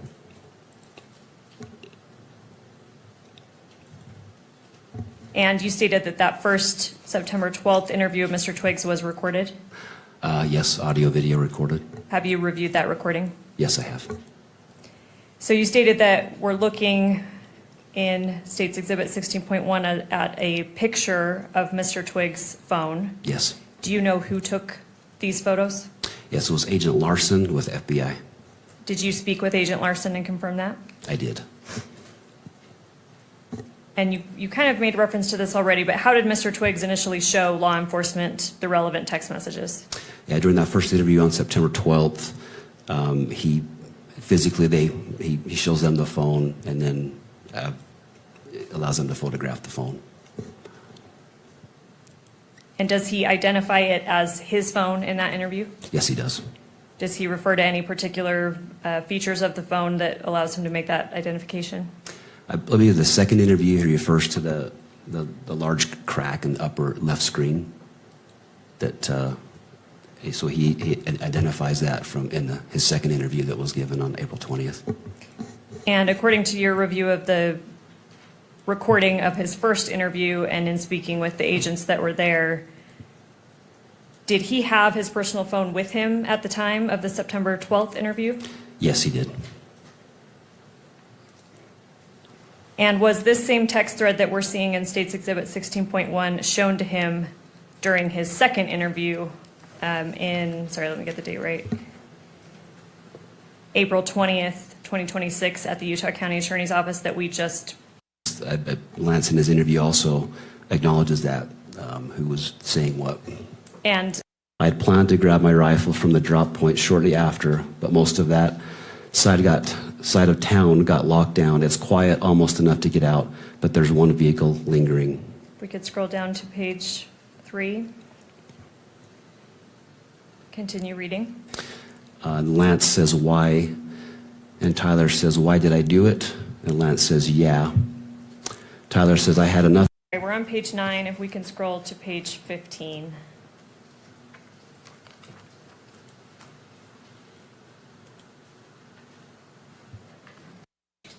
As we go. So here we're looking at page 1 That's State's Exhibit. To be honest, I had hoped to keep this secret till I died of old age. I am sorry to involve you. And then Lance replies, you weren't the one who did it, right? And Tyler says, I am, I'm sorry. Lance says, I thought they caught the person. And then Tyler says, no, they grabbed some crazy old spot, but I don't want to chance it while they were parked there. Yeah, so this part here he didn't read. I was just trying to find this again where it says, it's going to be a real effing annoying if I can't get this thing till 3, then have to drive back and still go into work. See, that one wasn't, they didn't read that. And that's not been out there, but it showed up on the screen. But he stopped reading it, you know, up to here. So does anyone else know? Not to my knowledge. Right? And then it's going to be really effing annoying. See, that part he didn't read. Let me see if he read this. I've gotten close enough that they should have jumped me if they were waiting. And they would probably be more concerned with pulling prints off of it. So that was, they didn't read that either.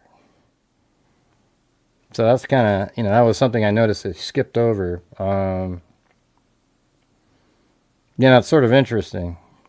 I mean, it kind of shows you where he was parked on the street there. If you go to this one, he was over here in the, you know, right back here, and he got close to it. It's sort of interesting. I mean, obviously cops maybe wouldn't be up on some street up above. They're going to be down here. But that's what he's probably talking about. And maybe that one time when he interacted with an officer. Anyways, I listened to the interview with Twiggs and, you know, Twiggs and the investigator.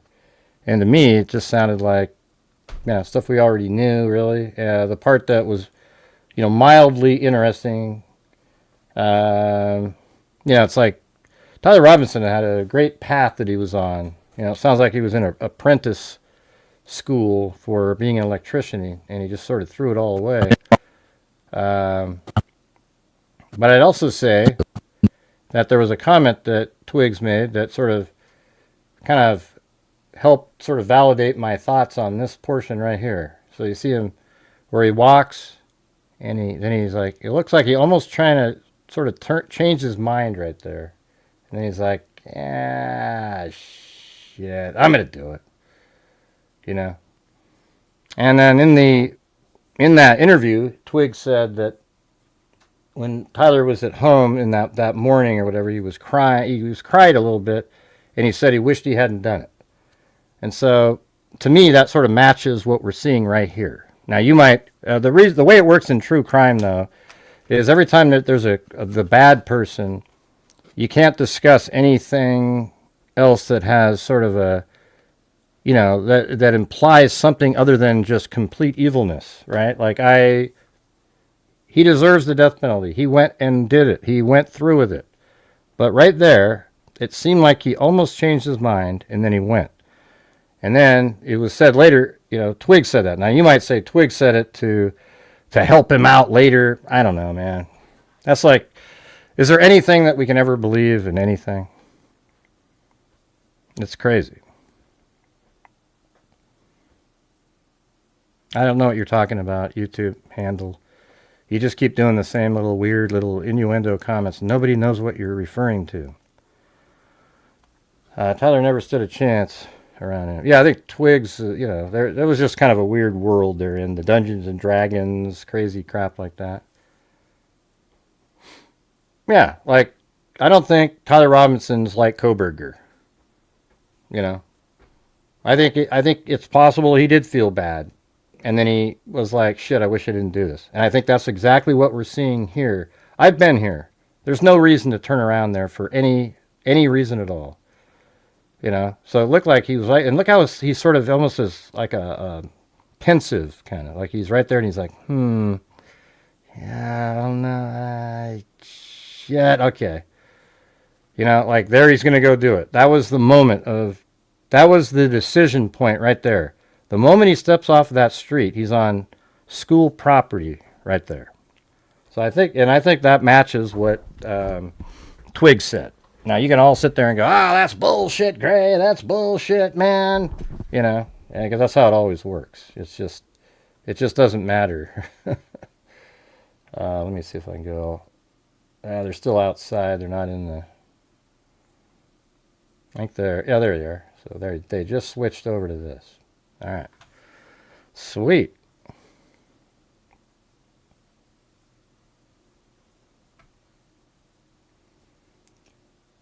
I see we didn't really budge at all on the goal we're trying to get to. We're trying to hit the 300 mark of supporting the channel, and then I will donate $500 to true crime related charities, just as my normal, you know, like during the month I donate money to true crime related charities. But, you know, it is what it is. Maybe you did. Did somebody do something up there? I can't remember what the number was when I left. Oh, there's Anne Marie. Hey, let's go, she said, and not a soul joined in. Isn't that great? Such a great feeling, you know. It's awesome. All right, let's see. Well, they're filming a wall. Look at that crazy wall right there. See that intersection there? Now, that's probably similar. Oh, that's innuendo for Tyler Robinson being at that intersection. Just ask Candace Owens. She'll tell you that.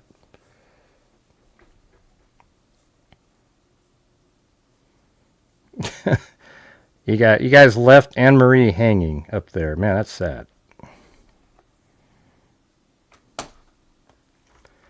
Well, it should be starting up next. What's coming up next? Okay, well, the text message is... Yeah, it's just... We've seen all of those before. I was just reading the part out loud that... that we didn't get to hear. He didn't read those. They were on the screen. They probably weren't even supposed to show that little bit. That's why it kind of pissed me off when he didn't show the rest of the text messages on the screen. There might have been more. Yeah. There are crazy people in those groups.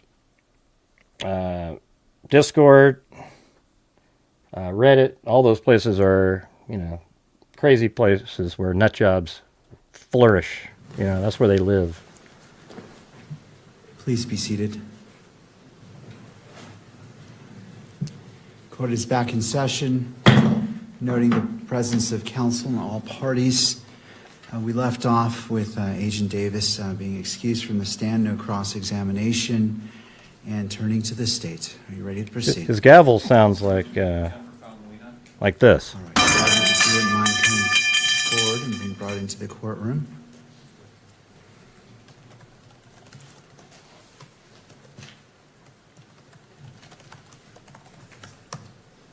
I got 4,000 steps in. I got another 6 to go. So after this is all over, I got to walk around and around and around.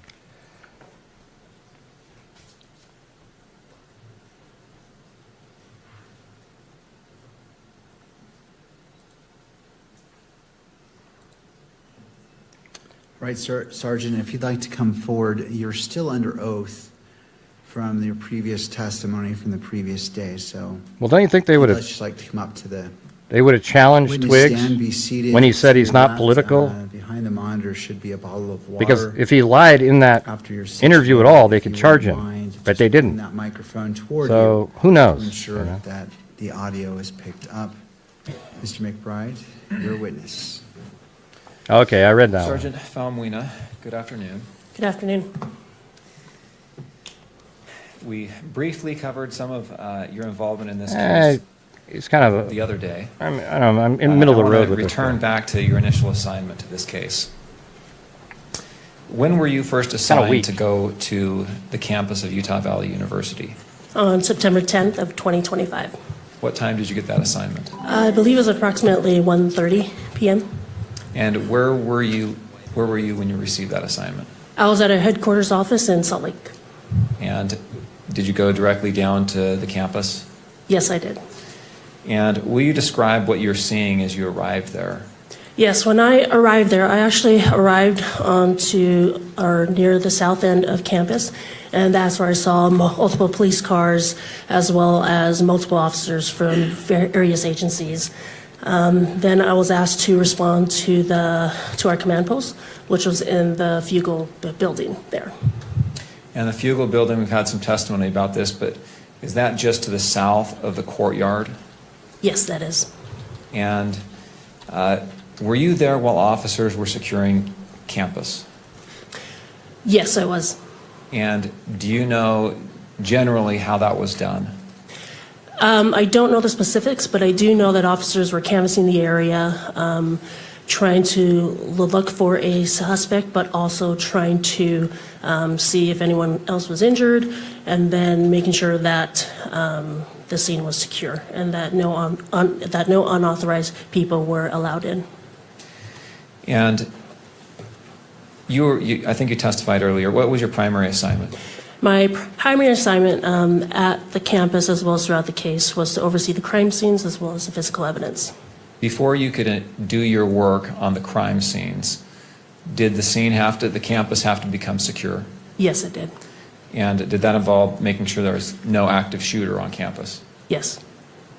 And did that involve officers searching buildings and clearing buildings throughout campus? Yes.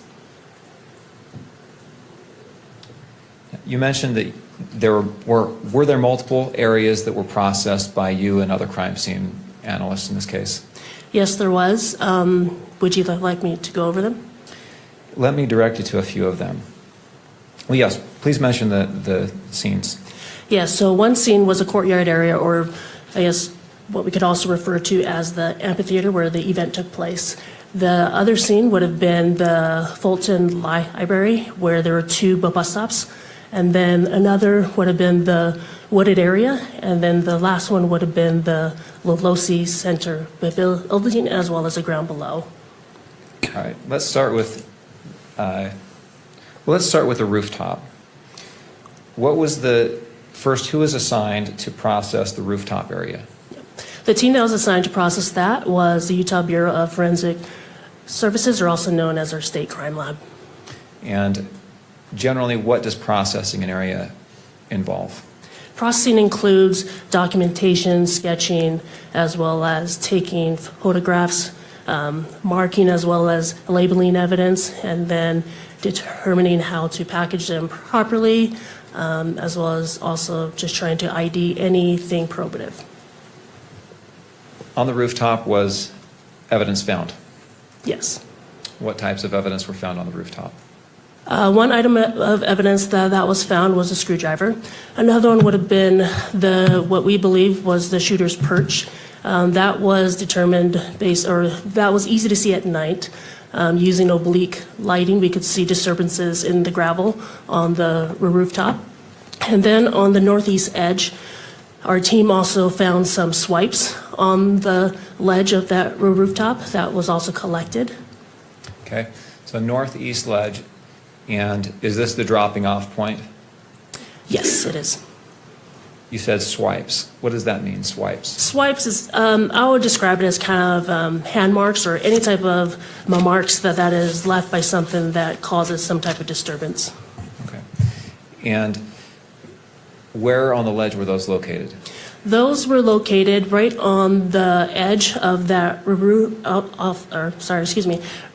on the edge of that rooftop. And then right below, we also had some other swipes as well as some other impressions. And then below that was a glass window where we also located some latent prints. Okay. I want to return to what you've referred to as the perch, the sniper position. Were measurements taken from that sniper position to the tent where Charlie Kirk was seated? Yes. Do you know the distance? Yeah, so the distance from the perch area directly to the tent where Mr. Kirk was sitting was approximately 415 feet. If you break it down, so from the perch to the tent, you're looking at is basically like this. And this is the perch, and this is the tent. And now you're describing, I'm sorry, I have to make a record. You're describing an angle, a slope downward from the perch to the location of the tent. Is that accurate? Yes, I am. Okay, Thank go you. ahead. Yeah, so the angle, so again, the distance, the perch to the tent was approximately 415 feet. If you think about it, or without taking into account the elevation drop, it was actually 410 feet, so just horizontal straight across. And then the elevation difference between that is approximately 68 feet. Okay, 410 feet from the perch to the tent with a 68-foot vertical drop. Is Yes. that right? On the rooftop, were shoe impressions found on the rooftop? Yes, there was. Did those who processed that area of the crime scene collect the latent prints and the shoe impressions that you've talked about? Yes, they did. And this is a good point to read a stipulation into the record. All right. The language of this has been agreed upon by the parties. The parties stipulate that investigators at the crime scene observed latent fingerprints and a palm print on a glass window near the area where the individual landed when the individual jumped from the rooftop of the Low-C Center at UVU. SBI fingerprint examiner Elisa Farmer examined images of these latent fingerprints and the palm print and determined that only 3 of the latent prints, 11B, 11C, and 11D, were of comparable or of poor comparable value. She excluded Tyler Robinson as the source of any of these 3 latent prints.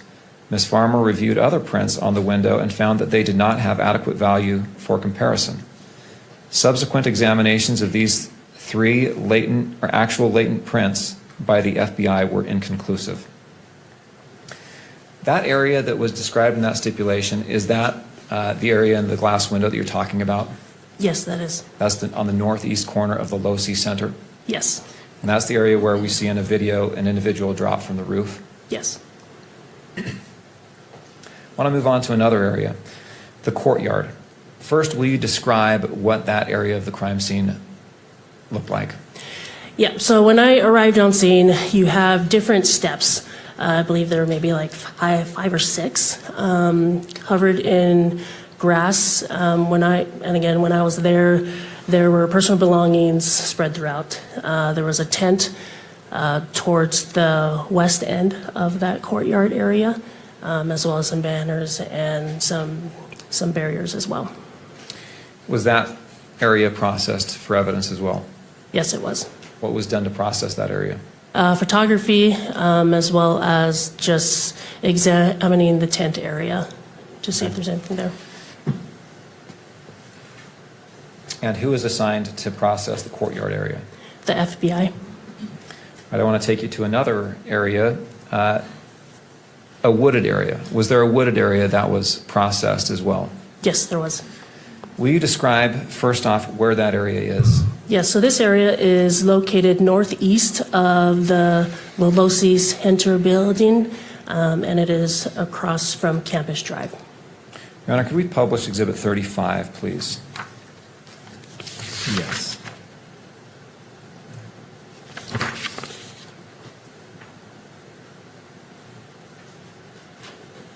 And if I may approach the witness, I'll put up the hard copy of this exhibit as well. All right.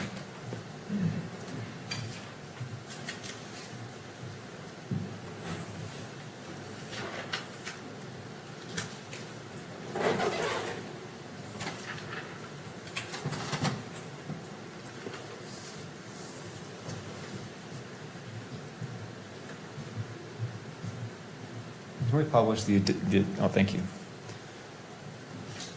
All right, on the screen in front of you, will you take a look at Exhibit 35? Yes. Do you recognize that? Yes, I do. Will you take a moment to orient yourself on that map and tell me when you've found the relevant points that help you understand what this map is of? Yes. Do you see the courtyard on that map? Yes, I do. Kimberly, can you zoom in to the courtyard area, kind of the center of the... There's a pointer on the screen. Is that the courtyard? Yes, that is. All right, now, the Low-C Center, will you describe... well, let's jump to the wooded area. Where is the wooded area that you're talking about, seeing that was processed?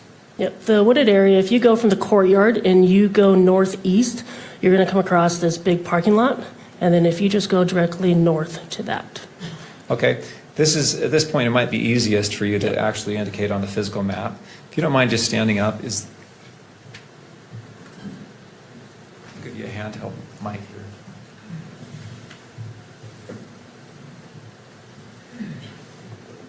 Yes, so the wooded area is approximately right here in this area. Okay, so just to make a record of the area, on the northern, I guess I'll say, and north is up on this map, is that right? Yes. Do you know where Campus Drive is? Yes, Campus Drive is this road that winds right along here. Okay, and so that's kind of the windy road that begins in the upper left-hand corner of the exhibit and winds down through the center of the map and kind of exits to the middle right side of the map, is that right? Yes. And the wooded area, where is it in relation to the Campus Drive? It is north of Campus Drive. Okay, kind of in that, probably the center right of the map, is that right? Yes, that's correct.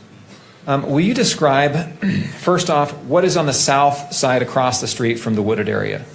Yeah, so on the south side of the south side of the wooded area, we have the computer science building, which is to, I guess, east. And then we have a parking structure, and we have a walkway along here in between that connects the computer science building and the Veloci Center building. And then right onto the southwest of the parking lot area is going to be the Veloci Center building. Okay. Now, you referred to the area across the street from the wooded area as a parking structure. That's a parking lot, right? I'm sorry. And there is a parking structure on campus, correct? Yes, there is. But that's different than the parking lot you just mentioned. Yes. Okay. All right. Back to the wooded area. What was found? Was anything found in the wooded area of evidentiary value? You can sit down. Thank you. You can take that.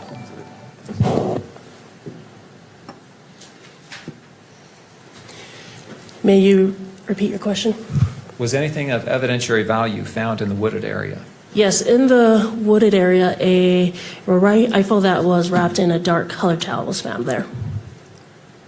And how did you learn about that? I found that out because just a little bit before 6 p.m. That day, I received a call from Utah County Sheriff's Office, who was tasked with searching that area. Do you know why they searched that area in the first place? Yeah, so they searched that area because I received a video that was from the UVU security footage. This was received by our command post on scene, and it showed who we believe was the shooter on the rooftop run from the southwest corner all the way to the northeast corner, jump down, and then continue to the northeast side of that campus and then cross the street to Campus Drive, and then the suspect was out of camera's view after that.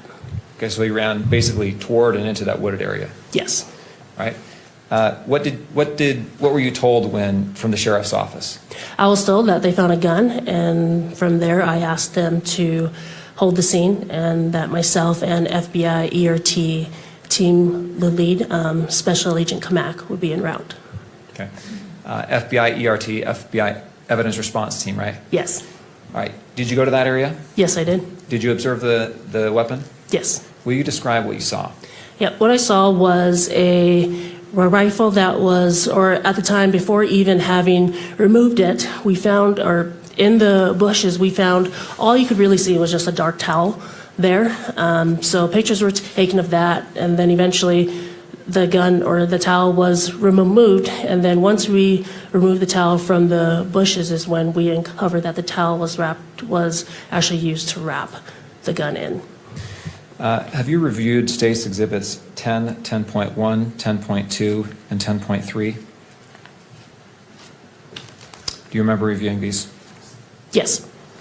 And are they accurate photographs of the weapon when it was recovered and shortly thereafter? Yes. I move the admission of State's Exhibits 10, 10.1, 10.2, and 10.3. Defense? No additional objections. All right, and as it relates to publication, if any? Yes, I would ask that these be published at all three levels. All right, any input, Mr. Burt? Same objections. All right, I'll note the standing objections from defense. Those are overruled. And 10.1, 10.2, 10.3 are admitted into evidence and may be published both in the courtroom and through the use of the camera. If we can please publish number 10, thank you. You have in front of you on the screen Plaintiff's Exhibit 10. Will you describe what we're looking at here? Yes, what we are looking at here is actually the bushes where the dark colored towel and the gun were found. You can kind of see the dark colored towel towards the right-hand side of the screen in the middle, right middle. Kimberly, can you zoom into that area, please? All right, is this a better view of the towel? That's my bush, Yes, it too. is. I really do think that's the one. Let's see. If we can go to Exhibit 10.1.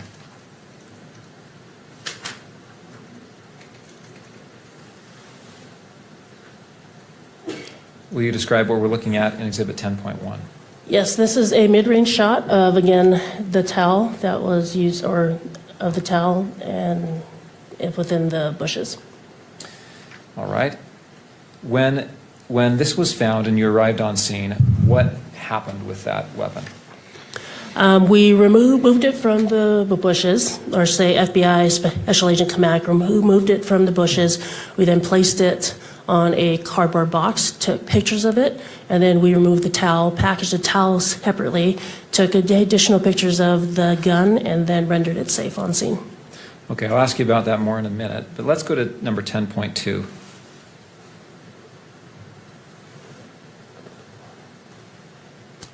Will you describe what we see here? Yeah, so what you see here now is the dark colored towel and the rifle that is in the towel, and it is Oh, in man. the cardboard box. The Candace people are upset Why is the now. towel still around the gun? We wanted to document as to how it was found. All right, let's go to 10.3.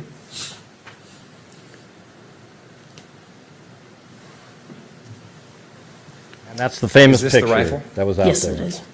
You described making the rifle safe. Will you describe what that is? Yep, so what that is that we ensure that there isn't anything in the chamber and that there's no other cartridges in the gun that would have it go off. So to do that, because it is a bolt action gun, we would have to manipulate the bolt or the lever back, and then from there see if anything was in the chamber, and then I'll say carefully remove anything that was in the chamber and below it.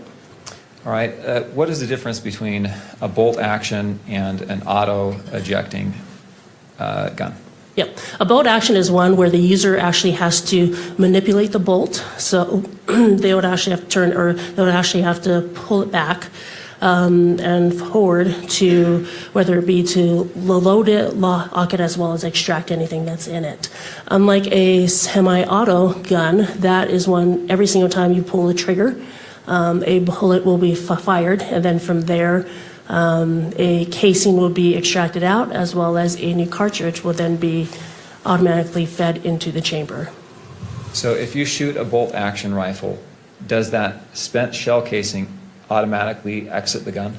No, it does not. It will stay in there until the person that is handling the gun actually removes the bolt, or actually pulls the bolt back, and then the casing will be extracted out. Were you present when this weapon was made safe? Yes, I was. Will you describe what was found when that happened? Yep. So when we rendered the gun safe, we found in it, when we removed the bolt back, we found one 30-06 cartridge case, or say a fired cartridge case, and we also found 3 unfired cartridges, all with engravings on them. Okay. I want to make sure we understand the language you're using. When you say cartridge case and you say cartridge, what do you mean? Yep. So a cartridge is basically the round itself, right? The whole round. And the round consists of the cartridge case, and then the powder, and then the bullet on top. So the cartridge case, the term is used for something that has been fired already. A cartridge is an unfired round. Okay. Cartridge is the unfired round that still has the bullet, the powder, and all that. Yes. Cartridge case is the fired, is a round that has been fired, and it's just the empty brass casing. Is that right? Yes. Okay. Was there any, so there was, I just want to make sure I understand, a fired cartridge case and 3 unfired cartridges? Yes. Was there anything distinctive about these items? All 4 of them had engravings on them. Did you observe those engravings? Yes, I did. Did you observe them right there on scene? Yes, I did. And what was done with, let's talk about each of those things.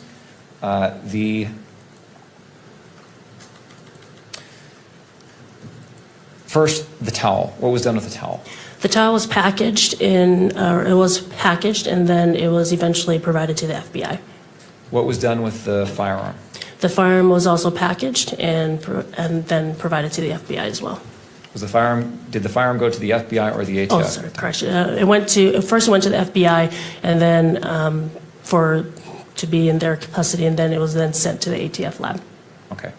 And the rounds, the cartridge and cartridge Package cases? originally provided. Cartridges and cartridge case? Yes. All those were packaged, originally provided to the FBI, then was sent to the ATF lab.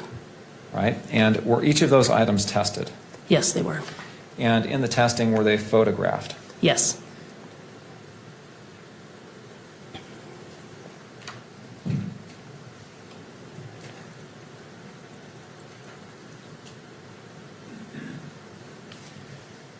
Have you reviewed the photo, and were they photographed by the ATF when they were tested? Yes, they were. Have you reviewed their photographs? Yes. And were you previously shown States Exhibits 19, 20, 21, and 22? Yes. And are those photographs that the ATF, or that you received back from the ATF, of those cartridges and the cartridge case? Yes. Did they have the same appearance and etchings that you saw when you observed them removed from the gun? Yes. And did those photographs accurately capture those etchings? Yes. I move to admit States Exhibits 19 through 22. Mr. Burt. Additional objections. All right, I'll note the standing objections. Those objections overruled, and 19, 20, 21, and 22 are admitted. And as to publication, Mr. McBride. I would move to publish these exhibits at all three levels. All right, any further objection from? No further objections. Thank you. Again, I note the standing objections as are overruled. They may be published both in the courtroom and captured by the media camera. Let us start with Exhibit 19, please.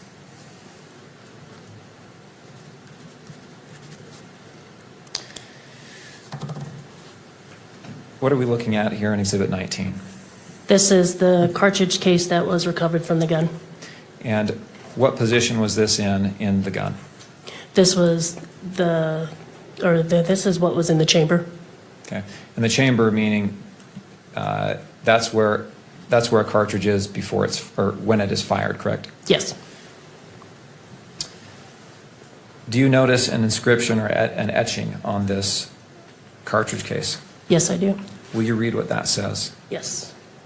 Notices bulge. And if we can go down to page 2 of the exhibit, will you read what this says? OWO, what's?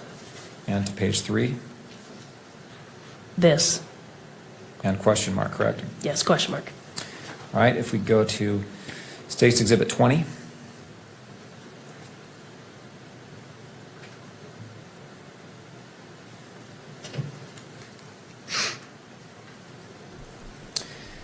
Is this a photograph of one of the cartridges that was found in the gun? Yes, it is. And what are we looking at here in this view of page 1 on Exhibit 20? This is the head stamp of it, and it says it is according to the head stamp, it is a Remington 30-06 Springfield. Is that a different caliber than a .223 round? Yes, it is. Will you look at page 2 of Exhibit 20? Will you read the markings here? A fascist. Ah, shit. I don't know if you guys can hear me there. Let's see. How about now? All right, let's go to Exhibit 21. Okay, now it's back. Jesus, that was crazy. I guess I can't go back into my studio or something. That sucks. Ah, shoot. I can't see anybody's comments or anything. That sound okay, though, now? For a second there, it got really whacked out. And was this another round that was found in the gun? Yes. Will you read the inscription here? O Bella Ciao. Page 2. Chow chow. All right, let's go to Exhibit 22.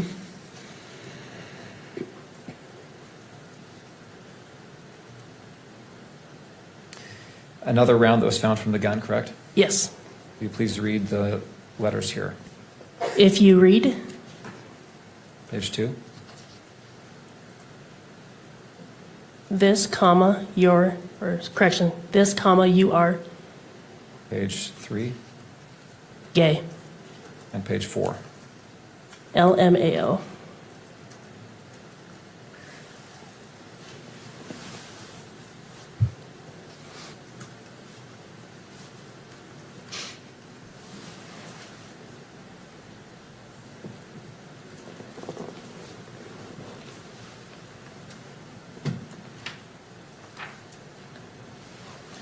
All right, after processing the scenes there at Utah Valley University in Orem, did you go to St. George? Yes, I did. And what was your role in St. George? My role was overseeing the execution of the search warrants at both Mr. Robinson's residence as well as his parents' residence. And we've had testimony that Mr. Robinson was arrested there.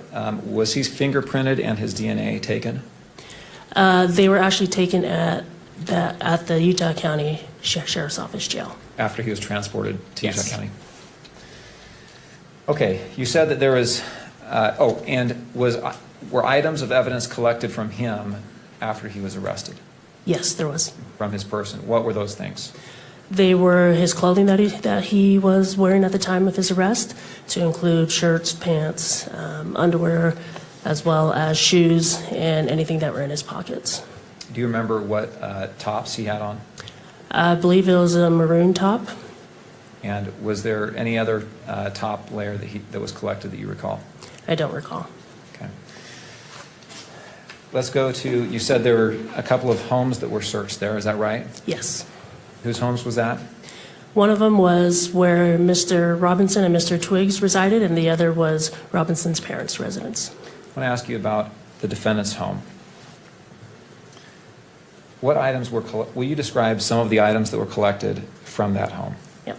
Some items collected in that home were a Dremel tool and its bits container, as well as two Remington boxes of 30-06 ammunition, as well as some 30-06 cartridge cases, and a handful of long guns or rifles, a revolver, as well as a burned paper. All right, I want to ask you about clothing as well. Was any clothing collected from the townhome? Yes, there was. How about shoes? Yes. What kind of shoes? Two shoes were collected from the home. One was a Converse shoes, gray in color with white laces, I believe a size 10.5. And then another Converse shoes that were also gray, but had gray laces instead, but were of a different size that I can't remember. I think you said that you collected boxes of ammunition. Do you remember what caliber that ammunition was? Yes, there are a handful, but the one that I recall was 30-06. And you also said you found some cartridge cases. Do you remember what caliber those cartridge cases were? Yes, those were also 30-06. If we can display just to the witness Exhibit 23.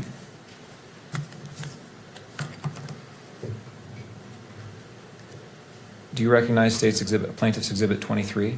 Yes, I do.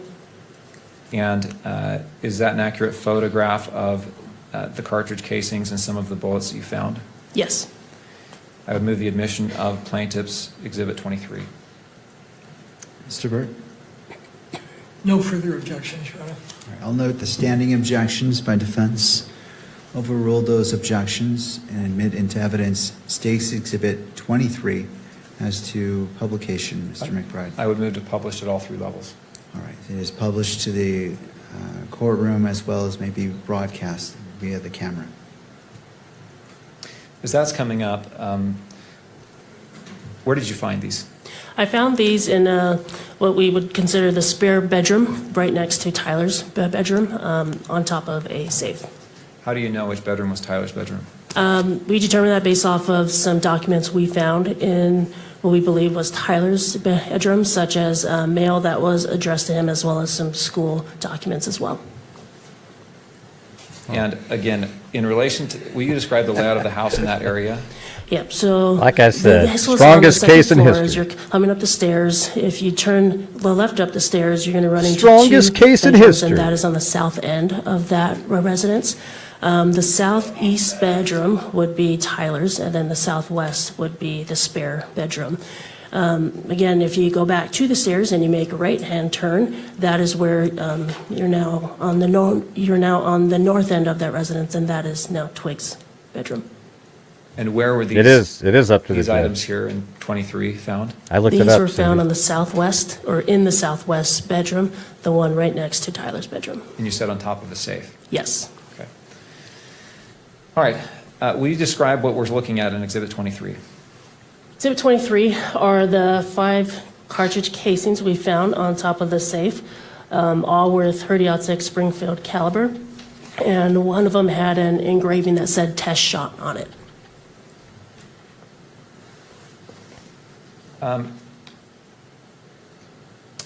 You've talked about Springfield, Remington. Are these, these 30-06s, I said the judge, are they the same type of round? he as was determines found the in the gun? sentence in Yes. Utah, not the jury. There's no jury deliberation on what he should get or anything like that. All right. Did you find any 30-06 weapons in that house? No, we did not. All right. Did you search the closet on the first floor? Yes, I did. I'm going to look at What did you something find really in the quick. closet? You got In it. the closet, we found on the ground some shooting targets with perforations in it, as well as on the shelf, we found a Dremel tool with bits container. I thought it was right there, but probably not. All right. A Dremel tool with bits. What is a Dremel tool? It's basically like a handheld device where you can make etchings or engravings on things. What are bits? That'd be right Bits there. would be I guess like a sharp edge or something that would actually cause the etchings that you would put into the tool. Is this kind of like a drill bit? Yes. And what did you do with the Dremel and the bits? We photographed them in place, took additional pictures, packaged them, then sent them for testing to the ATF. All right. You also mentioned targets. Were those targets photographed? Yes, they were. I want to show you on your end. Have you reviewed Plaintiff's Exhibit 25 before? Yes. And Might be is that right an there. accurate photograph of those targets that you found? Yes. I move the admission of State's Exhibit 25. Mr. Burt? No further objections? All right, I note the standing objection, and those objections are overruled. And Stacy, Excuse me, sorry. oh, well, did you want to, in regards to publication? Yes, I'm so used to admission before publishing. I would move to publish those at all 3 levels. Any further comment, Mr. Burt? No further objections. Again, all right, noting the standing objections, those are overruled. Stacy Exhibit 25 is admitted into evidence and may be published in the courtroom as well as captured by the media camera. Will you describe what we're looking at here? Of course he's going to Yeah, so do the these trial. were shooting targets we found in the closet, and each of them have have perforations in them. You say perforations, what do you mean? Holes in them. Those holes consistent with? Objection. Foundation on this opinion. Mr. McBride, do you want to weigh I bet in those are on 100 that and, objection? 40-yard shots right there. No, I'll 150. submit it. I'll lay foundation if the objection is sustained. I'll sustain the objection. All right. Holes. Have you ever shot a gun before? Yes, I have. When you hit a target, what happens to the target when it's hit with a bullet? Hit with a bullet, there's holes in it, what we call perforations, because there's a entrance as well as an exit.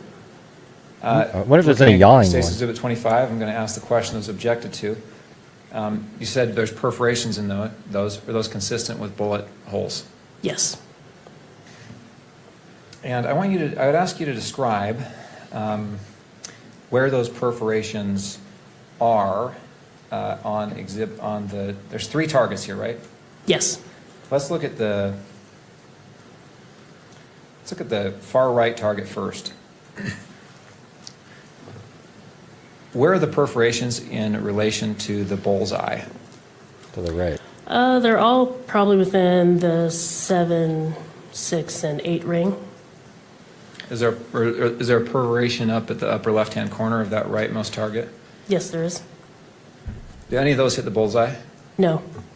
Okay, looking at the center target, will you describe where the perforations are in relation to the bullseye there? Those aren't. It is closer, but still not it.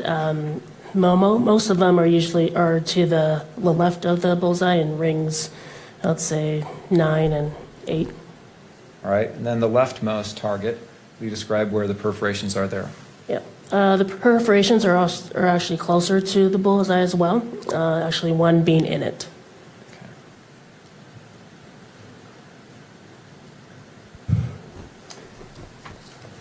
All right, you described also collecting a burnt note. We can take down 25. Thank you.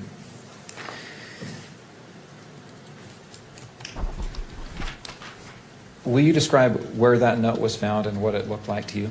Yeah, the burn note was found in the trash can located in the kitchen. The way it looked like to me, it looked like, say you're at like a campfire and someone burns paper. What was done with that? That was also collected and that was sent to the FBI for analysis. Was it photographed? Yes, it was.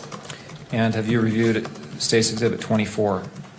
Yes. Is that a photograph of the note? Yes. I move the omission of Plaintiff's Exhibit 24. Mr. Burt? No further objections. All right, and to publication? I move to publish at all 3 levels. All right, I'm going to note the standing objection by defense, overrule those objections.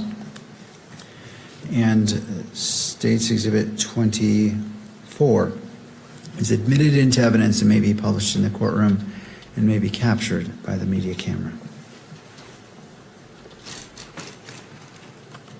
Do you see here on the screen Plaintiff's Exhibit 24? Yes, I do. It looks like as to the evidence tag, it's actually upside down. Is that right? Yes. Is there any, does it look like there's any writings on that note, on that burnt paper? Yes. Will you point that out for the judge where the writing is? Yep. The burnt paper. And describe what you're burn looking at after and reading. the general location on the image. Yeah. So the part that I'm pointing out is the paper that you can still see the lines in them. I wonder why Twiggs took a picture of it. As well as some Isn't that what they said handwriting as earlier? well to the edge, the left edge of that piece of paper. All right. Maybe send it to somebody. Have you also Look what I observed got. This is weird. the image of a note that was recovered from Lance Twiggs' phone? Yes. And I'd like to show you side by side Exhibit 24. And there on the left, you Go see back exhibit, to it. oh, that's good. There on the left, we see Exhibit 24. Do you see that? Idiot. Yes, I do. And on the right, you see, excuse me, on the right is. I'm going to go back. This guy's a stupid. I'd like to show you side by side Exhibit 24. And there on the left, you see Exhibit, well, that's good. There on the left, we see Exhibit 24. Do you see that? Yes, I do. And on the right, you see, excuse me, on the right is 24, on the left it's 16. Let me stop you, Mr. McBride. I'm not sure, is this being broadcast? Let's take that down. Ah, I got it. Yeah, screw right. that. It was broadcast. Exhibit 24, thank you, Your Honor. Excuse me, Maybe the cameraman 16.3. knew what he was doing. I would move to publish Exhibit 16.3 and 24 side by side. I think they're currently on the council monitors. So 16.3 has already been admitted. If I were reading this And I for don't my know the court's order if text, this was to be captured by electronic media or not. No, it was not. Okay. Is that does that comport with defense's memory as well? It does. All right, so 16.3 was published to the courtroom, but not to be captured by the media. Very So well. as it's, and what is your request? To comply with the court's order. All right, so 16.3 and Exhibit 24 may be published side by side only to the courtroom. here, I'm going to pause this and then I'll speed it up and we'll catch right up. But here's what this is what I got. It didn't have the lower part, but It said, Luna, if you are reading this per my text, then I am so sorry. I left the house this morning on a mission and set on auto text. I am likely dead or facing a lengthy prison sentence. I had the opportunity to take out Charlie Kirk, and I took it. I don't know if I will have succeeded, but I had hoped to make it home to you. I wish we could have lived in, and that's what we don't have. So there you go. Hey, thanks, Anne Marie. Itself but not on to be captured by the camera.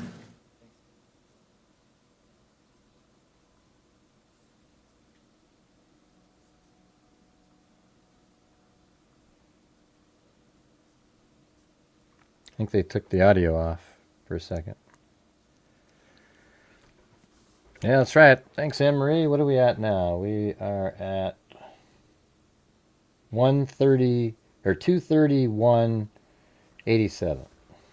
So I guess that means only $70 more. See if we can do it.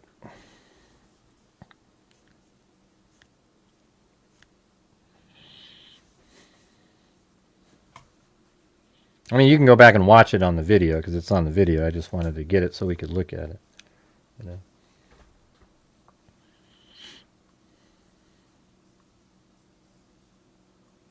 Oh, we have a challenge up there? Okay, yeah, we need one more gifted membership to match Sandy's challenge. She says she'll donate 10 if you guys do 10, and she'll do it on, I mean, if you two of you do 5, she'll do 10. Or if 5 of you do 2. So it's weird that it's hard to get that. It's...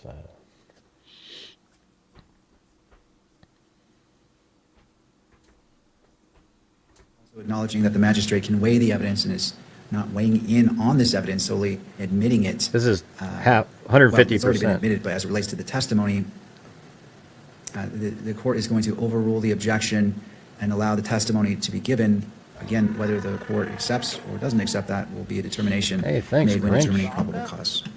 Thank you. Do you see any consistencies that you're able to? Donation.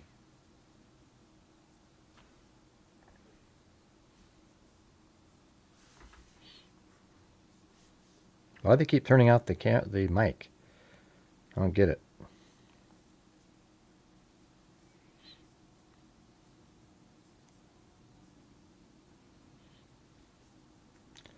Thanks, Grinch and Mama, for coffee.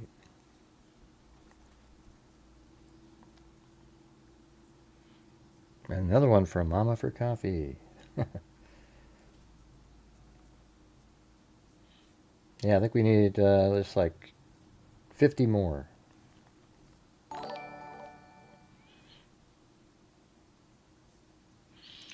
know, but why can't we, it's just, I'm sure everybody in there is listening to it. It doesn't look like it's, like, he probably knows that it was seen. But why does it matter that that note was seen? Can anybody tell me? Who cares? What does that have to do with anything? Did you also collect... We already know what the words are. The defendant's car. See, Yes. they were talking Where this did whole you collect time. that from? That was collected at the Robinsons' parents' home. And will you describe that vehicle? Yep, that vehicle is a gray-colored Dodge Challenger.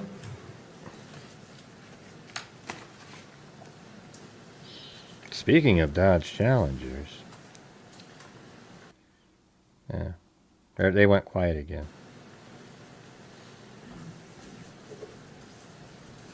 All right. You've mentioned that you sent several items to the ATF and the FBI for testing. And did you receive reports back from both of those entities with results of their testing? Yes, I did. I'd like to show you on the witnesses screen only right now, or counsel screens, Exhibit 30. All right, while you're doing that, Mr. McBride, and also, could we go ahead and take down State's Exhibit 35? I know it's just in the background, but just to be consistent on displaying of exhibits.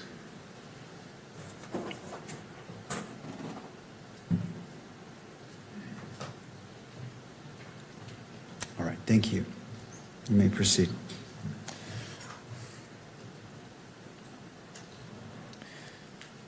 Plaintiff's Exhibit 30. Do you know what this is?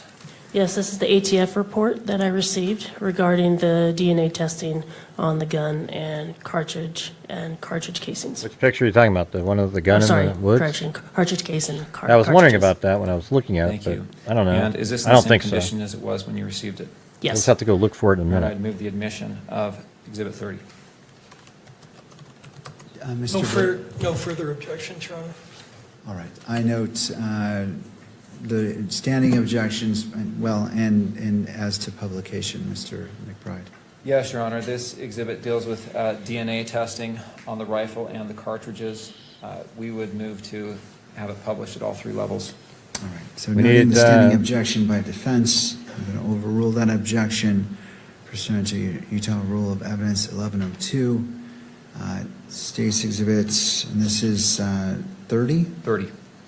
State's Exhibit 30 is admitted into evidence and may be published on screen in the courtroom and for the media camera.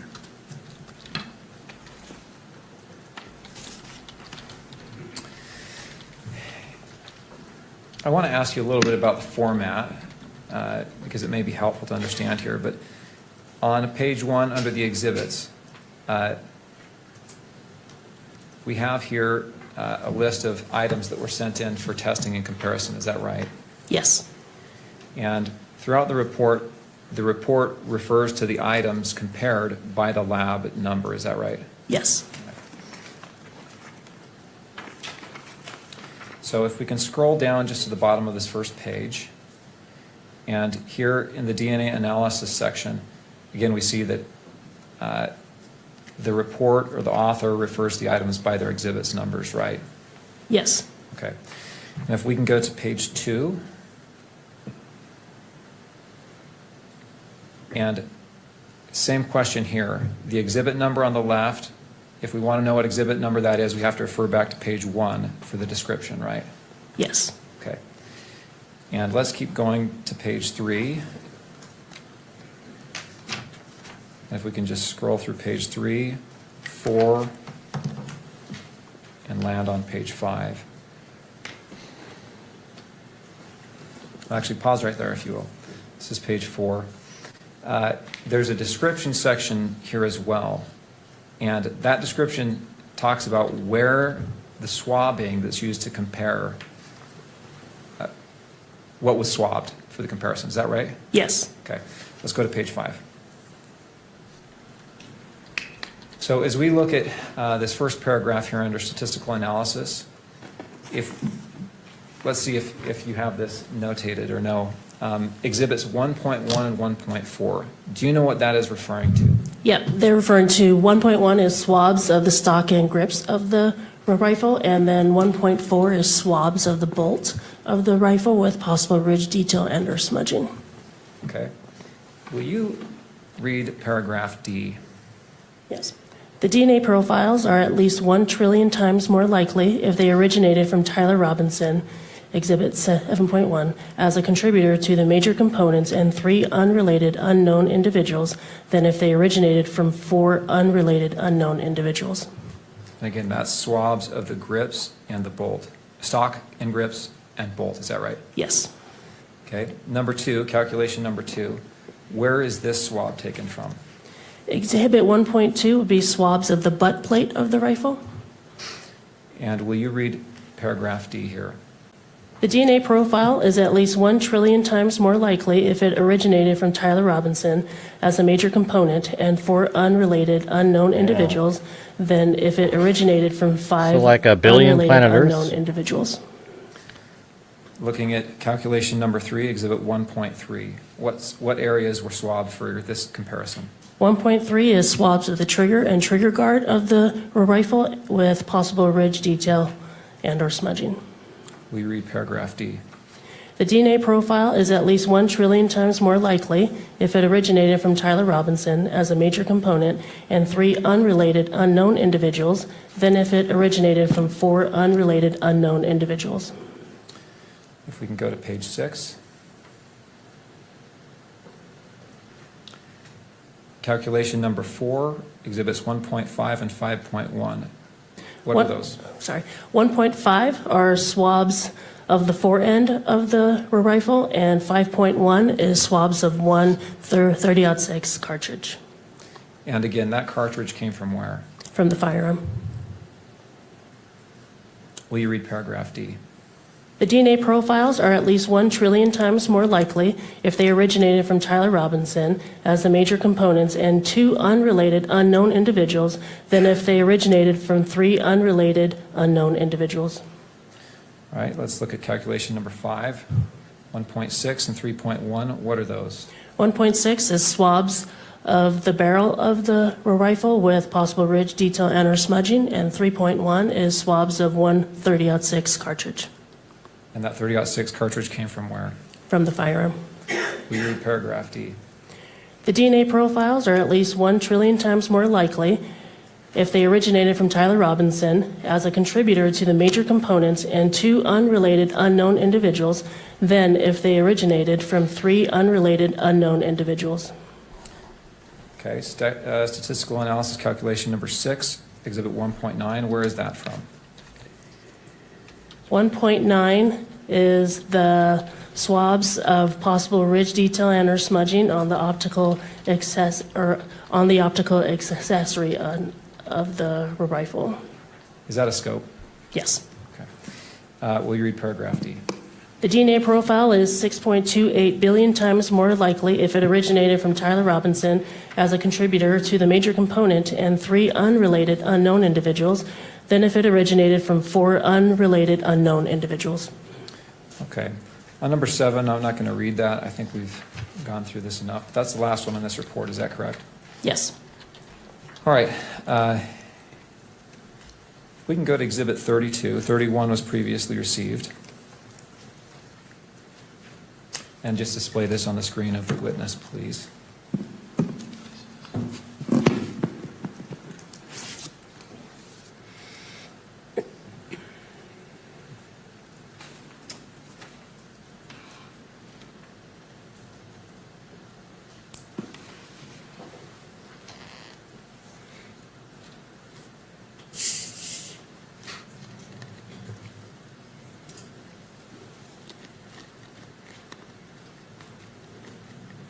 I think it might display on the gallery video. Okay.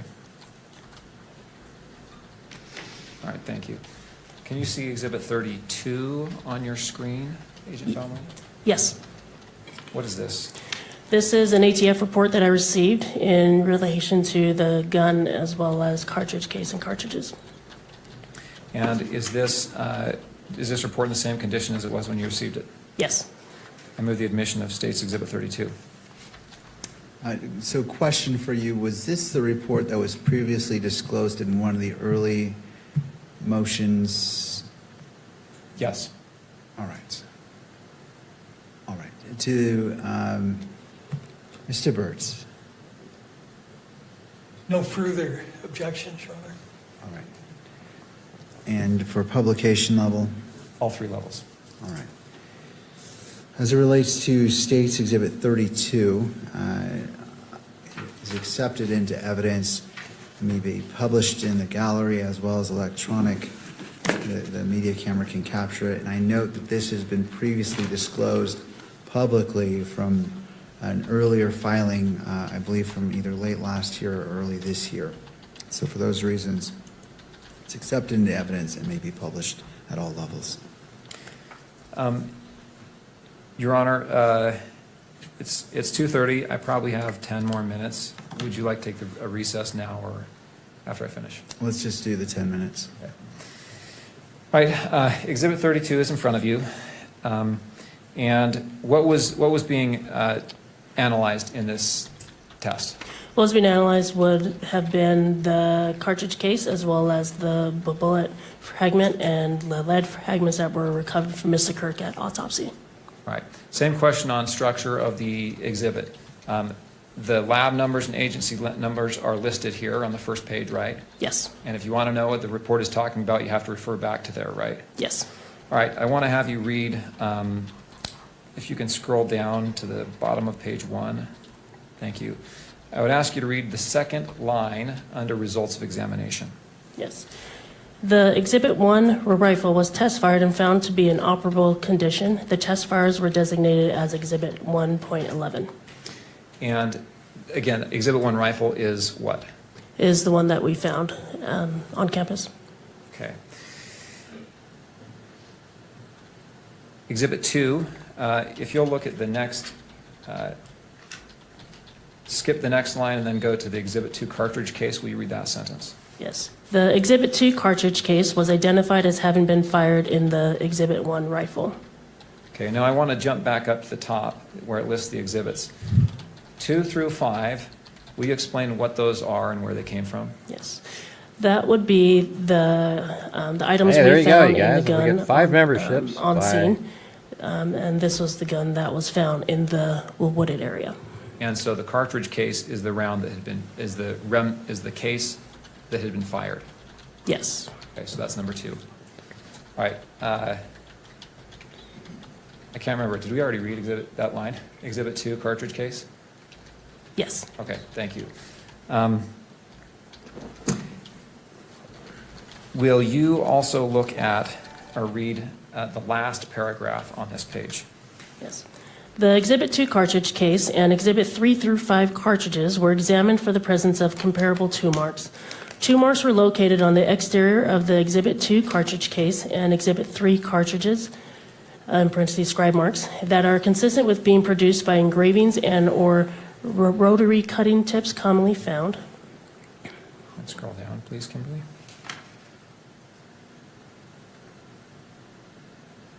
Installed in handheld rotary tools, such as a Dremel tool. These tool marks contain marks of value for comparison if a suspect tool is located. Okay. I'd ask to scroll back up to show the exhibit list. Number 6. What is Exhibit 6? Exhibit 6 is the bullet fragment, the bullet jacket fragment, as well as some other fragments that were recovered from Mr. Kirk at the time of autopsy. Thank you. Going back to page 2, will you read the first full paragraph there, beginning with Exhibit 6? Yes. Exhibit 6 consists of one .30 caliber class deformed damaged bullet jacket fragment and 4 lead fragments. Will you read the next paragraph as well? The Exhibit 6A bullet jacket fragment could not be identified or excluded as having been fired from the Exhibit 1 rifle based on an agreement of all discernible class characteristics and neither sufficient agreement nor sufficient disagreement of individual characteristics. The results of the comparison was inconclusive.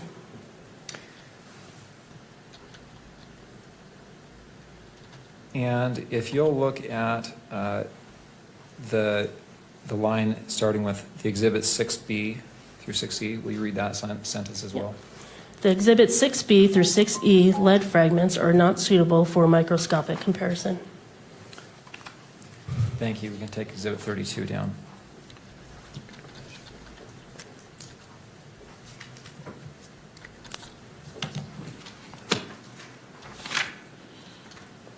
Exhibit 33, if we can show that just to the witness, please.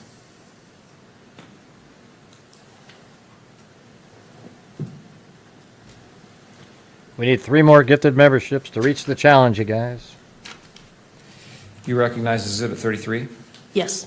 What is that?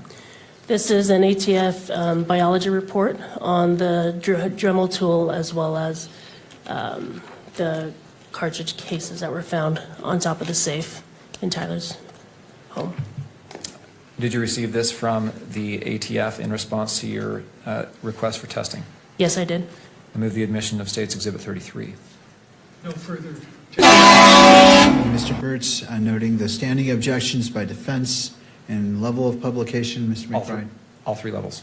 Court overrules the standing objections and State's Exhibit 33 is admitted into evidence and may be published in the courtroom as well as captured by the media camera.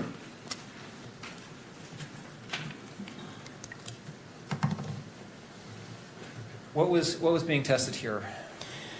The Dremel tool, the bits container, as well as the cartridges and cartridge casings we found in Tyler's home. And up in the top right, it says forensic biology. Is this DNA testing? Yes, it is. Okay, format of this is the same as the other report that we already looked at, right? Yes. Let's jump to page 4. Calculation number 1.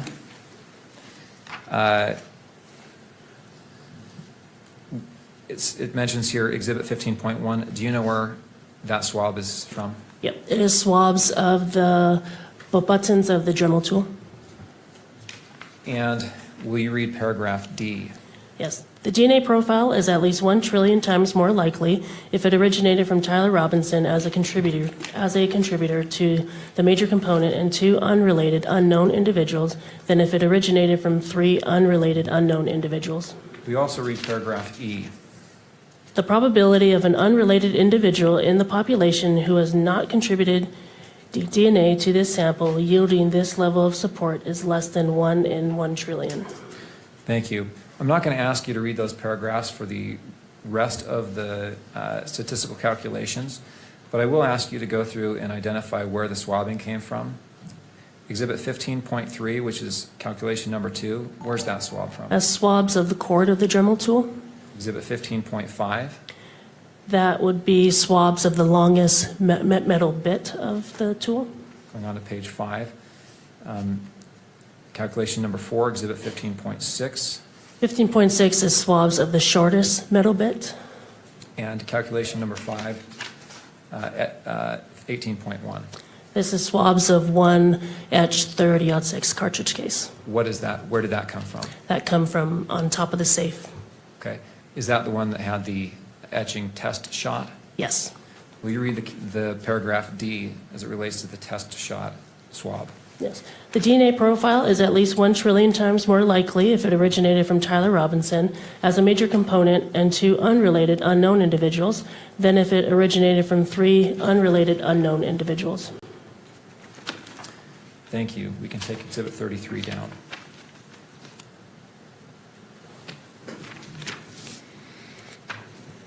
The final report is 34, if we can publish that just to the witness.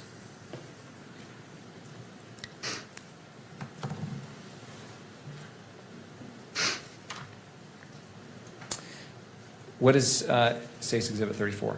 This is an ATF report I received that was comparing tool marks. And is this, I move the admission of Plaintiff's Exhibit 34 and publication at all 3 levels.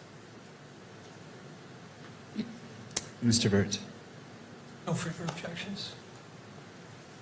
All right. And, all right, so State's Exhibit 34 is admitted. The objections, the standing objections by defense are overruled. They may be published in the courtroom and captured by the media camera.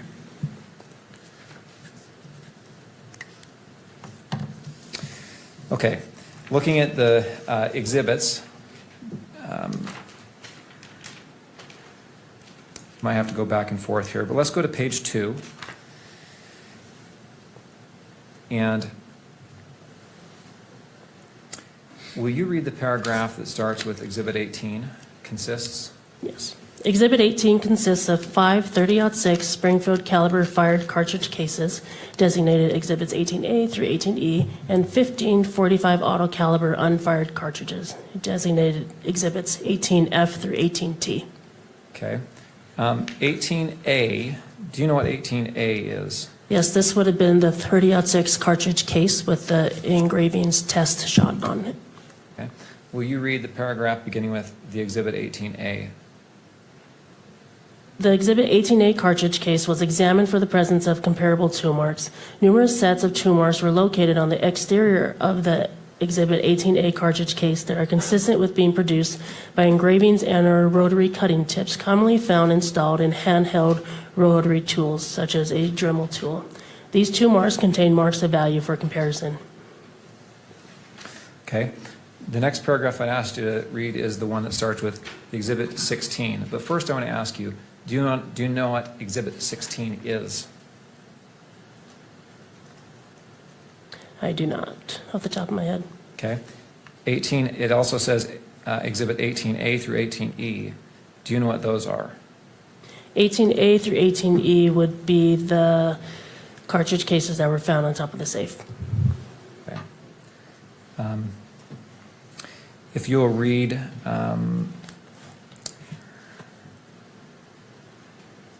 paragraph, or that paragraph. Which one again, sorry? The one starting at Exhibit 16 and. Yes. The Exhibit 16 and Exhibit 18A through 18E cartridge cases were identified as having been fired in the Exhibit 1 rifle. Okay. Let's now jump to the paragraph beginning, the test tool marks. Kimberly, if you could scroll down. Will you please, well, first off, 15A and 15B, do you know what those are? Yes, those would be the longest metal bit and then the shortest metal bit. Okay. If you would read, okay, and then also Exhibits 2, the Exhibit 2 cartridge case, what is that?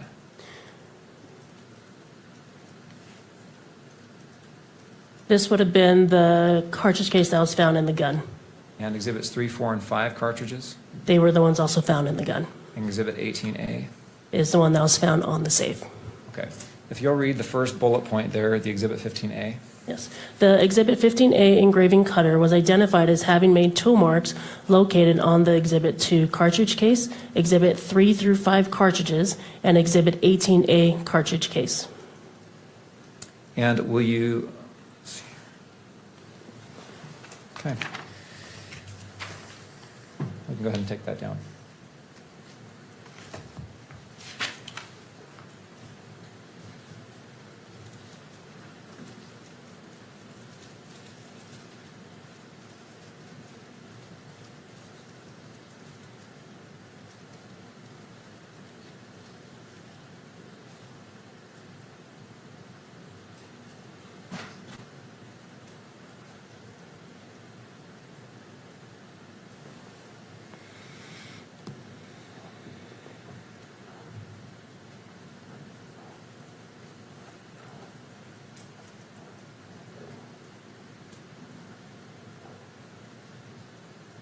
Your Honor, I want to, before I ask to enter my final line of questioning, I would like to show the witness Exhibit 12.1, and this is the video, the UVU surveillance video. Let's see, I think it's 12.4 was the surveillance video actually that was approved for publication. That's correct. That's the unmarked, non-zoomed version, correct? Is that correct? Yes. Yes, that's the one that, yes. And just for now, let's do this on the witness's screen.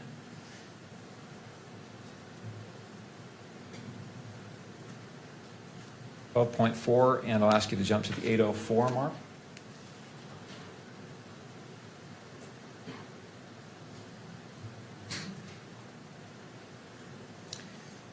Okay. I'd move to publish. We intend to play about 10 seconds of this video. I'd move to publish that at all 3 levels. Mr. Burt? I'm not sure what the relevance is at this point, so it's hard to object or not. I would ask for a proffer as to what it's showing, because it's not apparent from the exhibit. Understood. Proffer is, there's been testimony about about prints being found on the glass window of this building. This exhibit demonstrates the suspect's behavior in that area. All right. Anything further? With that, I don't have any further objections. All right. So it may be published. This is already admitted, and it may be published at all levels. Okay, I'm going to try to enter back into my studio again, so it might make that crazy sound. So get ready. Okay, before you pause, before you hit play here, Sergeant Falmuina, do you see what's on the screen in front of you? Yes, I do.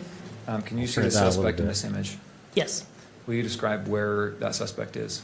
He's on the rooftop, let's say on the gravel part, and this would have been close to the northeast side. of that building. Timestamp is 12:23:47 p.m., is that right? Yes. And that portion of the image that we see there, the video, is the top portion of the image slightly to the left. God damn it.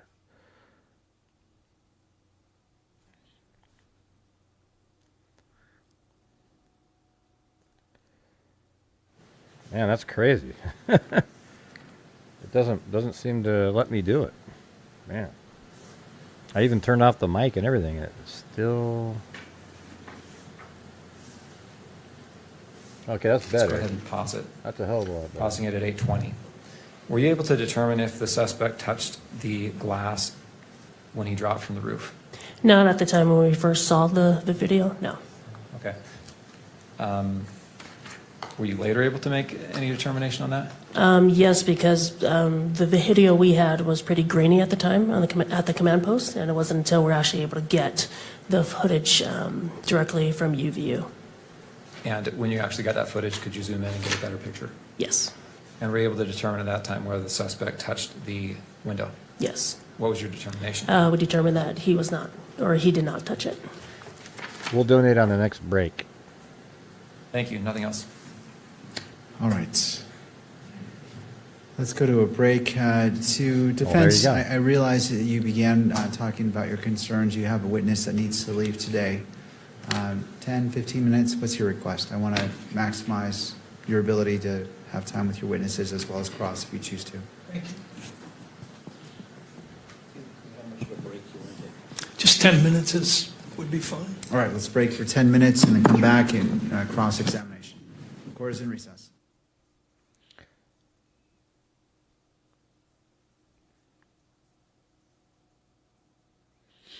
Okay, I'm going to try it again, you guys. I'm going to try it again.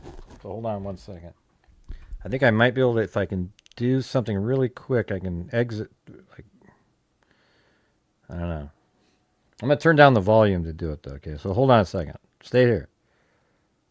No, you helped out a lot, Gina. You a lot of, like, you know, I mean, sometimes, you know, there's people that don't support the channel at all, and then there's people that do, and you went above and beyond, so I appreciate it. No, it's okay. It's okay. You don't have to. Yeah, you know, I mean, you were very generous there, Gina. Don't worry about it. I really appreciate it. Thank you. I just thought my brain was missing something. All right, here we go. I'm going to enter this studio here. I'm going to make it so it's quiet so it doesn't sound too bad. So I'm going to enter it in.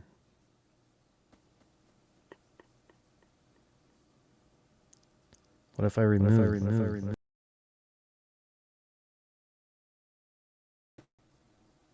How about that? Crap.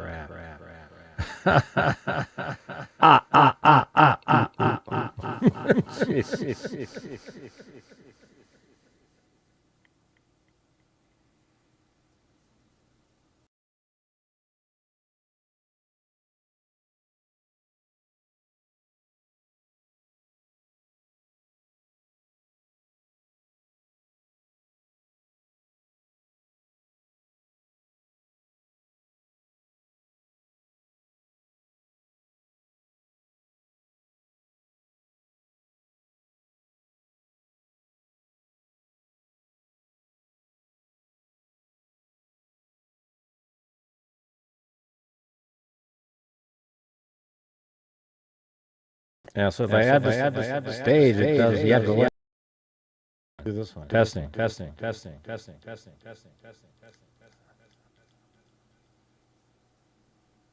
But see, I can't remove one of them. There's two of myself. That's.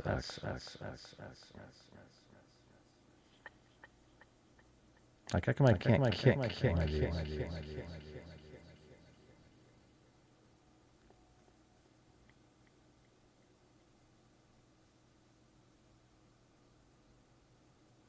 What if I turn down? That doesn't work. Work.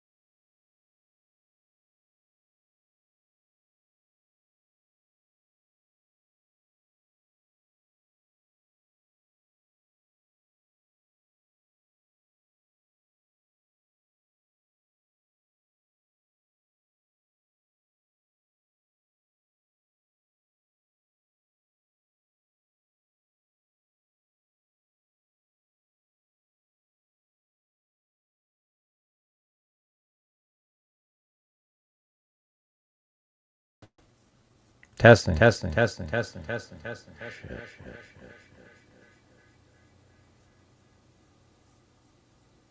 Testing, testing, testing, testing, testing, testing, testing, testing. One. Why is it doing that? It's crazy.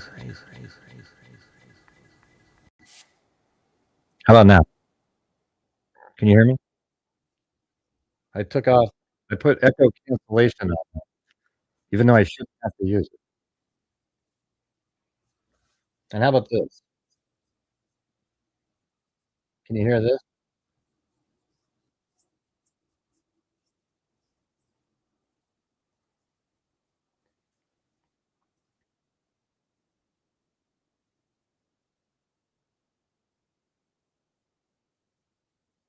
That's pretty quiet.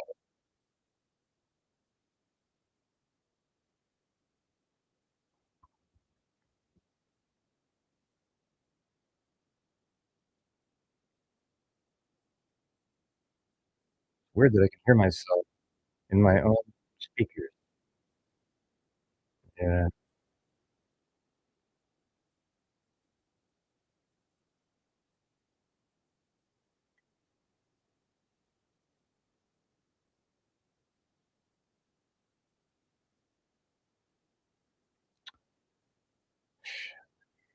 I don't know.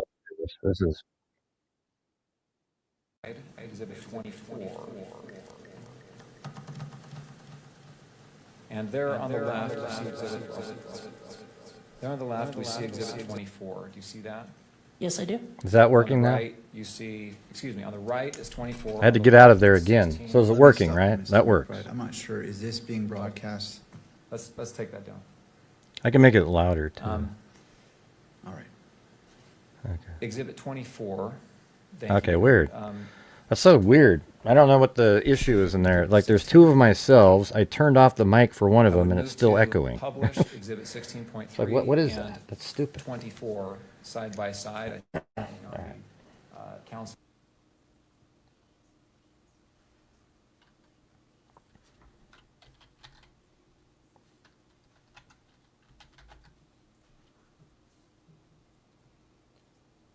All right, here we go. Here we go. We got the Gary Sinise Foundation right here, 500. Let's see. I'm not sure how it works in here, but I might have to fill out something. Let me go back. Okay, one time, good. 500. Continue. You guys can see the screen and everything? I like to support families of fallen heroes. Which one do you guys want to do? Community outreach? I'm not into that. Families of fallen heroes. First responder outreach. General fund. Invisible wounds of war. And severely wounded heroes. I want to do that one. I'll just pick that one.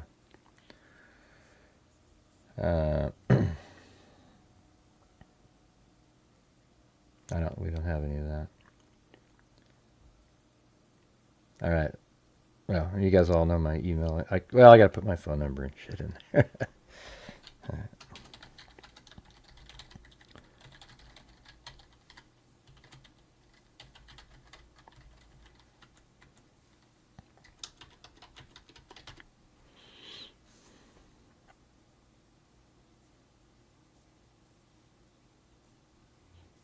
Please send me.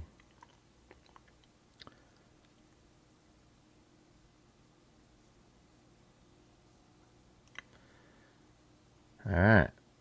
Hold on. I'm sending it.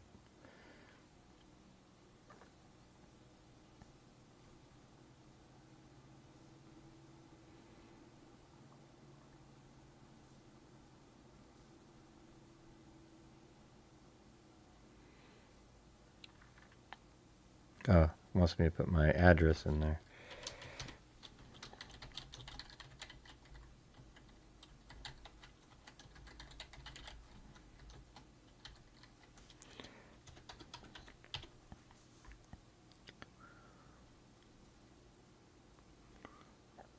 Let's see. All right, here we go. So I'm at the page where we hit the button. All right, here we go. 500, give today, and I'm going to hit the button, and boom.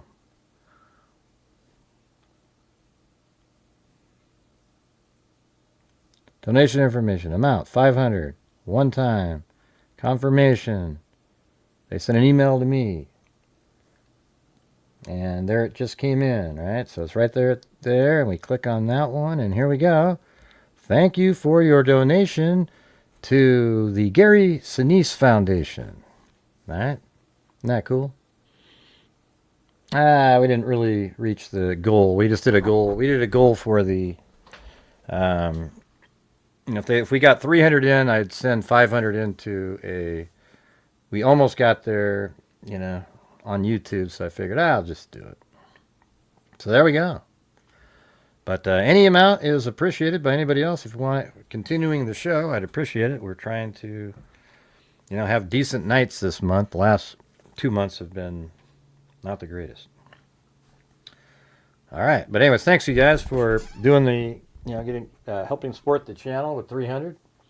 And then I sent 500 into the Gary Sinise Foundation, so I sent in $290 of my own money. And there you go. That's how we do it over here. We try to do thousands a month. We'll see what happens at the, how it ends at the end of the month, depending on how things go. But it's just so hard to get traction anymore. How's it going? Carl with a C. And thanks Gina again up there, and Sandy Shirley, and Lisa Valenzuela, and everybody else, Megan Kelly, and I can't, like, people have left that supported earlier, but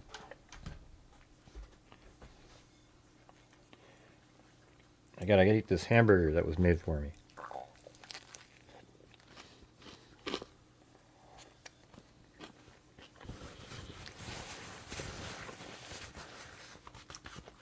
So, if anybody wants to help support the channel so we can continue kicking ass through the month, I'd appreciate it.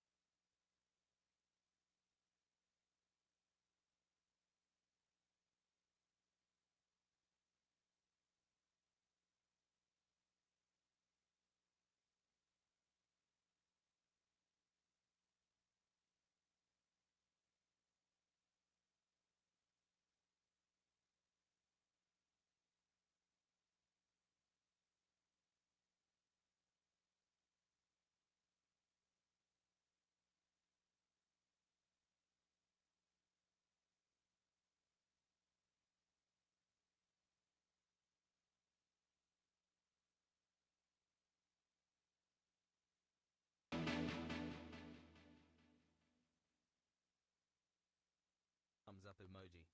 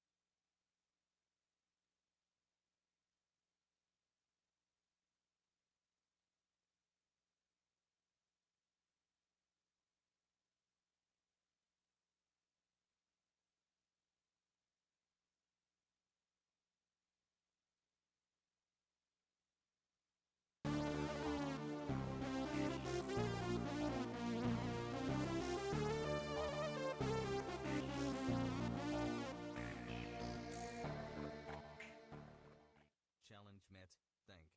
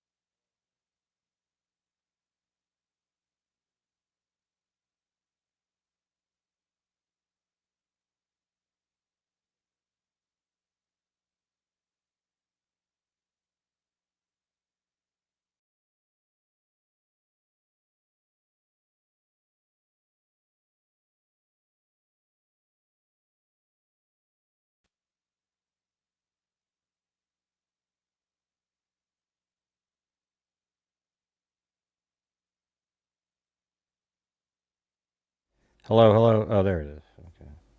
I couldn't tell if I got it to work or not right there. It's weird how I can't remove my other version. You know. Now let me try something. Hold on a second. I'm gonna try it one more time.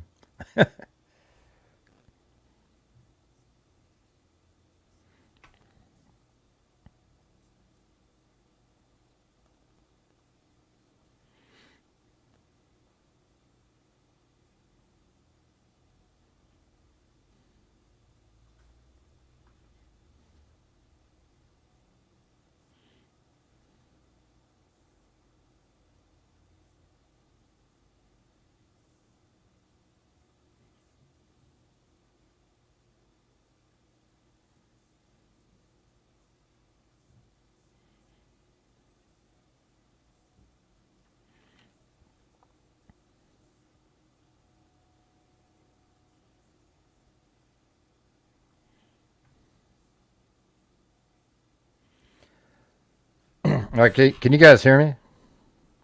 Right now? Testing 1, 2, 3. Someone type in, you can hear me.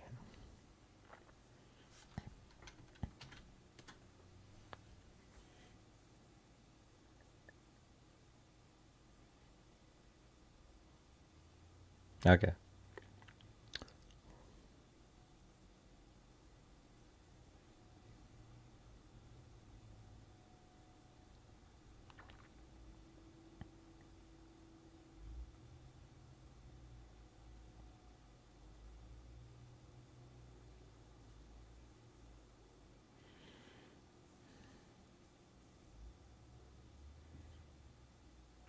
Testing, oh, there it goes.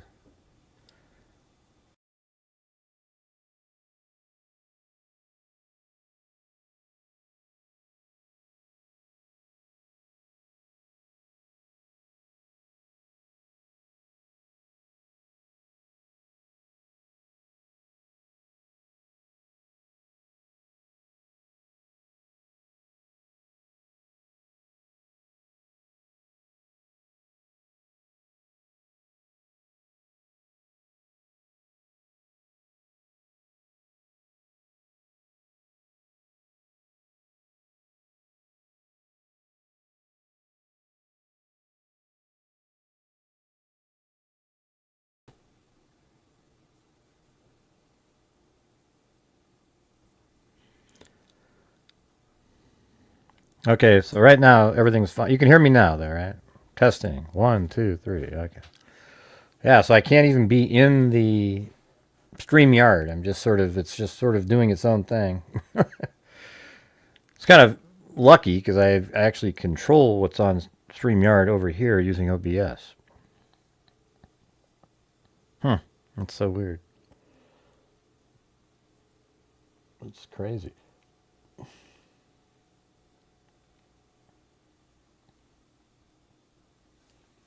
How do you remove the extra feed? Hover over the duplicate webcam. 3 dots and click remove from stage. Okay, but I did that. Or kick from studio. So how do you do the kick from... I'm going to try it one more time. Hold on. Okay, I'm going to turn this volume down. Let me try it one more time.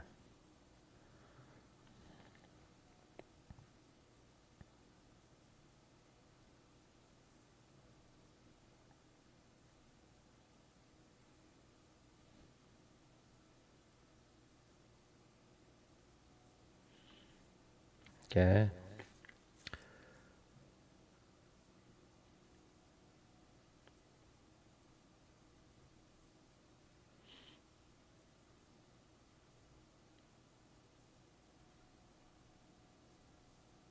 I don't see the kick from studio. How's it sounding right now? Oh, it's echoing. Shit.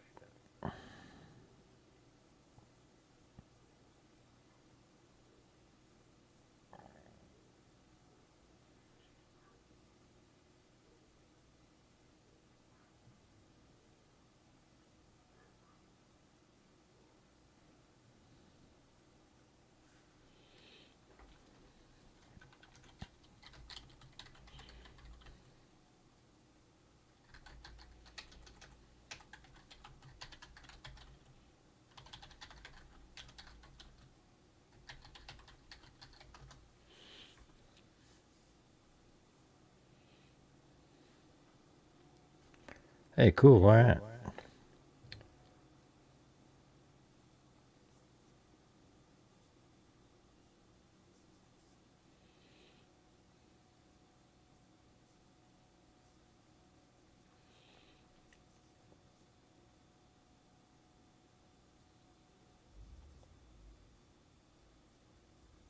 Oh, okay, 3 dots.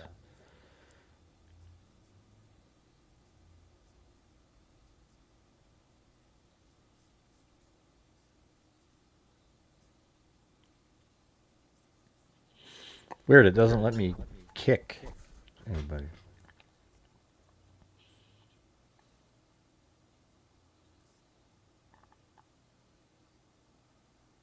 Hmm.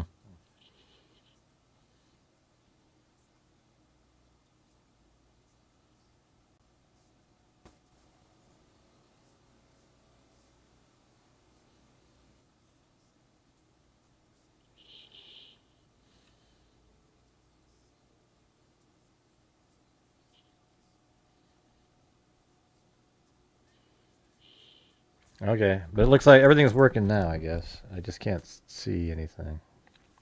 At the end, I can stop it, but it's just like, jeez. Well, cool. Norcus.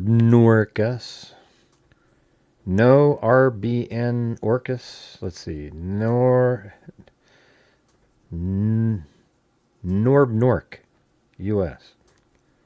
Or Nor something Orc.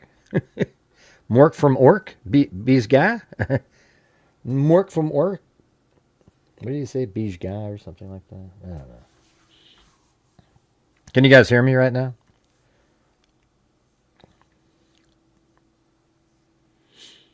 I think he's going to get the, I think he, I don't know. I think it's, if it's just going to be life anyways, why bother having a trial? Just cut a deal with them, you know?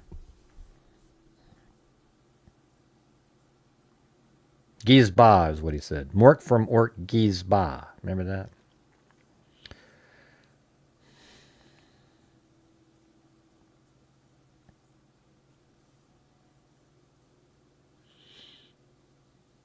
Mm-hmm. Yeah, so today's been, well, yeah, this is what we're going to look at really quick. Probably don't have time. But I downloaded the picture here. They're probably going to discuss how that one image, they're discussing getting rid of the cameras in the courtroom because the one note was on that monitor. You want to watch this? That's what's going to happen. The cameraman panned over, but he wasn't supposed to. But that's what's so stupid about having these rulings. Well, the people in the courtroom can see it, but if you're outside, you can't. Okay? See, that's what's dumb. It's really stupid, you know? Because then it's like, how do you know what...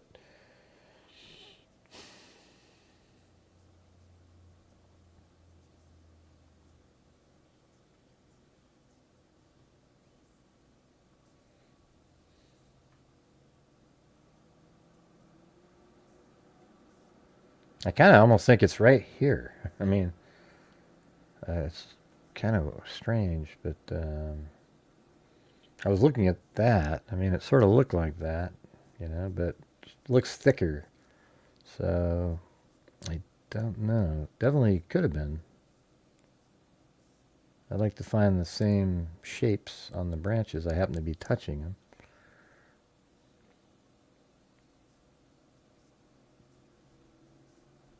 I thought this was the one right here, but it's not really looking like that. That's a perfect bush, though, that he could have put him in.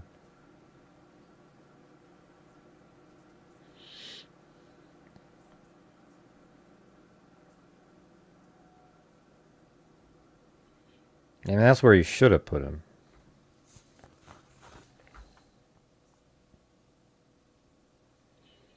Yeah, now I have to go back and look somewhere else.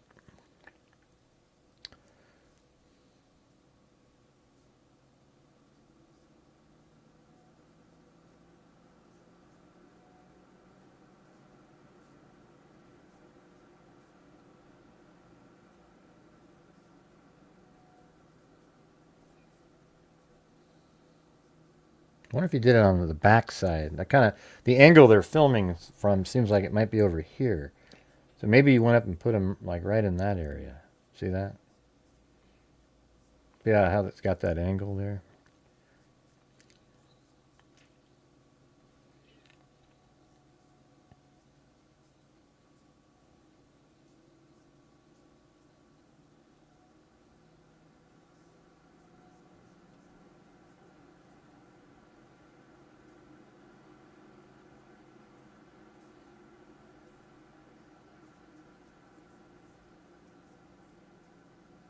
I wonder if he was that stupid to put it down that low.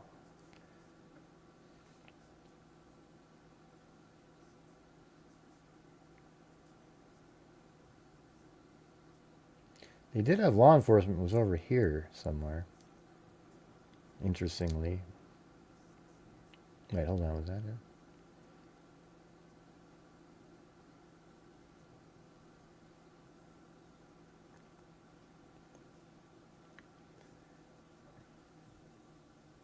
I mean, I guess it could be up around there. I don't know. It's weird.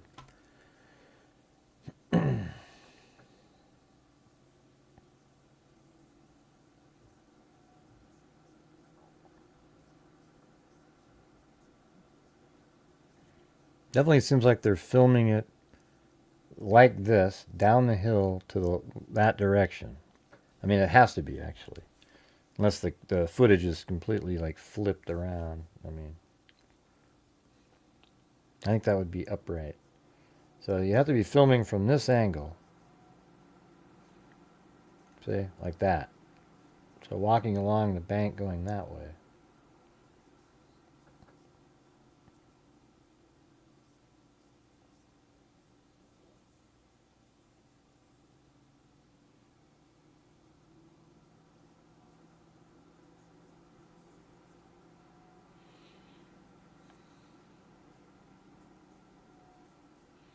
So that was there in October. September, there isn't as many leaves on the ground, so it's hard to find that one spot. I mean, how about like right in there, maybe?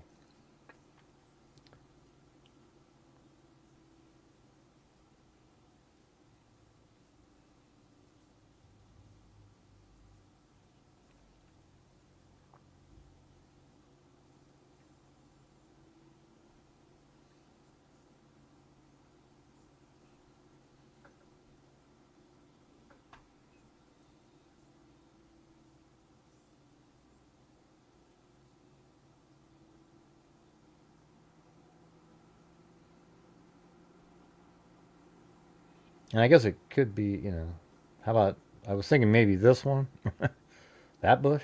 I mean, it could be, but you see the fence, I think, behind it. So I don't think so. And so now it can't be anything here because you're looking at it like that. So, don't know. I wish they would have walked in with video and showed where it was.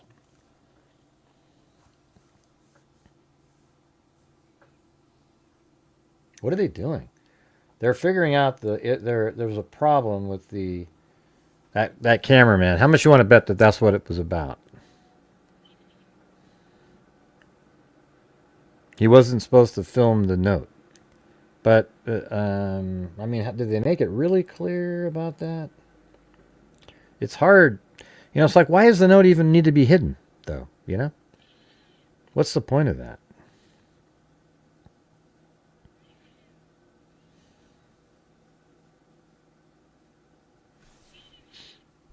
Yeah, don't worry about it, Watcher. I know what I'm doing, so we'll figure it out sometime.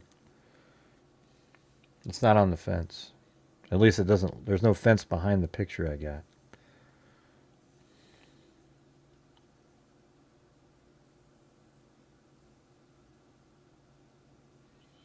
Yeah, they should have done that in the Idaho case for sure.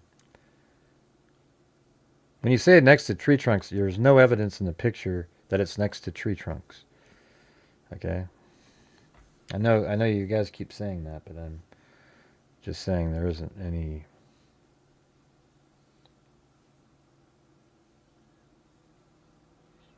Yeah, I guess are you saying like the rest of the time, every other time there's bushes, it's next to a tree trunk?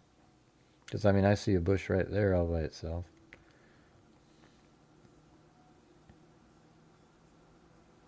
you know. And I can't see the fence behind it. Actually, it seems like it's back down this way somewhere. Over here, you know, like down there. I actually think you can see one of the trees that are down here. See that one little tree there? That might be the one that's down by down here. One of these guys, you know. And so the place might be like right there. You know, that could be the bush. It seems such a stupid place. You're right there and invisible.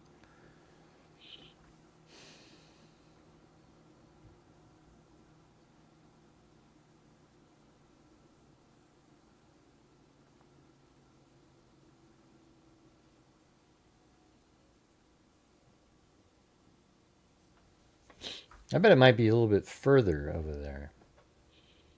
God, if he did that, what a dumb. He could have put it right on that stair line in that thick bush and likely wouldn't have been seen.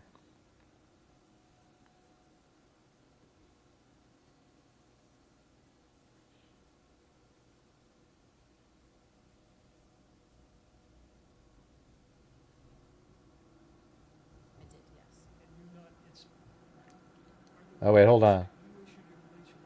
Oh, okay, hold on a second. Let me just go to here. Yeah, it was weird. With the, you know, the little thing at the bottom of the screen, the red line, it didn't move. It stopped. So let me just play it. I'll play it at like a quarter, like 1.5 speed, all right, to catch up. Court is back in session. Can you guys hear that, or? Turning to defense, Mr. Burt. Thank you. Good afternoon. Good afternoon. Your role in the case was kind of as the traffic manager of the whole operation, right? That's a good way to put it, yeah. And we're talking about multiple agencies besides the SBI, correct? Yes. Your agency, if I'm correct, wrote a massive report, 229 pages long. Yes. You've read that? You're familiar with it? With most of them, yes. Okay. And it's a compilation, right? You authored some reports, but a lot of other people wrote reports about aspects of the investigation. Yes. And as those reports were getting done, you would kind of read them and decide what needed to get done further? Yes. Was that one of the roles that you performed in this case? Yes, as well as consulting with the case agents. Okay. Now, if my count is correct, 9 of those reports in that larger body of reports was written by you, correct? Yes. Did I miss any? Does that sound about right? Yeah. Okay. I want to ask you about a couple of those reports. The first report was a report that you wrote on September 22nd that documented the overview of the crime scenes, correct? Yes. And there were various crime scenes that you've described on direct examination, correct? Yes. One of them was the Fulton Library. Yes. Tell us why that was a potential crime scene. Yeah, of course. When officers were canvassing the scene, they were also trying to see the route of the shooter as well as just trying to find the shooter. And they determined that the Fulton Library stood out because there were unattended items there at the bus stops that were away from the courtyard area, and so to them they thought it was suspicious. And were certain items seized from, and what were they? Yes, you had a backpack, a jacket, as well as some gloves, and there may have been some other things. I just don't recall them right now. And do you recall what the item numbers were of those seizures? Was it 9? Does that ring a bell? I don't remember. Whatever was seized was sent to the FBI lab for processing? Yes. And along with some information that the suspect may have shed some of these items as he fled, correct? Yes. Was a decision at some time made, and you were requesting that both DNA and other type of analysis get done? Yes. At some point, did you decide to pull a plug on that? At the time when it was already sent, we didn't have more information as far as whether or not the evidence that were collected there were probative. But eventually you communicated to the lab that those items were not in fact connected with the case and there was no need to do further testing. I don't remember communicating that. Okay. If that's in the notes of the FBI or the ATF, would that be inconsistent with what you know? No. Okay. I mention it because some of the reports, the lab reports, have those items listed. Okay. And I just want to be clear that those items eventually you determined were not related to this case. Would that be fair? Yeah, that would be fair. Okay. The second report, at least as far as I can see, that you wrote was on September 24th, and it had to do with looks like a request for a search of firearms. Do you recall that? Could you elaborate for me on the firearms? This document documents that NIBIN request for firearms? Yes, so that was the request to conduct, what that stands for, the NIBIN, is the National Integrated Ballistics Information Network. It is run by the ATF, and that is where we test, or we input test fires or cartridge casings, the head stamps, and whatnot, into a machine that is then run through the ATF to see if there's any other cartridge casings that match. And nothing of value came from that part of your investigation, correct? Correct. Now, going back for a minute to the crime scenes, you talked about the wooded area, and you used the phrase, "we seized the towel." Who is we? Who are you referring to when you say "we seized the towel"? We would be SBI as well as FBI. So that would be myself as well as FBI Evidence Response Team Lead Michelle Kamak, or Special Agent Michelle Kamak. So you both reached into the bushes, and you both grabbed it and pulled it out? She did, but I was there with her, and we were communicating that entire time. Okay, so when you say "we seized the towel," what you really mean is she seized the towel and you observed her seize it? Yes. And when she seized the towel, can you describe a little bit more detail of how that process took place? As far as when it was found or when Yeah, she removed it? yeah. The photographs you showed us, were those the best photos you've got of that process? That was taken by the FBI, so that's all we got.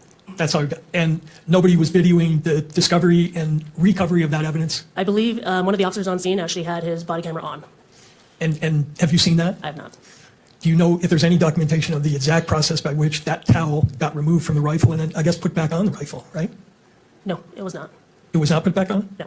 Didn't one of the photos show the rifle in the box with a towel over it? Yes. It wasn't over it. It was still wrapped around the gun. Okay, but as I understood your testimony, the towel was seized by the FBI agent, and then somebody must have reached in and got the gun out, right? No, I'll clarify for you. So Sure. the entire time, when we retrieved it, the gun was wrapped in the towel. So when Special Agent Kamak reached in, she grabbed not only the towel, but also the gun. And it remained, and the towel and the gun remained basically intact, lack of a better word, and then was placed onto the cardboard box, which is one of the photos that was shown earlier. Once we documented that, and then the towel was removed from the gun. You also mentioned as to the other crime scenes that we processed it, but was your role in terms of your actual participation limited to the wooded area? Or were you involved in actually seizing evidence at the other locations, like the roof? Yeah, I was involved in coordinating all that, and then determining from there where the evidence would go.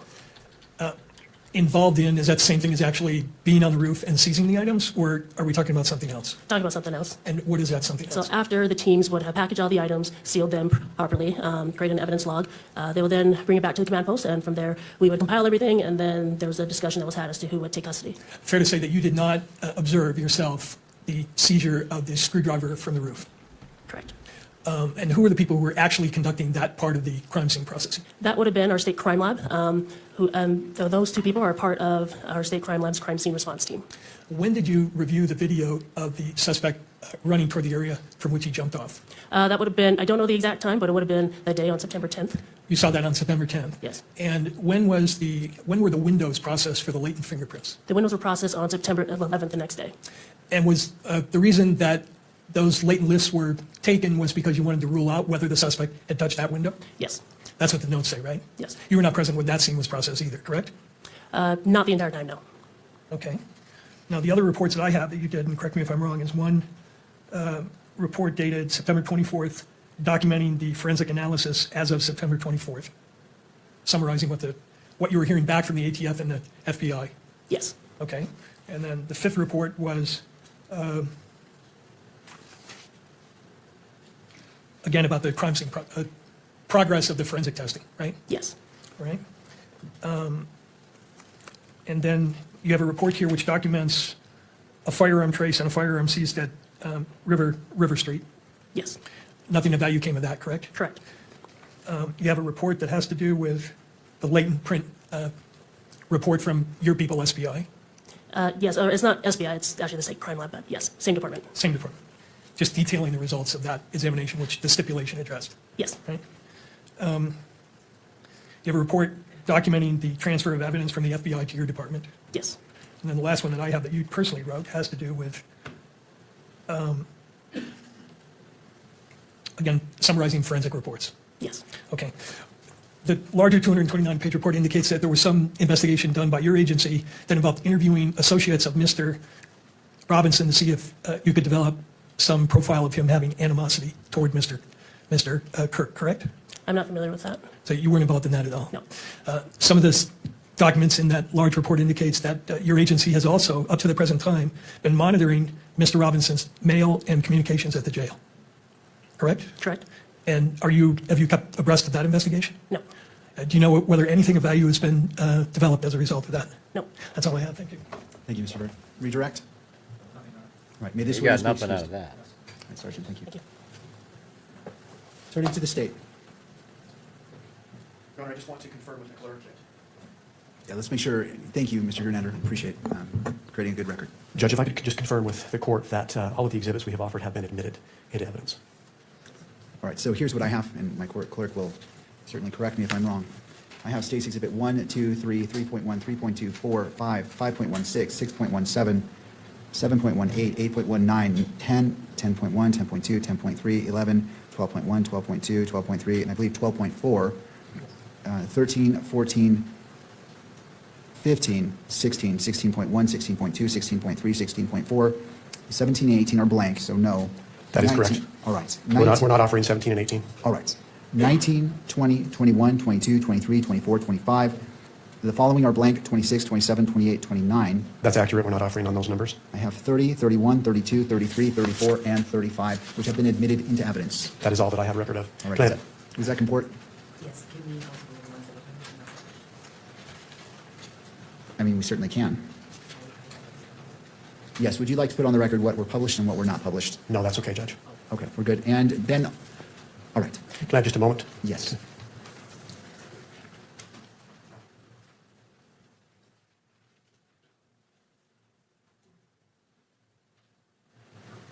Your Honor, the state rests its case in chief. Thank you. Turning to defense. Approach the bench, please.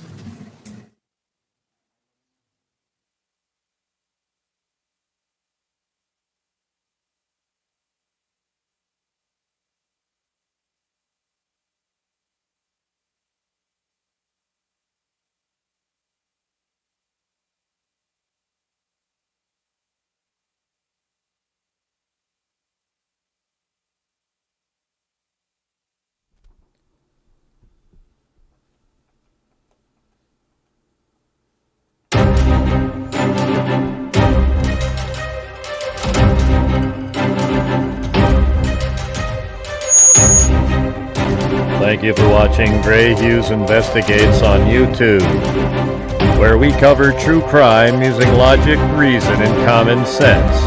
Something not very common anymore. Thank you very much for watching.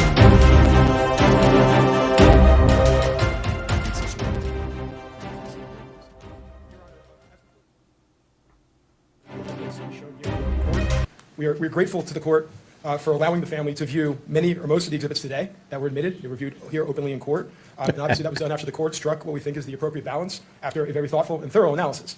I'm going to ask the court to reconsider one of its prior rulings. I understand reconsideration is always a big ask, but I do think, Your Honor, that if the court were to display publicly, or just in the courtroom, Exhibit 12.1, which is the enhanced video, version 12.4, which was played in court, was very hard for the family to view. We think that we ask the court, since the court's considering it, that the family should be able to view it as well. When conducting the appropriate balancing, the court, as the court knows, can alleviate any concerns about proper jury selection with certain tools at its disposal. However, if the court were to deny the family the right to view that video, there's no cure. It's either they get to view it or they don't. So we would ask the court to reconsider its prior ruling and to display just in the courtroom. I think they should be able to see which it. is the enhanced video. Thank you, Your Honor. Thank you. No reason. Turning to the parties, starting with the state, Mr. Gernander. Thank you, Judge. The state does not oppose publishing 12.4 in the courtroom. I think we've tried to make it very clear throughout this case that we favor openness and transparency as much as appropriate. I'll submit it on that. Thank you, Mr. Gernander. To defense, Mr. Burt. My apologies, that's 12.1, not 12.4. Thank you. Judge, at this point in the proceeding, we're asking I thought the he court made to a keep mistake focus there. on the purpose of this hearing. And as the justice has said in the Estes case, the purpose of a trial, and I know this isn't a trial, but the same logic applies, shut is to up. determine the defendant's guilt. It's not to educate the public or the victim's family or the world on what evidence the government or the state has. As the court knows, we have witness availability problems. We spent the bulk of today and yesterday arguing about nothing to do with the evidence in the case, but with rights of third parties. And it's appropriate for the You court should to have consider allowed that. But at some 12.1 point, I think the originally. court has to return to the purpose of these hearings, which is to expeditiously hear the evidence and then determine probable cause. And I want to point out to the court, Ms. What a Kirk has been very hypocrite. adept at holding press conferences at which she has revealed evidence. Novak didn't do She that. has represented that the state is her attorney. She spent all has day access going to over all the the evidence DNA. that the state has publicized and that the media and her own lawyer argues is already in the public domain. So they're perfectly free to go outside this courtroom under the court's protective order. They're free to go out and hold press conferences and announce to the world outside the courtroom what they think the evidence is. They have the availability of that evidence. But the court's Look at role, that I think, at some face on point that is to guy. exercise some control, move the case forward, and especially when we have witness availability problems. And I'd ask the court, whatever the court does, if you're going to allow revisiting or Is he- replaying of he evidence can't- for the he sole doesn't purpose blink. of informing the world or Ms. Kirk or anybody else, that the court do it at the end of the process and not at this point where we will be deprived of our ability to call this witness, because she has to be done today. Thank you, Mr. Byrd. Thank you. Briefly, and I say that because time is of the essence, not because I don't want to hear what you have to say. I understand, but there was a lot that was just said that's just not true. So let me put this in a spot where we need to be. And I understand that there's opinions, but I have to keep this to the probable cause. I don't want this to go to a back and forth about issues that lie outside of probable cause. And I realize statements are made, and as the victim's representative attorney, you want to address it. So I will hear you, but we need to be. I wouldn't so want this if you guy can be as succinct, an I attorney. definitely want to hear what you have to say. Your Honor, I am almost always brief, I promise you. The family's not seen this video. It hasn't. It doesn't have access to the evidence the state has. The state is the state, and Mrs. Kirk and the family have their representatives. That is a completely distortion of reality that was just put forth. And this is about educating anybody about anything. This is about allowing the family to see the evidence that's been gathered after a 10-month investigation in which a father, a husband, was assassinated. That's what this is about. So we ask you to please allow the family to view the video like the court has viewed in order to allow the family to process this moment. Thank you. Thank you. Anything further before the court issues its ruling and we go from there? Not from the state. All right. Defense? All right. All right. So I recognize that the Utah Constitution under Article 1, Section 28 recognizes victims' rights, and the court respects those rights, and as has been previously stated, balances those rights with the constitutional rights of all parties. I will reserve my ruling on that and maybe revisit it tomorrow. But because we have an issue of expiring time and one witness that needs to leave today, I need to turn to that. I'm not ruling that that cannot happen, but for today, we need to focus on this to getting this defense witness. I think you'll on the rule stand for and the off stand. family And so please, tomorrow. if I do not remember, the parties can remind me and we can revisit this tomorrow. So again, I'm not saying yes, I'm not saying no, I'm simply saying we need to get to this witness. Well, how would I'm you not happy to remember? readdress this tomorrow. Okay? Think All about right. it tonight Mr. Byrd. when you're having dinner. All right, Samantha Karner is being requested. If you can go ahead and retrieve her, bring her Yes. into the courtroom. Someone's doing that. Is somebody grabbing her? Yes. Okay, thank you, Mr. Byrd. I just couldn't tell and wanted to make sure.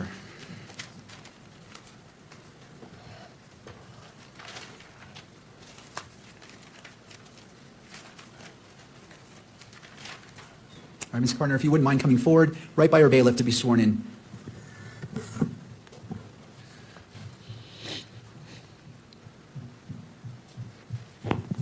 Please raise your hand. Do you solemnly swear that the testimony you're about to give now before the court will be the truth, the whole truth, and nothing but the truth, so help you God? I do. Thank you. All right, thank you, ma'am. If you wouldn't mind coming forward, having a seat at the witness stand. To your left is a water bottle if you choose. It looks like you brought your own as well.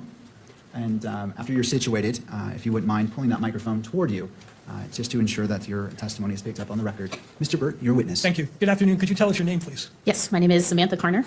And Ms. Karner, what do you do for a living? I am a firearm and toolmark examiner. And where are you stationed? I currently work at the Forensic Science Laboratory in Washington for the Bureau of Alcohol, Tobacco, Firearms, and Explosives. And how long have you been employed at that location? A little over 6 years. What generally do you do there? What area of expertise do you have? I am assigned to the firearm and toolmark unit, so I receive items of evidence related to firearms, tools, toolmarks, and fired ammunition components. At the request of the state of Utah, did you conduct certain examinations relevant to this case? I did, yes. Could you bring up State 32 in evidence? They're going to go about the that they couldn't match the fragments, right? Do you want it, Mr. Burt? So stupid. Yes, I think. On all screens? All screens, it's admitted and Okay. I think All approved. right, for let's go ahead and put publication. it on all screens because this was admitted and published previously. All right. Do you recognize plaintiff's exhibit number We've 32? made up 8 minutes. I do, yes. Are you the author of this report? I am, yes. Okay. What were you asked to do in relation to the examination that's documented in this report? For the Submission 1 report, I received a firearm, cartridge case, 3 cartridges, 1 bullet jacket fragment, and 4 lead fragments. I was asked to test fire the firearm and compare the test fires to the cartridge case and the bullet jacket Defense will fragment. easily get I also this was asked to do a witness toolmark characterization on the cartridge to back case what and the they're cartridges, and then I also ran a general rifling characteristic search on the bullet jacket fragment. Okay. And are your conclusions accurately documented in your report? Yes. Could you turn to page 2 of the report? Second, bottom of the page. Those 2 paragraphs, please. Did you write in your report, these conclusions conform with the relevant Department of Justice policy on uniform language for testimony? Yes, that is always added to our reports. And do you have a standard operating procedure that requires that in each examination you do, this language has to be in there? We do, yes. Okay. And I want to ask you to review the document that is referenced in that language, which would be, and this is just for her only, Exhibit 11. Let me know when you can see that.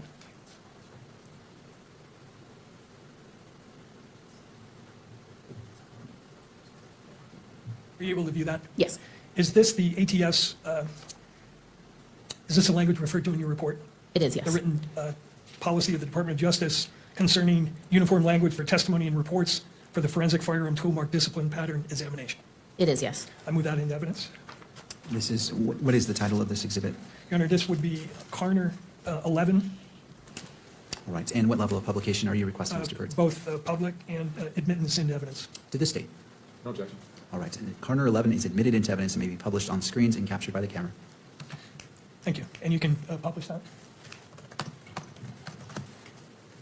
Ms. Carner, can you tell us what the purpose and scope of this document is? Yes, this is the DOJ Department of Justice's uniform language for testimony and report, and it standardizes the appropriate language an examiner will use during reporting and their testimony, and DOJ published this to standardize the wording that examiners would use across their forensic laboratories. And was this published in part because of some criticism that the prior testimony, not by you, but by other people, may have gone beyond the bounds of science? I don't know why DOJ published it. It was before my time. Do you know how long this has been the policy of the Department of Justice? I do not off the top of my head, no. Are the reports that you issued in relation to this case in conformity with this policy? They are, yes. Okay. Now, could you go to page 3 of that report? Where it says qualifications and limitation of firearm tool mark discipline examination. You're familiar with that part of the policy, correct? I am, yes. And the portion of the policy that says a conclusion provided during testimony or in a report is ultimately an examiner's decision and is not based on a statistically derived or verified measurement or comparison to all other firearms or tool marks. Therefore, an examiner shall not, and then it lists several propositions. You're familiar with that language? I am, yes. And it says that an examiner shall not assert that a source identification or a source exclusion conclusion is based on uniqueness of an item of evidence. Your report is not meant to imply something contrary to what's stated here, is it? No, it's not meant to contract. You're not asserting that a source identification is based on the uniqueness of an item of evidence. No, I'm not. And the reason you're not doing that is because you haven't examined all possible items of evidence that could be relevant to your comparisons, correct? I have not looked at every firearm that's been manufactured in the world, nor have I looked at every tool that's been manufactured in the world. That's correct. Okay. The second portion of that says an examiner shall not use the term individualize or individualization when describing a source conclusion. Did you abide by that policy in this case? I did, yes. And you're not expressing an opinion here that the comparisons that you made are individualized to a particular weapon or a particular cartridge case, correct? My conclusion for one of the exhibits identifies the cartridge case as being fired in the firearm. Mm-hmm. But that's all it says, yes. Right, but you're not asserting that that's an individualized identification in the sense that it's being used in this policy, are you? No, I'm not. Okay, and then the third part of that says that an examiner shall not assert that two tool marks originated from the same source to the exclusion of all other sources. You're not expressing that opinion either, are you? I am not, no. It says an examiner shall not assert that examinations conducted in the forensic firearms tool mark discipline are infallible. You're not asserting that? I am not, no. You're not asserting that, it says the examiner shall not assert that there is a zero error rate. You're not making that assertion? No. Okay. It says an examiner shall not provide a conclusion that includes a statistic or numerical degree of probability except when based on relevant and appropriate data. You didn't conduct such an analysis here, correct? I did not, no. Okay. And it says an examiner shall not cite the number of examinations conducted in the forensic firearm tool mark discipline performed in his or her career as a direct measure for the accuracy of a conclusion provided. You didn't do that and you're not doing that here, correct? Correct.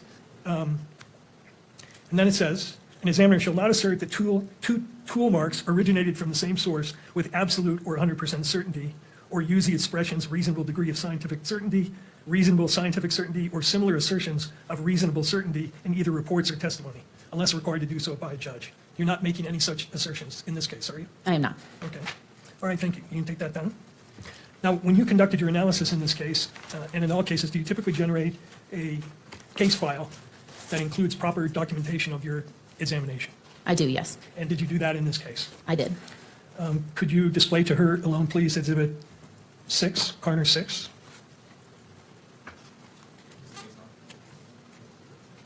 Well, thanks, Donna, earlier for sending a Venmo. Do you see what's displayed there? I do, yes. It's a 47-page. Is this your case file? It is, yes. Did you rely on the documents and photographs that are documented here in writing the report that the state introduced into that evidence here? How so? Before you wrote your report, did you photograph items that you were looking at, take other notes, and then use that work product to form the opinions you reached that are documented in the report? The notes are mostly used for initial documentation and evaluation, and then, yes, supplement to the conclusions that I make. It's all a representative image of what my conclusions are going to be. So part of it is going into the conclusion statement and then just showing proof of those conclusions. Right, and your standard operating procedure requires that you document in your case file the basis for your opinions, correct? Yes. I'd move Corner 6 into evidence. To the state. Is this a 47-page document? Yes. I object. I don't see the relevance of the court's probable cause determination to review a 46-page report that includes notes. Would you like to respond, Mr. Burke? Yes, Your Honor, this is the basis and documentation of the conclusions reached in the expert's That's brief all we report, got, which man. expresses her That's all we ultimate conclusion, got. but does not contain the reasoning for that. So it's We important for could the court just to understand why and how she reached the conclusions that she did. All right, anything further? No? Yes, just that without testimony about what the meaning of the notes is and so forth, it is more confusing than it is probative. So under a 403 analysis, I don't think it's admissible nor helpful to the court. All right. I intend to focus on particular photographs which document what she received in evidence and the comparisons that she did, which are also documented in this file in the way of comparison photographs. As it relates to the objection is overruled. I find I love that this is little relevant as it relates to boom, State's Exhibit boo, 30, which was the little admitted, whistle. as well as State's Exhibit 32, which is admitted, and the state is able to do cross-examination on this witness as it relates to this report, and so it is admitted and may be published on all levels in the courtroom and through the media. Thank you.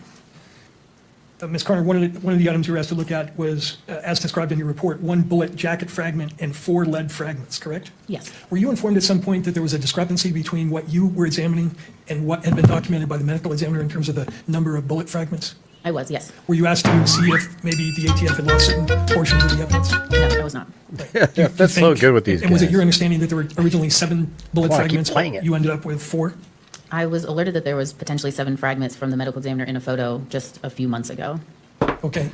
You're clear, though, that when you got the evidence, it was in a sealed condition, correct? It was, yes. And when you opened, what was it, an envelope? A small individual manila envelope, yes. And did you take the contents of the envelope containing the bullet and take photographs of it? I did, yes. Okay. Could you display page 41 of 47, that exhibit? We've made up 12 minutes so far, out of 30. I'm sorry, page 14.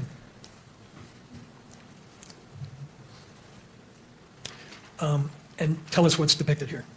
Yes, this is a picture of the as-received condition of Exhibit 6 in its entirety. That's the top picture. So you'll see Exhibit 6A all the way through 6E in descending order. And then the bottom 2 photos on the left is the Exhibit 6A bullet jacket fragment, and that is the view of the exterior. And then the photograph on the right is the Exhibit 6A bullet jacket fragment, and that's the view of the interior of it. Okay. Now, after you documented what the bullet and the fragments look like, did you do certain procedures on the bullet, the larger bullet fragment? I did, yes. And what did you do? I cleaned the bullet jacket fragment, and I also peeled the petals back. If you think of a banana and peeling the skin away from the interior, it's almost like doing that. As you can see from the photo, the petals have been crumpled in on themselves. So in order for me to see the land and groove impressions, which holds those individual characteristics needed for a comparison, I have to do some maneuvering of those petals. And how do you do that? Do you use an instrument to peel back the portions that you want to look at? I use pliers. Okay. And after you did that procedure, did you then photograph the larger bullet fragment itself? I did, yes. Were the smaller fragments essentially not of any value to you in terms of doing comparisons? They were deemed unsuitable, which means there are no microscopic marks of value for comparison. Okay, but the larger fragment, after you did the process you just explained, you then photographed it again, correct? That is correct, yes. Could you display the next page of this exhibit, please? Tell us what we see here. This is 2 pictures of that 6A bullet jacket fragment after the examination preparation. So the top photo is going to be the interior of 6A, and then the bottom photo is the exterior of 6A. Now, after you took these photographs, did you proceed to do something to determine whether you got had that from his either body. class, individual, or subclass characteristics? Yes. Tell the court what that means. To start, when I do my initial examination of a bullet jacket fragment like this, I'm going to look at its class characteristics. Class characteristics are the least restrictive set of characteristics I use in my comparison process, and these are design features that are given to a large group of items that characterize them together. So for a bullet, you could think of the diameter of the bullet, the number of landing grooves, the direction of twist, and the type of rifling. So I would go through and look at the class characteristics of this bullet jacket fragment, which was 6 right conventional rifling. Then I'd move on to look at any subclass characteristics. And subclass characteristics are more restricted than class, but less than individual. And they are design features that can be put on an object during the manufacturing process, which is consistent among items that are made by a tool that's in a specific state of wear. So what I mean by that is it's going to be a subset of a larger group, which is why it's not used for identification or comparison purposes for the basis of a conclusion. But when you think of something that's made through a mold process, when that mold comes together, it creates a seam line, and that seam line is going to be represented on all the items that it makes. So that's why you can't use it for the identification process, because it's going to be on a lot of items, which is why it's a subset of group. Then I move on and looking at the individual characteristics. And these are imperfections and irregularities that arise from the manufacturing process. And then there's also individual characteristics can arise from wear, use, and abuse of a tool. And these individual characteristics is what is going to be distinct to that tool, and that's why they're used for the identification process. So again, I did an examination of its class characteristics, looked for any subclass characteristics, and then looked to see if there was individual characteristics and the land and group impressions sufficient enough of marks and values to do a comparison process. Now, once you have the class characteristics of a bullet, can you narrow the range of firearms that could have fired it just based on class characteristics? You can, yes. And is caliber a class characteristic or an individual or a subclass characteristic? It's going to be a class characteristic because a lot of firearms will have the same class, or excuse me, the same caliber. Did you measure the diameter of the bullet? I did, yes. And did you end up with a range where it could have been a certain range of length or diameter? I did, yes. And what was your reading? Can I refer to my notes, Yes, please? please.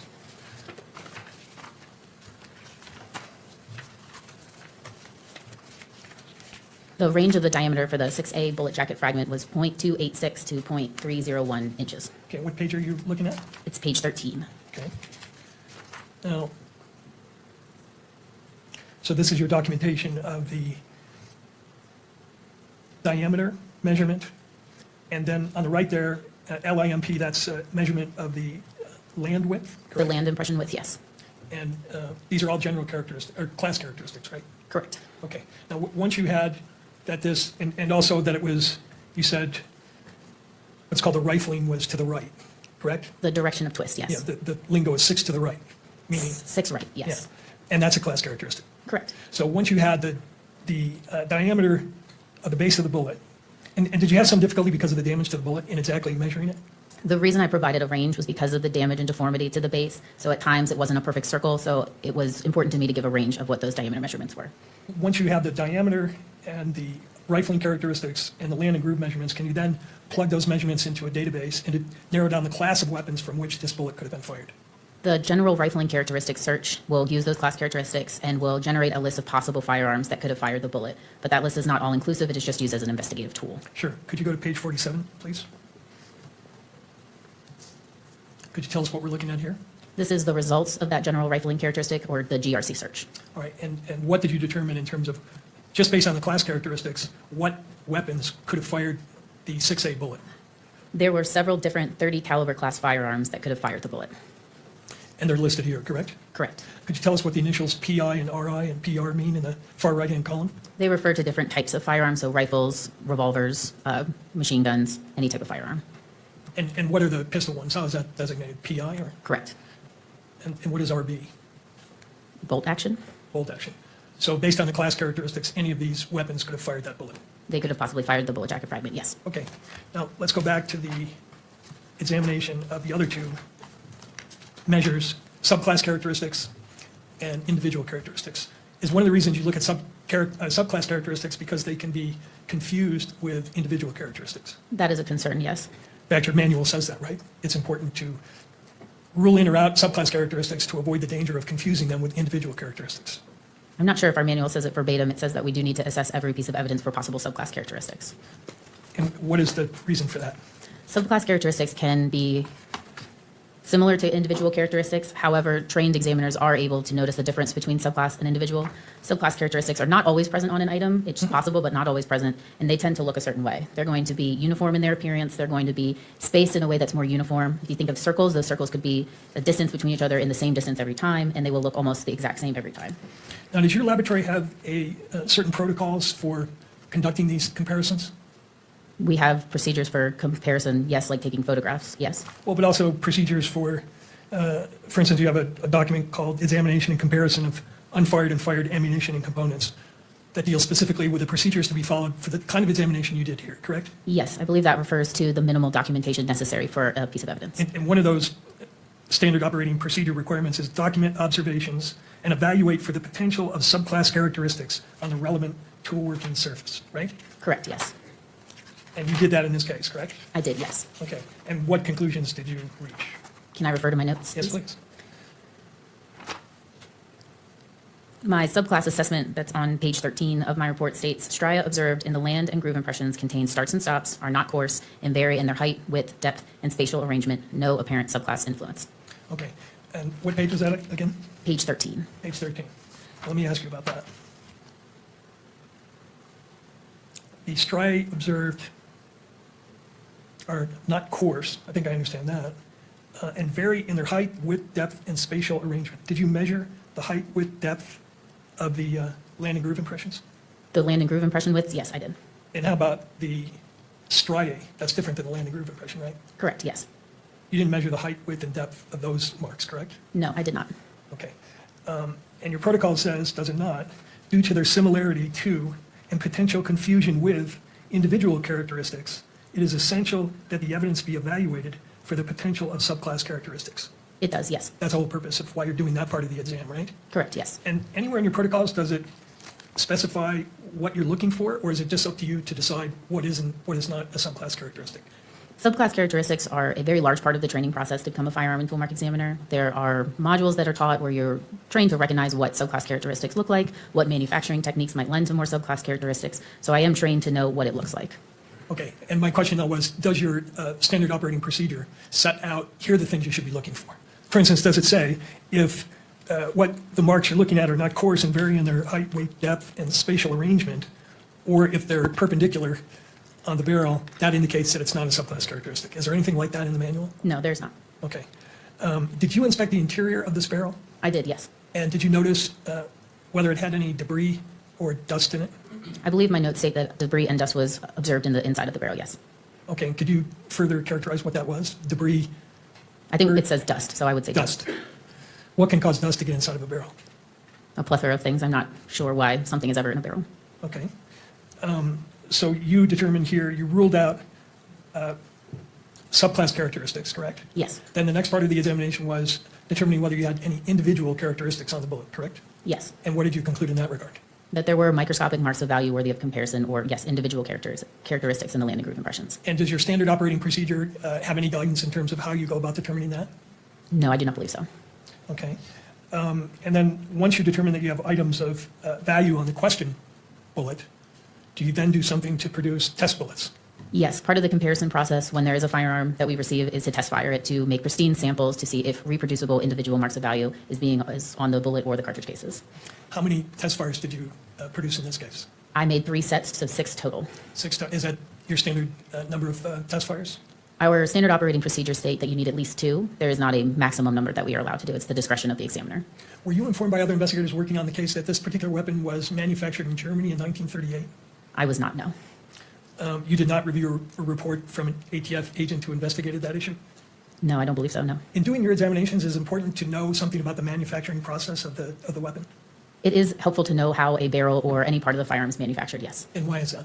Certain manufacturing techniques will lend to that individual characteristics. So grinding is a method that is known to leave individual characteristics on a tool. So if an item that I receive, I can tell is finished or manufactured by grinding, it already gives me an indication that individual characteristics would be left from that tool to the tool mark. Now, once you have your 6 test fires, then you did some comparison between the test fires, right? That is correct, yes. And why do you do that? That establishes whether or not there are individual reproducible marks of value on the test fires. It's important to know that because if there's not reproducibility amongst the test fires, then there's a chance to say, oh, it's not going to reproduce on the evidence and I wouldn't have anything to compare it to. And have you had cases where you fired the 6 test fires and you don't get reproducible marks? Not that I can recall. And when you do your comparisons, just looking at the test fires, do you get situations where there's some dissimilarities between those two fired bullets from your test fires? Yes, there are times there will be disagreement amongst the individual characteristics, even in test fires. You have to think of it as when a bullet travels down a barrel or a cartridge case interacts with a firearm, the marks aren't going to be left onto that item the same way 100% of the time. It's almost like a stamp. If you know you're using a stamp and you put it in ink and then you put it on two separate areas of an item, it might look a little different just from the way the stamp was placed. It's the same thing with a bullet traveling down a barrel or a cartridge case coming into contact with a firearm. So even when you know a bullet is fired from the same weapon, you can have 6 bullets fired, and when you start comparing them, you will see differences between each bullet. There's a possibility to see some areas of disagreement. However, if I'm rendering an identification and saying there's reproducible individual marks of value on these test fires, there will be an overwhelming amount of sufficient agreement of that individual characteristic. Now, when you're doing these comparisons, you use something called the AFTE theory of identification, don't you? Yes, the AFTE theory of identification. All right, and take a look. And that's the standard that you used in this case to draw the conclusions that you made in the report that I showed you earlier. Correct? That is the theory stating how an examiner is able to come to a conclusion when examining two or more sets of tool marks. And yes, that is how I go through my examination and how I come up with my conclusion, yes. Okay. And what is AFTE? This is so ridiculous. AFTE is the Association of Firearm and Toolmark Examiners. It's the governing body of the firearm and toolmark community, whose primary goal is to fired further shell research in the gun. and continue to show information about manufacturing and the evolution of firearm and toolmark examination. They hold annual seminars, publish a glossary of terminologies used by the firearm The community, shell was spent. and they also have a peer-reviewed published journal. It was in the gun. Peer-reviewed published journal. Can I join AFTE? It had the same words You can, that Tyler most of the said was on firearms the bullet community, that excuse he me, members shot. are firearm and toolmark examiners. There are also technical advisors and associate members. Those members are not usually firearm and toolmark examiners, but they still have a livelihood in firearm and toolmark examination, meaning they conduct research or they are involved in products or manufacturing. And anybody is allowed to come to the annual seminar or get the journal. You just have to pay the fee. You just have to pay the fee. Okay. Could you display to the witness Exhibit 27, please? Do you recognize what's displayed here? It appears to be the AFTE theory of identification, yes. All right, I move that into evidence, Your Honor. What is it? This is the standard that you used to make the comparisons in this case, correct? Would this be Carner 27 This would be Carner 27, Your Honor. to the state? Your Honor, if I may, we're the witness on this exhibit. I've never seen it before, I don't think. All right, let's go ahead and do so, Mr. McBride. When was the last time you reviewed this document? I'm not sure off the top of my head. Can you testify as to its accuracy by looking at it now? Not verbatim, no. Your Honor, no more questions. My objection is lack of foundation. Mr. Byrd. Does this document accurately state what the theory is? May I take a moment to read Yeah, through it? sure.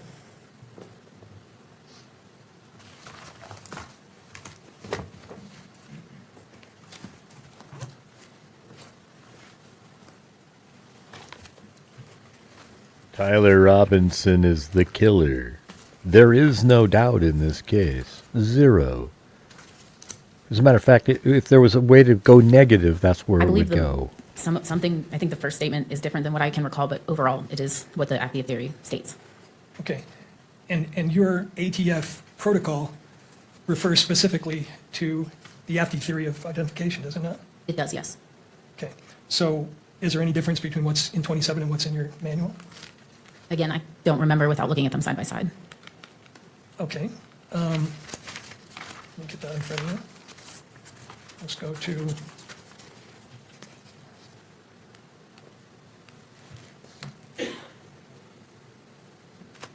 Exhibit 12.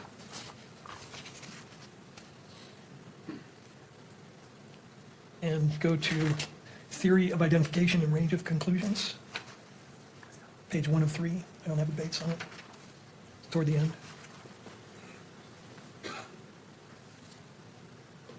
It's document FT 10. No, that's not it.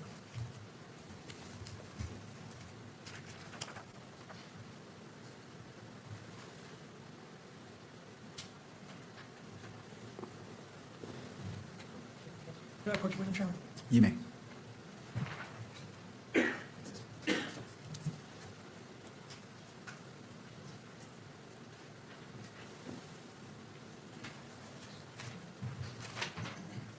Page 1 of 3 of your protocol. I think it was.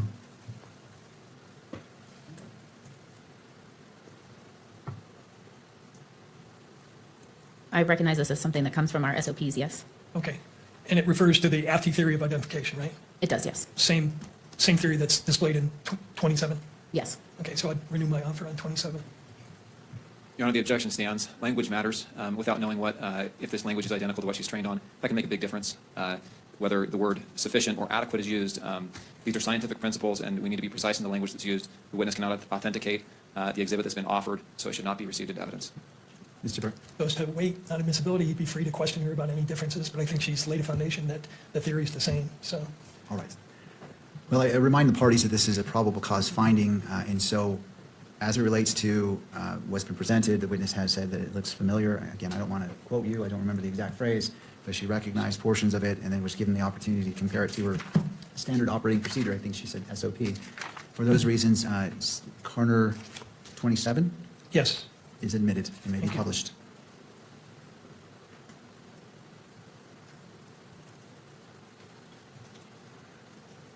Looking at the language of this, the second part of it, according to AFTI, says, currently the interpretation of individualization, identification is subjective in nature. Do you agree with that? Yes. Why is it subjective in nature? The conclusions that I author are of my opinion. Of your opinion? Correct. Does your, you can take that down, thank you. And no, wait a minute, go back if you would. But while he's doing that, does your manual state, what you're looking for is correspondence of individual characteristics? Yes. That the theory is that if you see a certain level of correspondence, you can make a source identification, but not to the exclusion of all other firearms in the world, correct? Correct. It is the bullet. The standard, at least as it's articulated here. It had the is, wording. Tyler the theory mentioned as it on pertains it. to the comparison enables opinions. There was a common spent origin to be made shell when the unique casing surface contours in the rifle. Two marks are, quote, in sufficient agreement.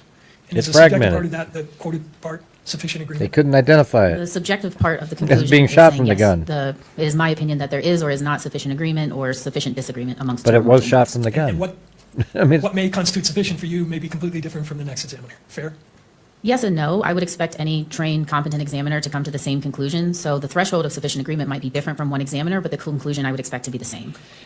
Does your manual state, your ATF manual, section 431, state that correspondence or lack thereof of individual characteristics is not easily communicated? An observation such as significant agreement can mean different things to each examiner. This does not serve as interpretable descriptions of what was observed, because the individual performing the review will likely have his or her own concept of the phrase based upon their training, experience, and knowledge. Objection, Your Honor. This question goes to weight. Oh, I'm sorry. You don't. Maybe heard. If you're objecting, I will hear the I was objection. just speaking objection. That's why I stopped myself. This goes to weight. This goes to credibility, and the witness's report has already been admitted as is appropriate under the Utah Constitution, Rule 7B and Rule 1102 of the Rules of Evidence. This is beyond scope of preliminary hearing for those reasons. Mr. Burt.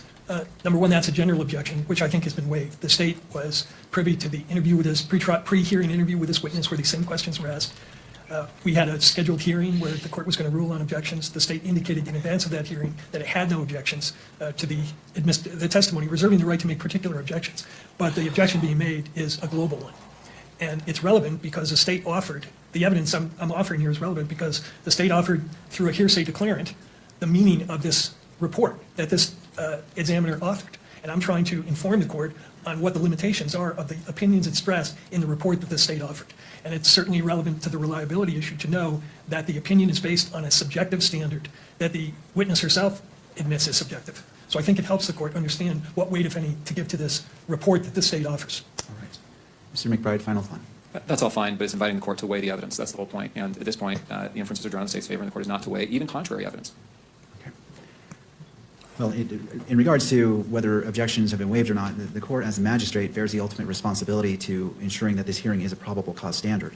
And so that's a responsibility that as a magistrate I take seriously. I understand the arguments from the parties. I'm going to overrule the objection, but Mr. Burt, this is, we don't need to go 100 miles down a path where 1 mile is where probable cause may be. And so I invite you to refocus, to bring it to the probable cause. I'm not trying to limit what your theories or such, but I need to hold to probable cause. Absolutely, and I don't even need a quarter of a mile. This is my last question, and I'm going to move to another topic. Thank you, Mr. Burt. Is that what your manual states? I don't remember it verbatim, but it does sound accurate. Well, could you pull up Exhibit 12, page? I'm looking forward to the cross-examination of her, where you get the real information that this guy isn't going to let her say until she's cross-examined. Ma'am, is the metal that was compounds that were made up the bullet, are they identical to the other bullets that were? Yes, they are. Okay. Why do you think I you see weren't where able to you're make a reading from, yes. match? Well, it was You said- fragmented yes. so Did I severely, we just I couldn't. believe so, yes. Thank you. Can I approach you? Okay, great, thank you. All right, good night. You know, it's just like, let's just get to return that. to the report, tables, or state 32. And if you would go to the second page, please.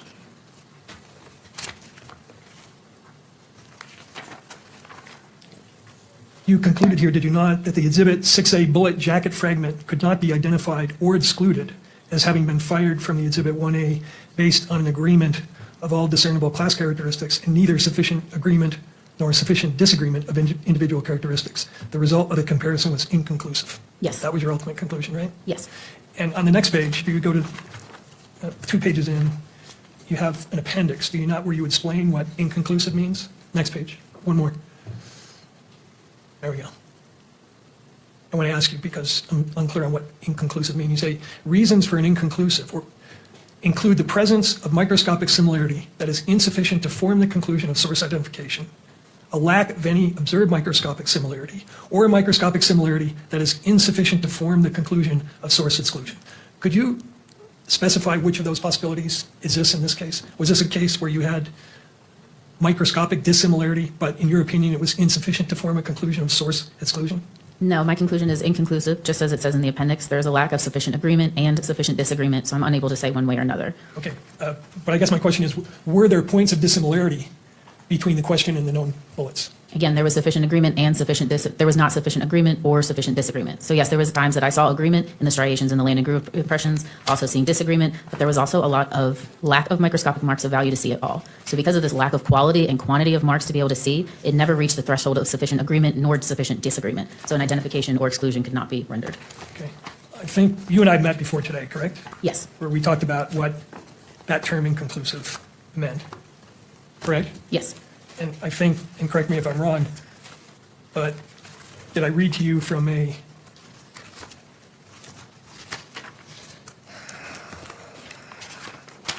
you recall me asking you whether you agreed with this statement, that an inconclusive conclusion indicates that the microscopic marks in question may or may not have originated from the same or known source? I do remember you asking, yes. And you agreed that that was a correct definition of what you concluded in this case, correct? Correct, yes. Okay, so I want to, if I could, return to 10, Exhibit 10. And in Exhibit 10, not 10, I'm sorry, your case file again.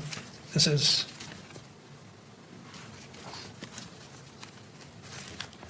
the 47-page document. There we go. What's the tab? 6. Okay. In your case file, you have produced for us some nice comparison photos of your comparisons, correct? Yes. Okay. And if you would go to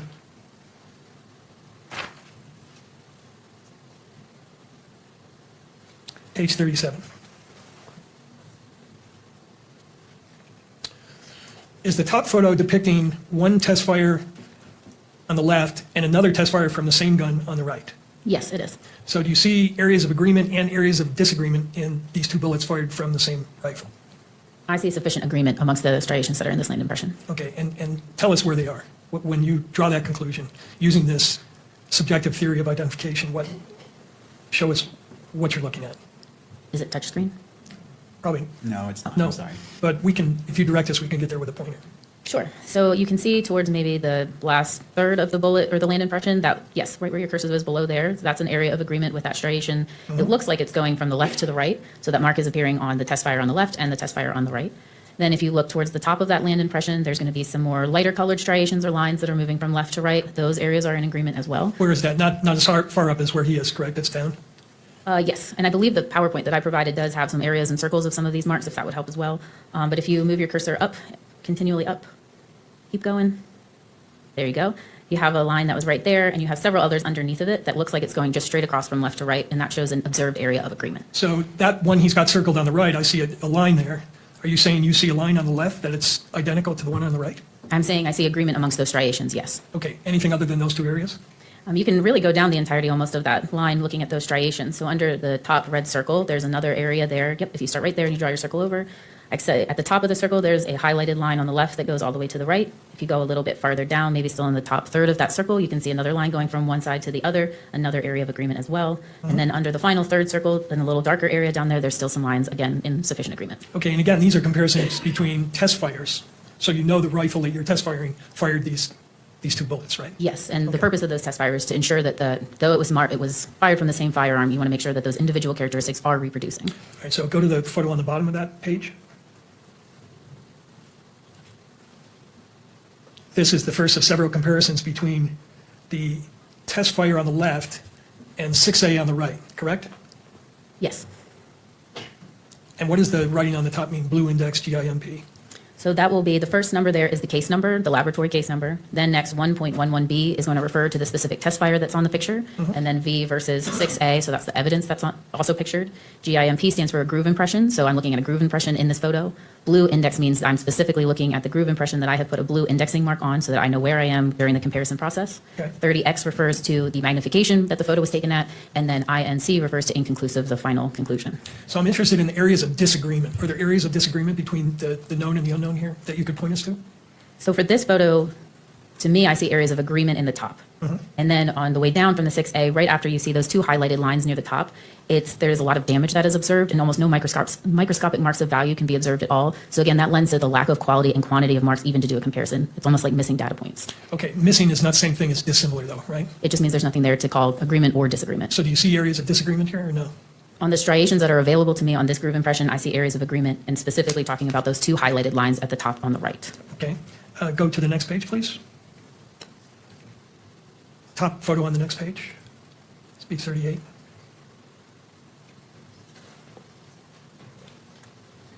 You see areas of disagreement in this photo.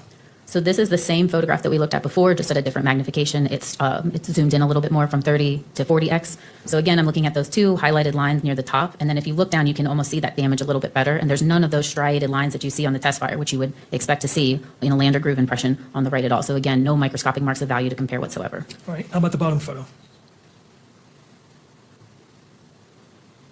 And again, the question, areas of disagreement. The possibility of an area of disagreement maybe in the middle. There on the 6A is a line that does not look like it carries over, but just from this snapshot, I cannot say if I had moved the photo a little bit different or the specimens together, that area would be agreement. In this photo, it does not look like it does, though. Okay. And could you go to the next photo, please?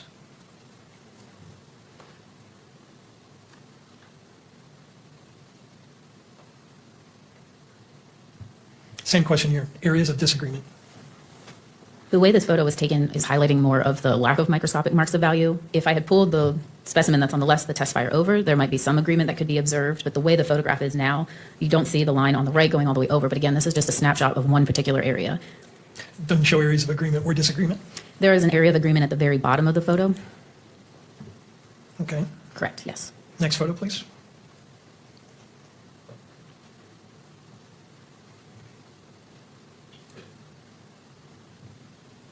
How about this one? This is another zoomed in of the previous photo, focusing in on that bottom area of agreement. So we went from 30x to 40x and just highlighting one specific area, and this is showing you agreement. Next photo.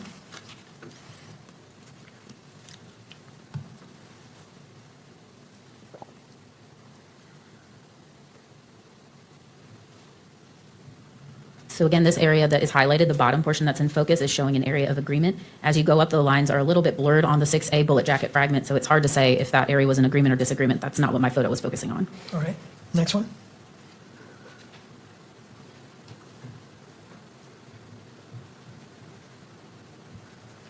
So again, this is going to show you part of the groove impression at the white index. On the top, you can see some striated lines, excuse me, more of the middle of the photo. The top of the groove impression from the 6A. I had to you see take some a call, lines but it's left not and appear to be right. on the right side either, but this photo is also trying to show the lack of They're microscopic comparing marks left at and all right, towards right? the bottom of that groove I think impression. they're matched. Okay. I mean, there's lines that match But up there are in perfectly. these photos areas of disagreement as well as areas. I mean, there's absolutely In areas the photo of that we just agreement. looked at, it could be possible areas of disagreement. Again, it's just one area that I'm looking at. It's hard to tell when you But can't it's look at hard the that you entirety of can't the link say, in this moment. you know, Now, this- definitively. You can take that down, please. But it's so damaged. Do you keep up with the literature relevant, scientific literature relevant to your field? I do, yes. And are you aware You of guys certain saw the parts I criticisms that have been circled, leveled right? against this AFTE theory of identification? I have heard, yes, I've heard recommendations on how to improve the AFTE theory of identification. We're Yes. almost caught up. Well, the criticism have gone beyond that, right? Specifically, what are you referring to? Well, you're aware that the National Resource, the National Resource Council, The National Academy of Science? National Academy of Science? Yes. Is that a pretty preeminent scientific organization in this country? Yes. Did they conclude in 2009 that, quote, "a fundamental problem with tool mark and firearm analysis is I the know. lack of a I saw precisely matching defined in there when process. I was looking As at noted it. above, AFTE has adopted a theory of identification, but it does not provide a specific protocol. It says that an examiner may offer an opinion that a specific tool or firearm was the source of a specific set of tool marks or a bullet striation pattern when, quote, sufficient agreement exists in the pattern of two sets of marks. It defines agreement as significant when it exceeds the best agreement demonstrated between tool marks known to have been produced by different tools and is consistent with the agreement demonstrated by tool marks known to have been produced by the same tool. The meaning of exceeds the best agreement and consistent with are not specified, and the examiner is expected to draw on his or her own experience. This AFTE document, which is the best guidance available for the field of tool mark identification, does not even consider, let alone address, questions regarding variability, reliability, repeatability, or the number of correlations needed to achieve a given degree of confidence. I do remember there's... Objection. We're now firmly into 702 territory. I object on grounds of relevance to the probable cause hearing beyond the scope of the BC hearing, as I previously objected. I think it goes directly to reliability. Maybe we'll do a call-in That tonight, you group- guys, about this case. Scientific group I studied think it's this about exact time. process that she used in this case and reached that conclusion. Who's going to call in? Come on. Again, I'm trying to keep us on the probable cause standard. This is going a bit deep in regards to it. This is citing to 2009, and so we're in 2026. And again, I don't want to have to dive deep into areas trying to determine, because I feel that we are exiting the orbit of probable cause. If I'm having to make that analysis and trying to see, like, how is this relevant? How does this apply? How does this go to probable cause? It's not relevant at all. So if you wish to ask This is this all they question and have, move on, though, we right certainly here. can This do is that, it. but Sure. This The only is thing it. I wanted to do was establish that this was the foundation criticism in 2009.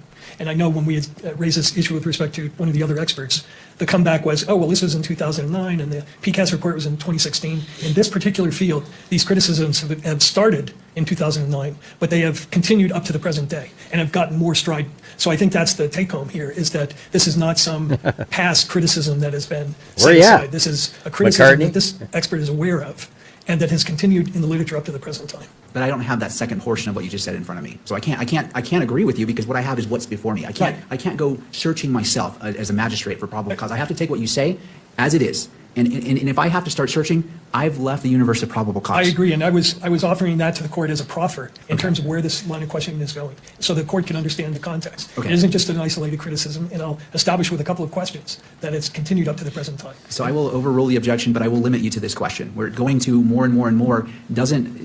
I see your point. You're looking at whether this science is challenged or not. The point's been received, but anything further goes outside of probable cause. So we have to get back on the path. Got it. Thank you, Mr. Burke.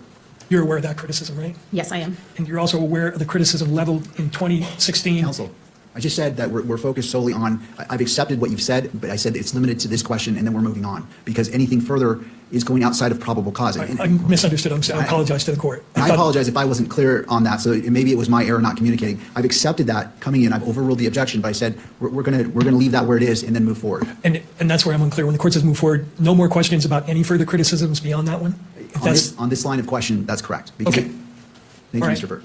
And I think I made the proffer in terms of the relevancy of it. And I accept that, so thank you, Mr. Burke. All right, then the last area is, That was pretty cool. He shut him right the hell in the down. years Do that to Novak you've been next doing time, this huh? testing, is it true that you've only taken one proficiency test that involves bullet comparisons? Yes, I've only had the opportunity to take one bullet proficiency test so far. And is it true that that was in 2023? I don't remember the exact year, but that sounds correct, yes. Right. And is it true that that proficiency test, Again, this guy's he's Involved like a guy asking test his mom where for a cookie, you had question bullets? and they keep saying and you no, had two sets but of he's going bullets, to try one to was figure fired out a from way one to gun, get her to not say the yes. Suspect gun, and then a second gun that was fired from another gun. I don't remember the exact final ground truth answers that were there. No, I'm sorry, I don't remember. I think when you and I talked about this, you said you were aware of a controversy about that particular test, correct? I was aware, yes, of the results of the proficiency test, yes. That there was a very high error rate in that particular proficiency test, right? There was a higher error rate, yes. However, my answers were satisfactory, along with the 5 other examiners at my specific laboratory that took it as well. Your conclusion in that case was, as in this case, that it was inconclusive, correct? Correct. Even though the correct answer was that the bullets did not come from the question, the two did not match, the known in the question should have been an elimination. The ground truth answer was yes, they were excluded. However, an inconclusive result in this comparison was extremely appropriate. The lack of quality and quantity of those individual characteristics never reached sufficient agreement, nor did it ever reach sufficient disagreement. So saying anything but inconclusive was not appropriate. I see. And can you have bullets fired from different weapons that can have individual characteristics that look pretty similar? There is occasions, yes, that tool marks that are made by 2 separate tools are similar, yes. Could you go, and this is my last area question, Exhibit 19, page 26?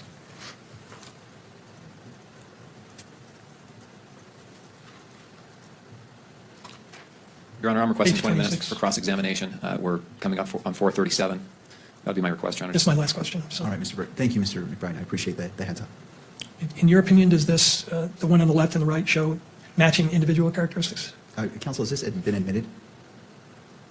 Because I see it displayed. I just want to make sure. Is this also? It has not been admitted, and I'm asking this question and as a foundation for admitting it. Okay, that's fine. So it was on another screen. I wanted clarification, so it's not on any screens because it hasn't been admitted, but clearly it can be on her screen. Thank you. So only to the witness and counsel paper screens. Page, Exhibit 19, page 26.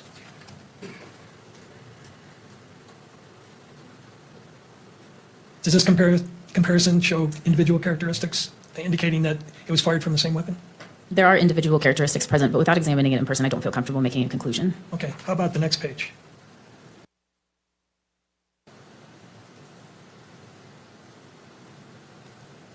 Oh, 27. This is like the last witness of the entire probable that? cause, or what? Again, I see individual characteristics. On a very first glance, I can see maybe one striation that is an agreement, but without seeing it physically in person and having an accurate representation of the entirety, I can't conclude. But even if you catch her And in the last one, something, the third photo, it's page just, 28. it's overwhelming, you guys. This is...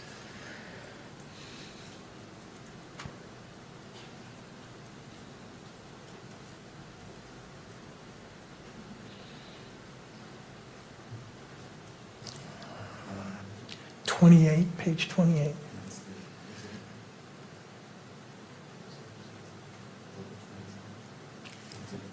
Exhibit 19, page 20. Now we're back to real speed, and look how slow it is, man. It was so good when it was fast. Look at this. Just, Same question. I do see individual characteristics. I do see some areas of agreement without looking at it further. I wouldn't make a One, if you like the conclusion. fast It's a better. holistic approach when you're examining items. Would it surprise you if I told you that all three of those were fired from different weapons? Again, I don't know any context to these photos other than what you showed, so I don't feel comfortable saying one way or another. Thank you. All right. Mr. McBride.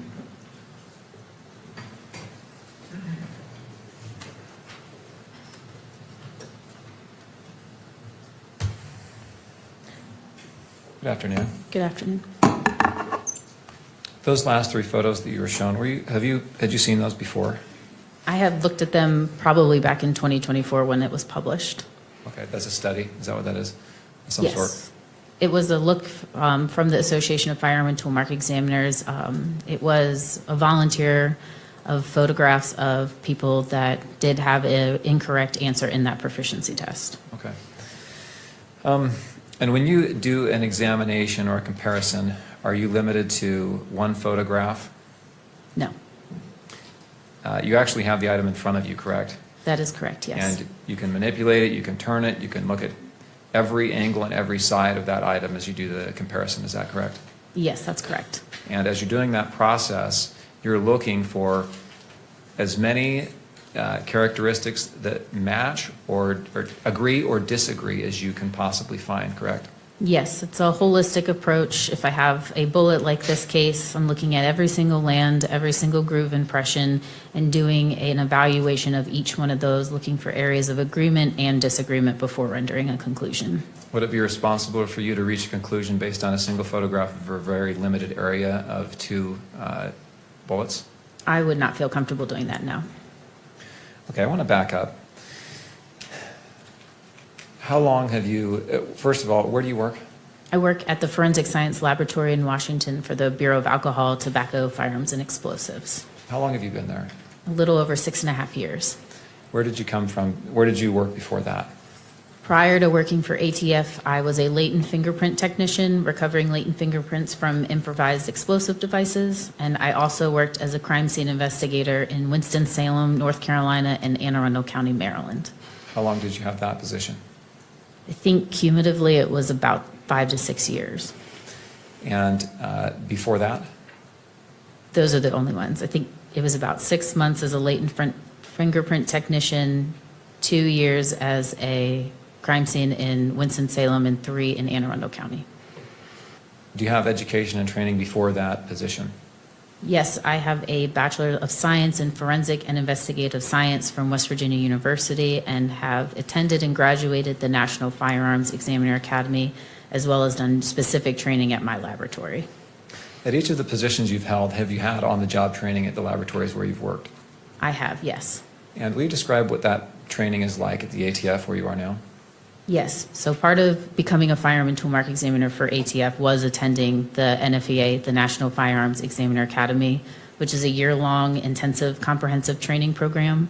I learned about historical cases, figures, and the evolution of firearms, fired ammunition components, and manufacturing. In phase 2, I worked 16 weeks of hands-on experience assembling and disassembling firearms using a comparison microscope comparing fired ammunition components and tool marks, going on manufacturing tours, and participating in moot court.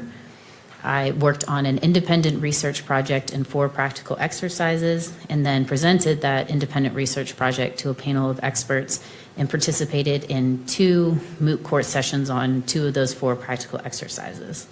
Then specifically for ATF, I still work on my training, going through practical exercises and competency tests, working under trained firearms examiners at my laboratory, and also continue learning about any manufacturing evolutions or going on manufacturing tours.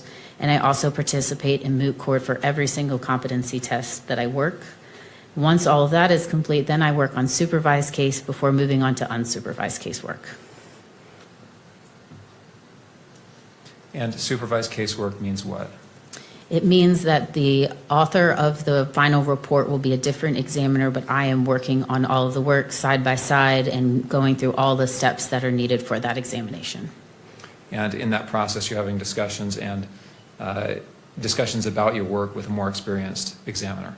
Yes, it's an opportunity to work a case that has come into the laboratory, but still have someone there making sure I feel comfortable with everything and following every step necessary.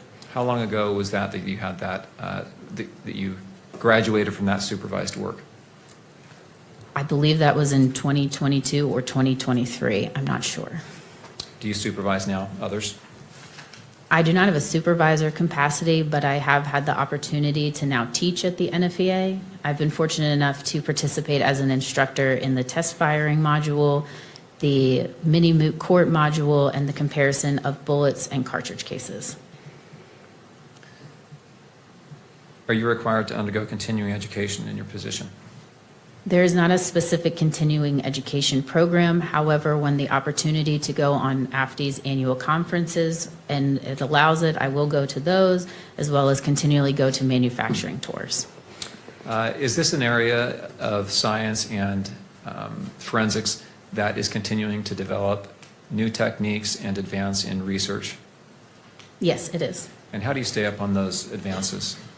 Part of the way to do that is to continue my membership with AFTI. Again, they do an annual training seminar recently, just in May of 2026 here in Baltimore, where there's case searches and studies that are presented, different manufacturing techniques, just new and upcoming research that is throughout the community, not just firearms practitioners, but also standard and technology researchers like those from the National Institute of Standards and Technology, or NIST.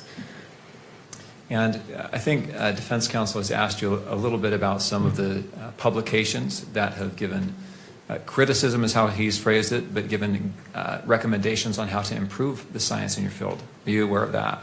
I am, yes. And is there an effort to adopt those suggested improvements where they have merit?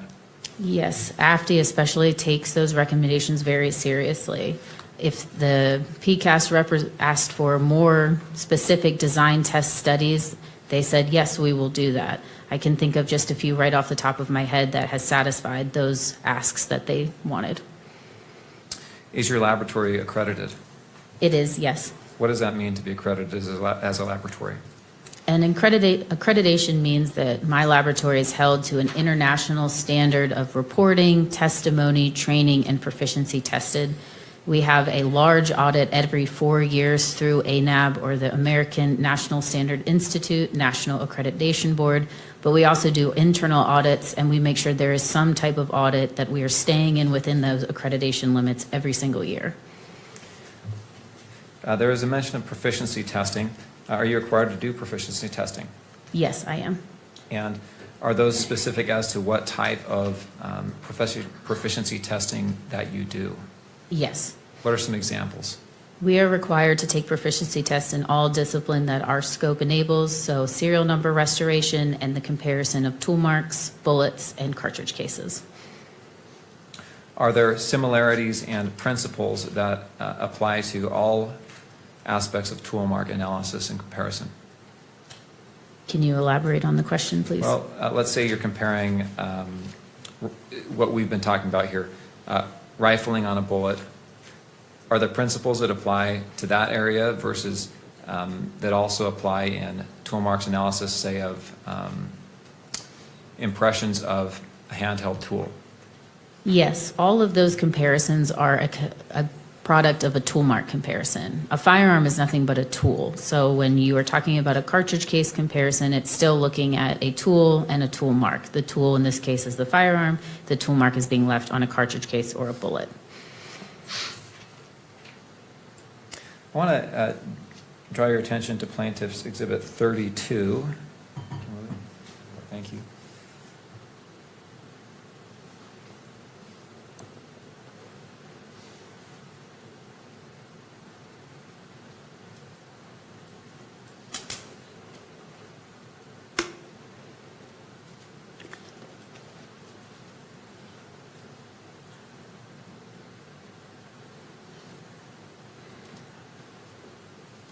Well, that's pulling up. And this has been published, this has been approved for publication at all 3 levels already, so we can put that on the screens. Well, that's pulling up.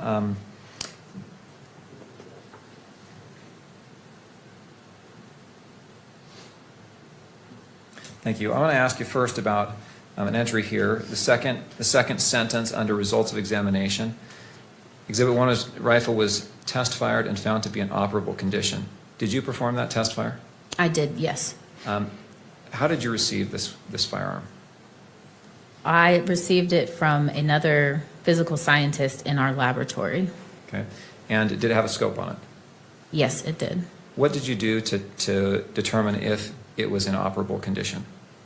In order to determine if the firearm is in operable condition, I will find ammunition that it is calibered for. In this place, it was 30-06 Springfield. Load that into the firearm, and then I fired any test fires into our water recovery tank. Okay. And why do you choose a water recovery tank? The water recovery tank is what is used to obtain bullet specimens. The water is going to slow down the bullet from its movement so that we can actually obtain the bullet, and it is supposed to cause minimal damage. Why does it matter if there's minimal damage or more damage? You would like minimal damage because that means that there's going to be less damage on the areas that you need to compare. And the evidence rounds that you, or in the bullets that you often receive in your cases, are there cases where there's a lot of damage to those bullets? I have received cases with lots of damaged bullets, yes.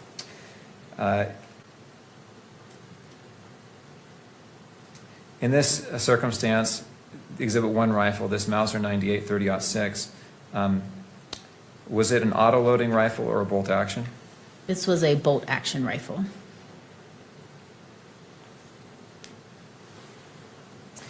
Exhibit 2 cartridge case. Let's see here.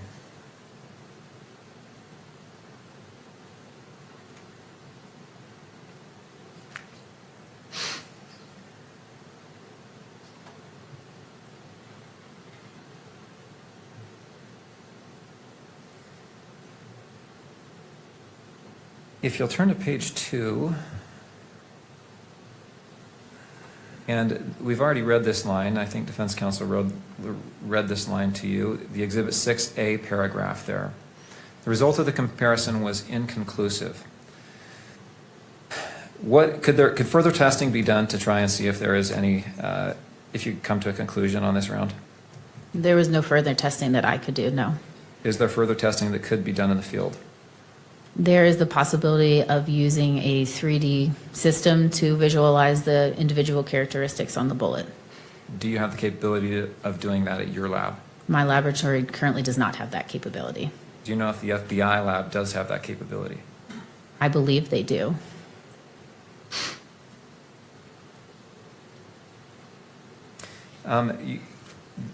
Defense counsel put up a list of potential firearms that could have fired this round, or this bullet. Is that list comprehensive? It's not an all-inclusive list. And does it mean that this round,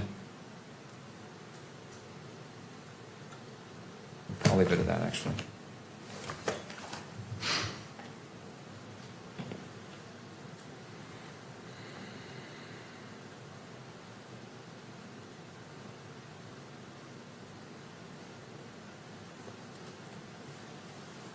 There's been some discussion about the 6A bullet jacket fragment. Will you describe what a bullet jacket is? Yes, I do have a demonstrative. May I use that? Do you have that with you? Yes.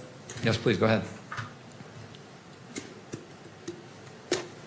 So this is a demonstrative of a bullet. So a bullet jacket, it would refer to the outside of the bullet. Inside the bullet would be the lead core. So when I'm referring to the jacket, it means that I've only received that outer portion. I did not receive any of the lead core intact with it. In this circumstance, you received a bullet jacket fragment. What does that mean that it's a fragment? Fragment means that I don't have the entirety of that jacket. And can you testify as to why you don't have that entirety? No, I cannot. And your report also says that there are 4 lead fragments. What is this?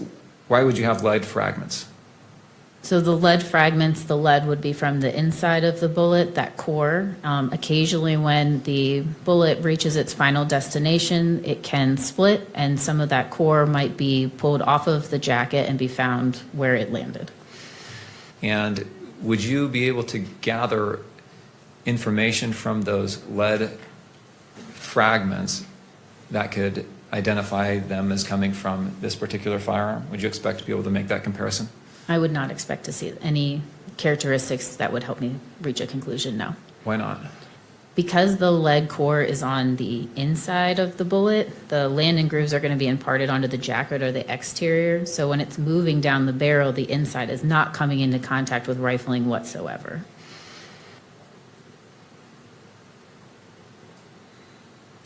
In this case, do you have a verification step where your work is reviewed by another analyst?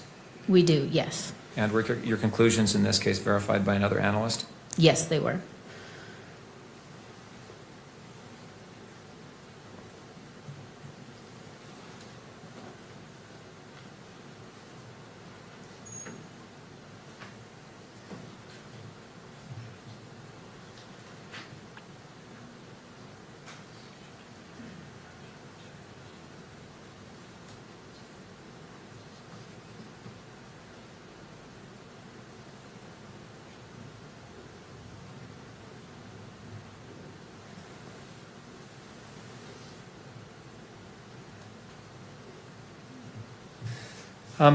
Is there a potential that the testing you do can What if they destroy the won't want to do the FBI one? the evidence that you're reviewing? What do you mean? Well, prevent it from being tested in the future. No, I would not expect anything that I've done to prohibit more examination in the future, no. But in general, you say you peeled back the petals, I think you said, of the bullet jacket because it was so crumpled. If that's, Yes. I think if anything that lends to a better comparison process. It is a very well-known practice amongst firearm and tool mark examiners. Without doing a examination like that in preparation, no one's able to see the marks that are needed for the comparison process. Okay. In reaching the conclusions that you did in this case, did you follow the protocols and practices that are required by your position? I did, yes. Nothing else? Mr. Byrd.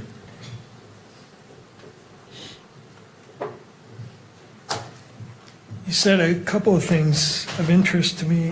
One was that your work is peer-reviewed, right? There's a peer Specifically? reviewer, a second reviewer? It is a verification process. Verification process. And you know, in this case, we requested to produce the case file from your reviewers so we could see whether it was accurate or not. You're aware of that, right? I am not, and the verification process does not require that the verifier has case notes. Their case notes would be within mine, and it's just an authored verification chart. Well, you wrote a memo to Mr. McBride dated May 19th, did you not, in which you said in answer to our request for the reviewer's work product that ATF laboratories do not release materials concerning technical reviewers or verifiers. And you went on to state, did you not, that we don't even release the CVs of who the reviewers are. So that is not authored by me, that is our ATF procedures and protocols. If that was an email that came from me, I am just verbatim what our quality assurance manager has said. Do you think science works best when it works in secret? Objection, argumentative. Counsel?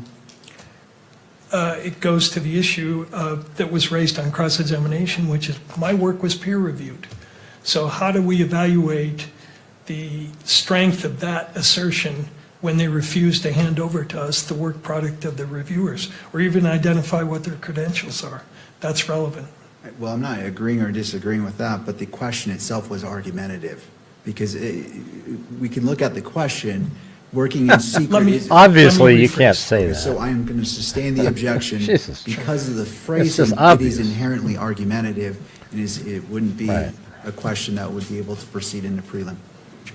Do you have an opinion on whether it is scientifically defensible to rely on a What an peer idiot. reviewer and not reveal that peer reviewer's work product? I believe I understand what you're asking. However, in this case, the verifier does not have any work product to show. If you'd like to see their CV, I cannot testify to anything about the procedures of giving their information out. All I can say is that they are employed at my laboratory, are under the same scrutiny of proficiency testing, went through the same training with competency and practical exercises, so they are a trained and competent examiner. They don't have any work product to show, but your protocol calls for, does it not, documentation of whatever it is they did. And that is included in my case file. Right, but not Does the science work reviewer's better? work product. The reviewer's it's work hidden or whatever the hell the product is a term is. verification sheet. In If secret? you'd like, I can refer to my case notes and Okay, find yeah, that that's- specific page number, but that would be the only work product that they would have in this case. I see. Now, you said two things about the PCAS report on cross-examination. One was that, if I understood it, that the PCAS findings have been addressed in subsequent studies. Did I hear that correctly? Because one of the recommendations was to further, actually, I think their recommendation was one more black box study to show the foundational validity of firearm tool mark examination, and since 2016, several have been published. All right, let's look at that for a second.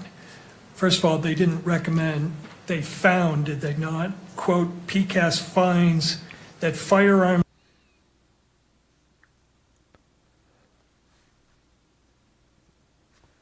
analysis currently falls short of the criteria for foundational validity because there is only a single appropriately designed study to measure validity and estimate reliability. The scientific criteria for foundational validity requires more than one such study to demonstrate reproducibility. Isn't that what they found? That is what their finding was, correct. Okay. And then after that report was published, in 2017, they came out with a second report because people said, oh, the literature already exists, you missed it. And they said, no, that's not true. Isn't that right? They concluded, Relevance to preliminary hearing. We're now well into 7:02.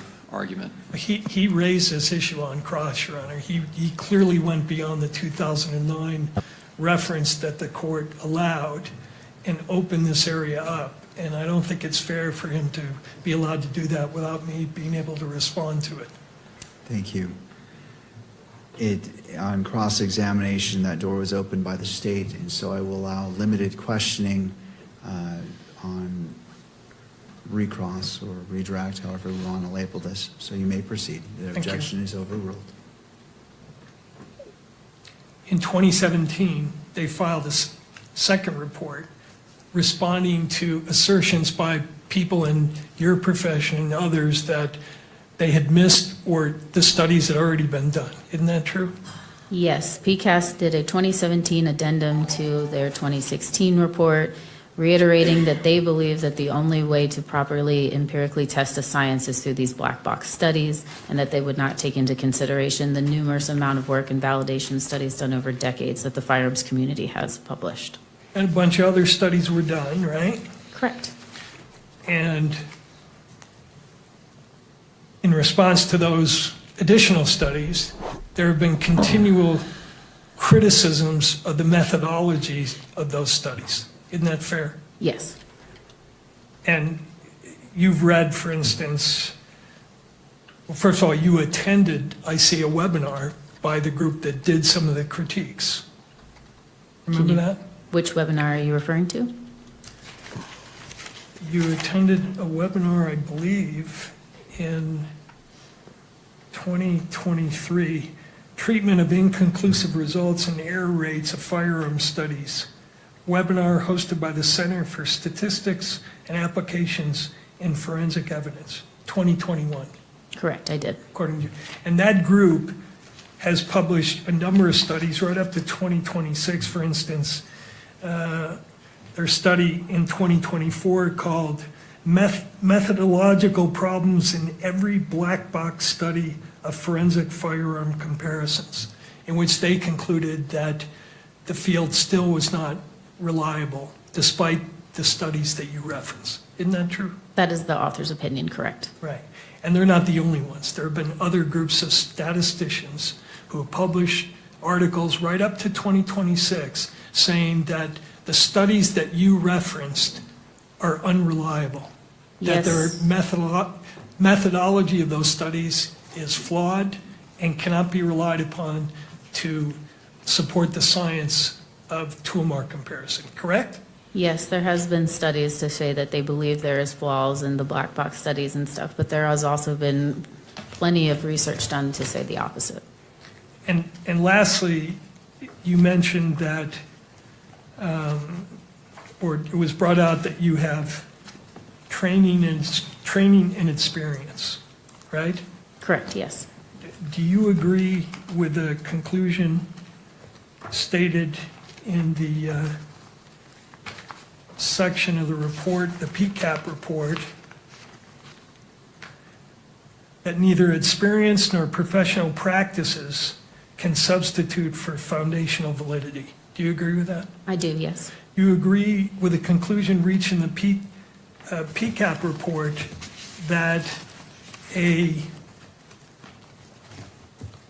forensic science discipline that has an error rate higher than 5% is not reliable? I don't know that I have opinion to that because I think it's a little on the broad side. I don't know what you would consider high as far as the percentage. Well, I'm referring to the statement at page 151 where they say methods with a high false positive rate are scientifically unreliable for making important judgments in court about the source of a sample. To be considered reliable, the false positive rate should certainly be less than 5%, and it may be appropriate that it be considerably lower depending on the intended application. I would agree with that statement. You would agree with that. And you also lastly reference your knowledge of the study by the AFTE of that proficiency, the one proficiency test which you have taken on bullet comparisons, correct? Correct. And the error rate in that particular study proficiency test was 20.4%, correct? Correct. For item 2, 18.2% for item 3, and 18.9% for item 5. I believe those were the results. However, I don't agree that proficiency tests are what are used for validation studies to show foundational validity. Proficiency. So if the error rates are high, then they shouldn't be relied upon to show invalidity, but they should be relied upon to establish that your experience means that your science is valid? Is that what you're saying? Foundational studies are looking at, just as PCAS said, those black box studies, different test design, all of which firearm and toolmark community has conducted. We've looked at cartridge cases, bullet, pristine samples, damaged samples, and different firearms. Proficiency test is looking at the accuracy of an examiner's results, not foundational validity. But you would agree that an error rate of 20% is unacceptable, would establish unreliability, correct? I would agree that those results need to be looked at to see where that error was coming from. Right, okay, thank you. Thank you. Anything further for this witness? And Mr. McBride, I'm going to limit you because your objection to going outside and going to 702, you open the door, but I've got to close that door to some point. So I will give you a limited number of questions. We need to come to a close. I understand that.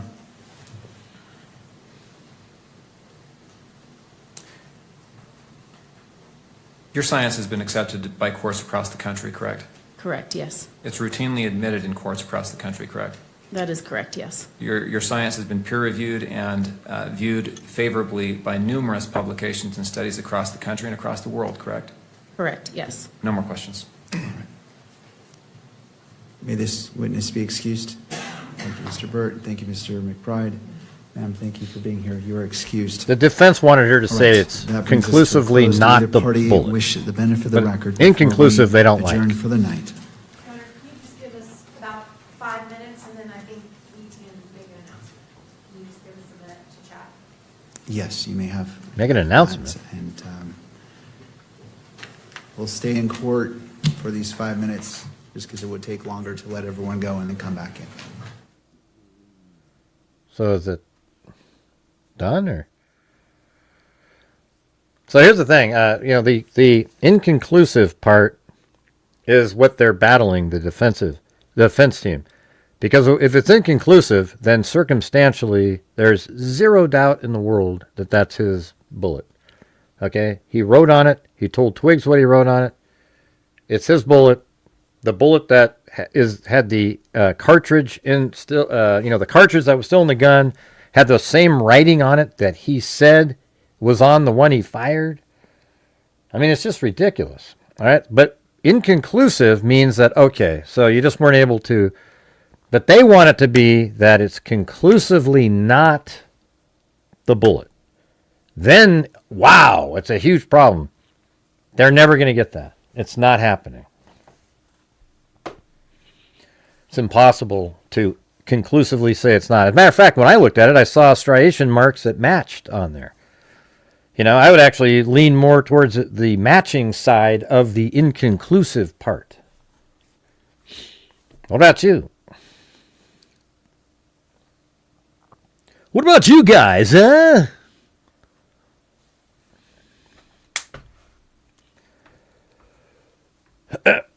Yeah, wasn't that cool, though, what I was just doing on the side there? Look at that. So even this one's a little bit better because you can see the edge of the car now. The tree doesn't make it look like it's much longer, see? So you can see that absolutely is the same as this. I mean, identical. And then right there goes like that. We're live. So court is back in session. All the parties are present, except for maybe one attorney. Mr. Grunender, should we wait for counsel? Take maybe 30 seconds to wait for Mr. McBride. What's the announcement? We'll wait for That's Mr. kind of weird. Is McBride. he I just pleading wanna guilty right ensure now? All the attorneys are present.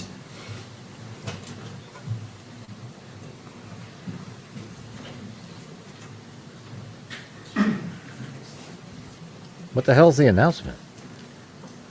I wonder if it's what I'm saying. He pleads guilty and has to do a 3-day hearing where he sits there and answers all the questions for life without parole. I don't know if that's what's happening right now. It's weird. I'm kind of All right, nervous. I note the presence of all attorneys. Turning to Ms. Nestor. Thank you, Your Honor. Your Honor, we have just one more witness who would be a fairly short I guess there's another witness. not super long. I thought they had an announcement. So I anticipate we will be done tomorrow, probably by lunch, I would think. So maybe if we could plan that we'll be finished. We probably will not need the entire day tomorrow, is my suggestion. All right. Hallelujah! State, obviously, I'm not holding you to your answer today, but just for guidance, does the state anticipate and rebuttal witnesses?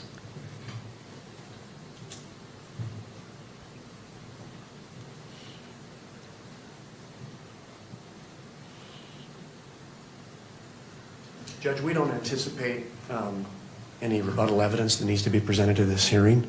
So I think the question would be is, are we going to argue the bind over tomorrow? And the state would be prepared to argue bind over tomorrow. All right, well, I What's bind appreciate over that tomorrow? in regards to trying to budget time here. How much time does the state anticipate? Obviously, there's one more witness, so I'm not going to. If it's a short witness, Judge, I don't think it should take us the entire morning. But we would be prepared to argue tomorrow morning. It means that you have to, of evidence or first thing in the afternoon. And how much time Binding do you over anticipate refers that to argument being? Again, a rough estimate. I'm a not judge holding you to the exact formally number. I'm just trying to holds see a defendant how close are we to the 5 o'clock? for Because we've trial asked the after defense the same determining question there as is well. sufficient It would become evidence. close to the 5 o'clock hour. So that means he has to We're say, just yeah, it doing needs it to for be. both. Yeah, there you go. For argument, Yes. both of us. Well, he's already been in All right, well, prison the I'll whole turn it- time, thank you, or Mr. jail. If we have to argue 2 hours apiece. I know what it means, For Sandy. I bind just looked over, it up. there's a Thanks. problem. All right. Thank I you, would say Mr. that. Miranda. Thank you. Right, so that means he's going to have to go. Again, I'm just getting an estimate. I'm not holding. He's you. already I'm been not in gonna jail this time whole you to time. this, but I'm just trying to see as it relates to 5 o'clock. course they're gonna have him for do that. argument Jesus, for you bind gotta be over kidding me. tomorrow afternoon. Understood, Your Honor. Our request, the defense request, is that we be allowed to submit briefing. That's There are ridiculous. some legal issues that we would like to brief for the court prior to the decision on the bind over. We're open to briefing page limits, time limits, all of that, but we would like that course he's gonna be held opportunity over for because trial. there are some Gotta legal be kidding me. complexities involved here. It's not even worth having a hearing on. All right, and if, A waste of I'm going to time. ask the state, but if the state, well, I'm not going to assume anything. Thank you. So I are you- believe the state is going to object to that, Your Honor. So what I hear you saying is you wish to, well, I don't want to assume, what it seems like you're saying, I want to be clear, is you're waiving oral argument and just doing briefing. So generally, Your Honor, in cases with multiple counts that are pretty complex Oh, that's issues okay, of Sandy. law, I have asked for briefing and This the is opportunity ridiculous. for an argument. We can set time limits on I think that I as forgot well about the prior to delay we bind have over. over there. I've done this in multiple other cases before courts in Utah. And that is my preference, to make sure we get the law right.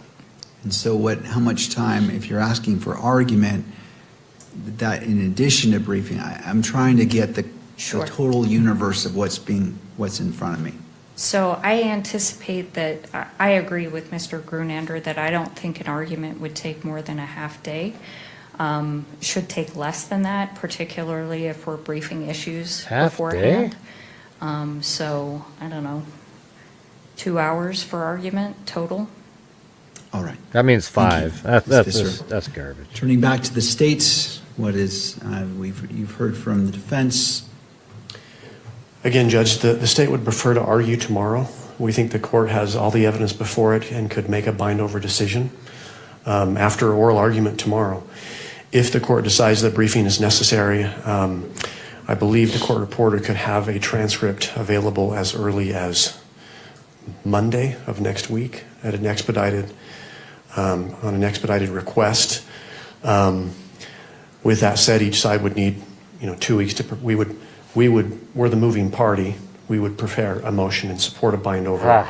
There would be a response and then a reply. So we're probably 6 weeks out before we can actually argue before bind over. We would rather not wait 6 weeks to argue bind over. That's why we would like to do it tomorrow. But that's the timeline we're probably looking at, is about 6 weeks and then 2 to 3 hours of argument. So are you requesting to move forward with oral argument tomorrow and in addition to briefing? Or again, No. I'm just trying to see the whole universe that's before me. Good question, Judge. If the court wants briefing, I don't believe we would argue tomorrow. We would save that argument until the briefing is finished. All right. Thank you. And to defense, would you agree on the time frame for briefing as been proposed by Mr. Grunander to allow each side the appropriate time, taking into consideration a transcript which may or may not be needed by the parties? We are also okay with simultaneous briefing on this if the state prefers that. That wouldn't take 6 weeks if that's the concern, but we have no objection to the 6 weeks. All right. And does your client waive any speedy trial rights that may result as this request? I just want to make sure I'm addressing constitutional rights. Also going to be addressing from the victim representative. This goes squarely into the victim's rights to speedy disposition. So again, I'm just trying to take it, and I know we're late. I just want to cover all these bases. Yes, our client will waive his right, his speedy trial rights, so that we can properly brief the preliminary hearing issues. All right. To the state. If the court wants briefing, we would not like to do simultaneous briefing. We would like to start it out as the moving party. The defense would then respond. We would then have the opportunity to reply before oral argument. All right, and I'll invite Ms. Kirk's attorney if you wish to be heard. This goes squarely into the victim's rights as recognized in the Utah Constitution as well as the Utah statute as it's what's before us. Your Honor, obviously we want swift justice for Charlie here. I think we obviously know the court needs to make sure they're balancing all interests here, but I think as soon as the matter could be bound over and this matter could be set for trial, that's what the Kirk family would like. But do you want to weigh in regards to briefing? Because it sounds like it's... Your Honor, I'm hesitant to weigh in on briefing. I feel as if that is a decision which the court should decide whether or not it's necessary, and we're going to take no position on briefing. We asked for speed. This has been 10 months coming. We've heard a lot of evidence. To me, it seems rather overwhelming, but that's my opinion. Obviously, it doesn't matter. But so we just asked for it to move quickly. Thank you. All right. All right, having heard from the parties, I will go ahead and allow, I'm granting the request for briefing as it relates to probable cause to allow both parties to file the briefs. With defense, as you are the moving party, There's no need for requesting briefs briefing, in this case. This is. When would you like to submit your brief? Or to the state? Judge, because we have the burden, I believe it's appropriate for us to initiate the briefing. Okay. Because we're moving for the bind over, and then we would have an opportunity to reply. And that's, okay. So I could let's do the start. briefing. Mr. Grunander, when can you have your brief did filed? Just a moment. Case closed. Here you go. And then going to defense, well, Here you go, I'll follow Judge. up with the He did it court as well. That's my Thank you. briefing. Thank you very much. Have a good day.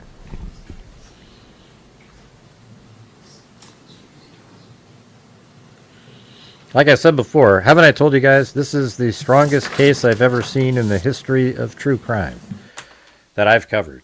This is ludicrous. I mean, it's just so clear, convincing, and obvious. There is anybody in here that's watching that is still like, I don't know, man. I don't know. Something just doesn't add up. Please don't make yourself known, please. One moment, Mr. Grunander. I'm trying to get logistics so we can move this along.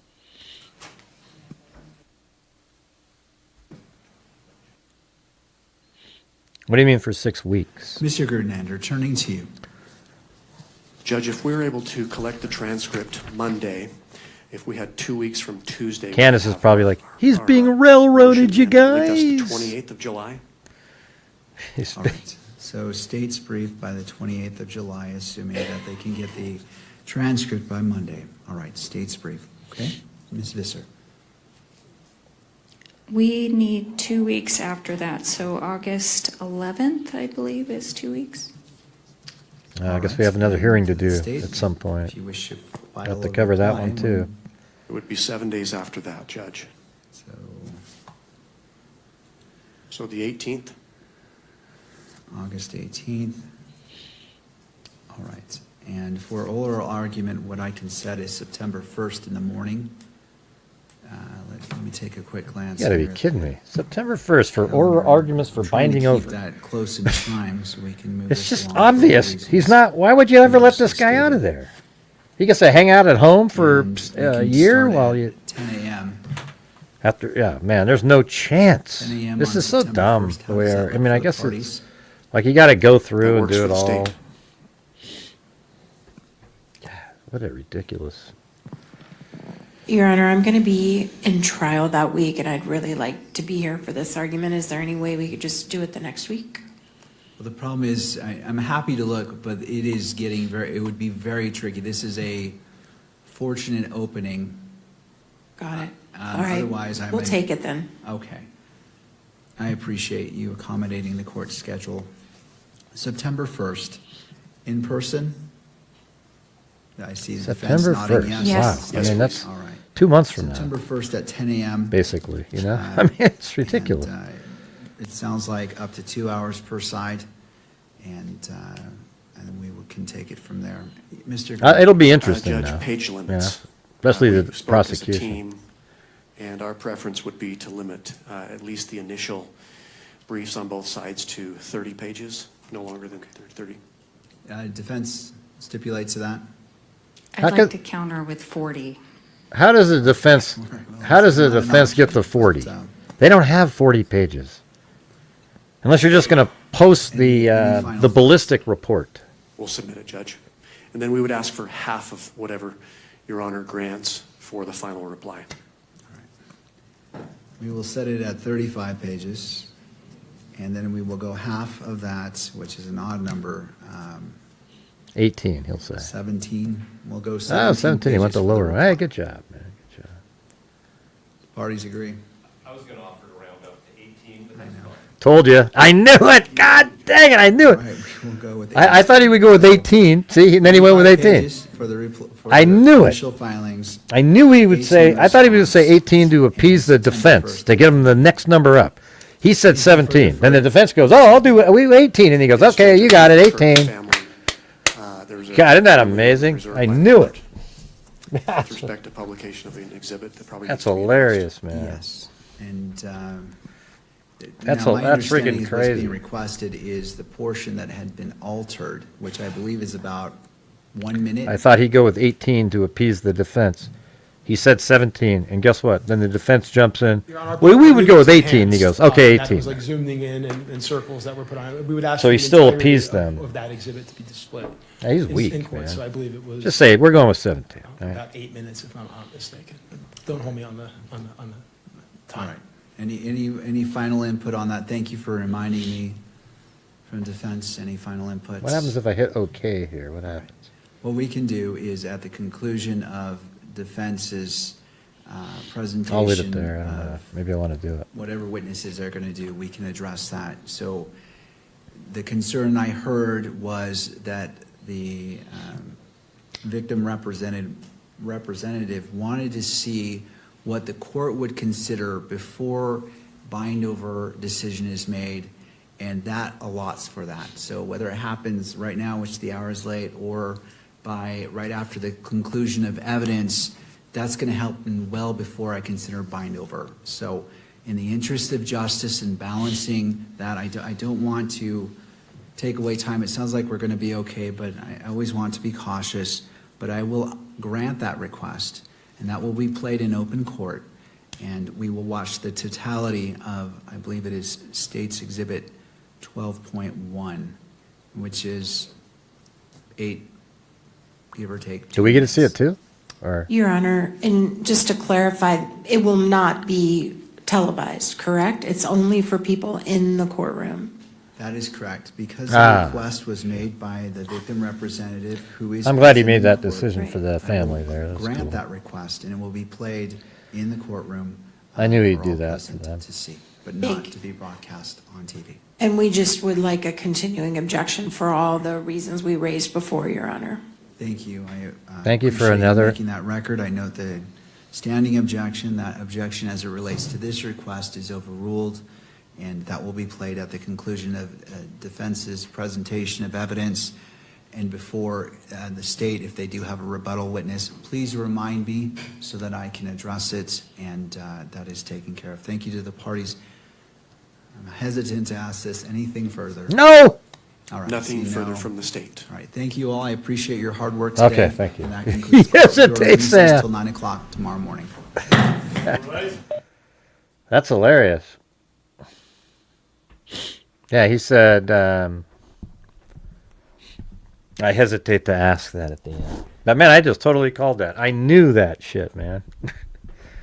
I thought, okay, he said, when he said, okay, it's 34 pages.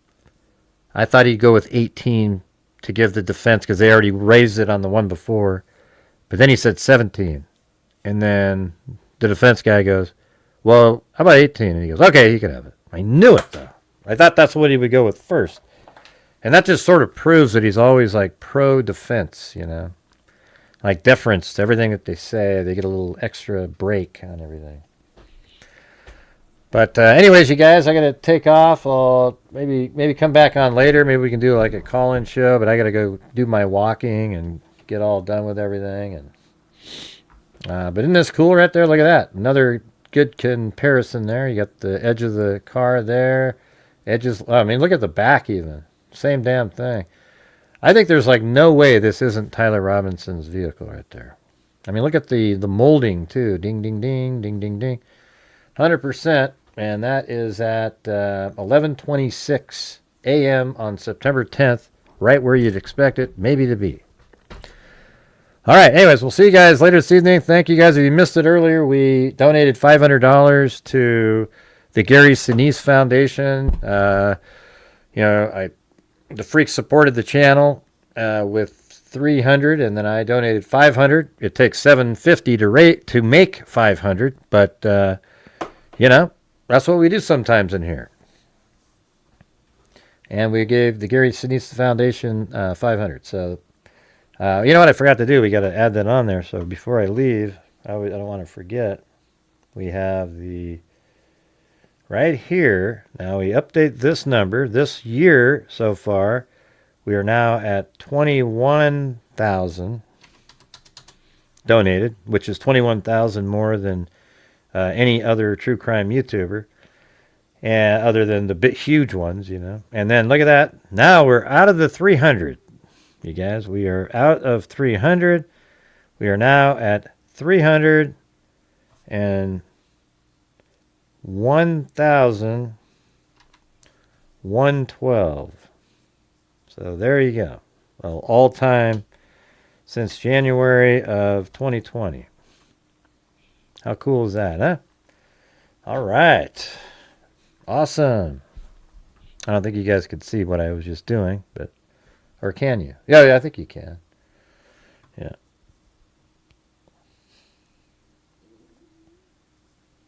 And then back to that. Yeah. Anyways, awesome. Yeah. It's 100%. If it's not his car, it's a freaking miracle, you guys, because as I was showing earlier, this is where it was parked. Look how this works perfectly for his final run. He just walks down here, turns right. He's seen on camera right there at 11:45. The car was not parked there at 11:10, but it was there at 11:18 and 11:26. So when we're looking at the vehicle while it's sitting there, he's in that car at that time. He's sitting in the vehicle. And so the odds of it being another 2013 Dodge Challenger parked right there, although I don't know if like the other years have the exact same molding on it and stuff like that, but it's the same color, etc. It'd be shocking if it wasn't his. But there's always a chance, I guess. But anyways, thanks everybody. We will see you guys. And thanks, Carl, again for your big support there. And everybody else who supported the channel. I lost the ability to go in and read off everybody's name and put it on the screen because I got kicked out of StreamYard. Well, I can go into it, but it doubles up on everything. All right. So I can't really get in there. Maybe I can go here. Let's see if I can throw out. Okay, let me try this. So we had Lance R, then Ozzy Trisha, new member. Hey, that's weird. I haven't seen her in a long time. Megan Kelly, new member. CJ, new member. Joy Orlando, a new member. These are, and then Richard Watts. Carrie Lou Me, then Stephen Rolfe. And then I guess we had, now let me go over here too. Lisa Valenzuela with the coffee, and Sandy Shirley with a PayPal, maybe a couple of them. And then I said the name earlier, the one that was on Venmo. And then Tracy Von Brott, KMTX, Megan Kelly, Born to Raise Hogs, Wild Bill Wassman, Alley Cake, Susie Q, The Joey. Then we have Grinch, Alley Cake, Wild Bill Wassman. We Say Howdy Here, Gifted One, Wild Bill Wassman. Apathetic Kit, Alley Cake, Wild Bill Wassman. Juju Bean, 9 months. Then we have Alley Cake, Stevie Lynn. And then we have Susie Q, Southern Eek, Anne Marie. Let's see. Nork. Roll OSC. Rollo, South Carolina, probably. Alley Cake. Caroline. Timothy Cecil. Rador. Anne Marie. Honey Bee Fly. Cindy J. Lisa Valenzuela. Wild Bill Wassman. New York Pepper. Honey Bee Fly. Anne Marie. Grinch. And then gifting memberships. Mama for Coffee.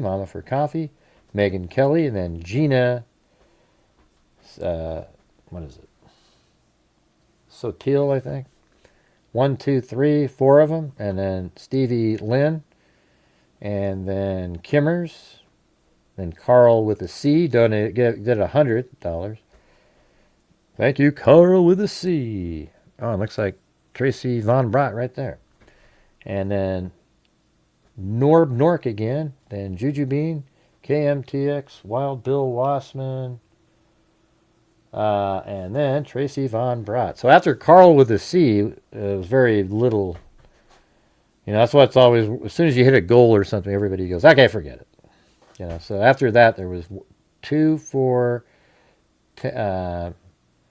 14, $18 in 2 hours after we reached the goal. You know, the challenge that we had there. But hey, you know, not too bad. You know, we were able to give out 500. So thanks, everybody. We'll see you guys a little bit later. All right, so thanks for watching. And as I always say, until next time, be safe out there.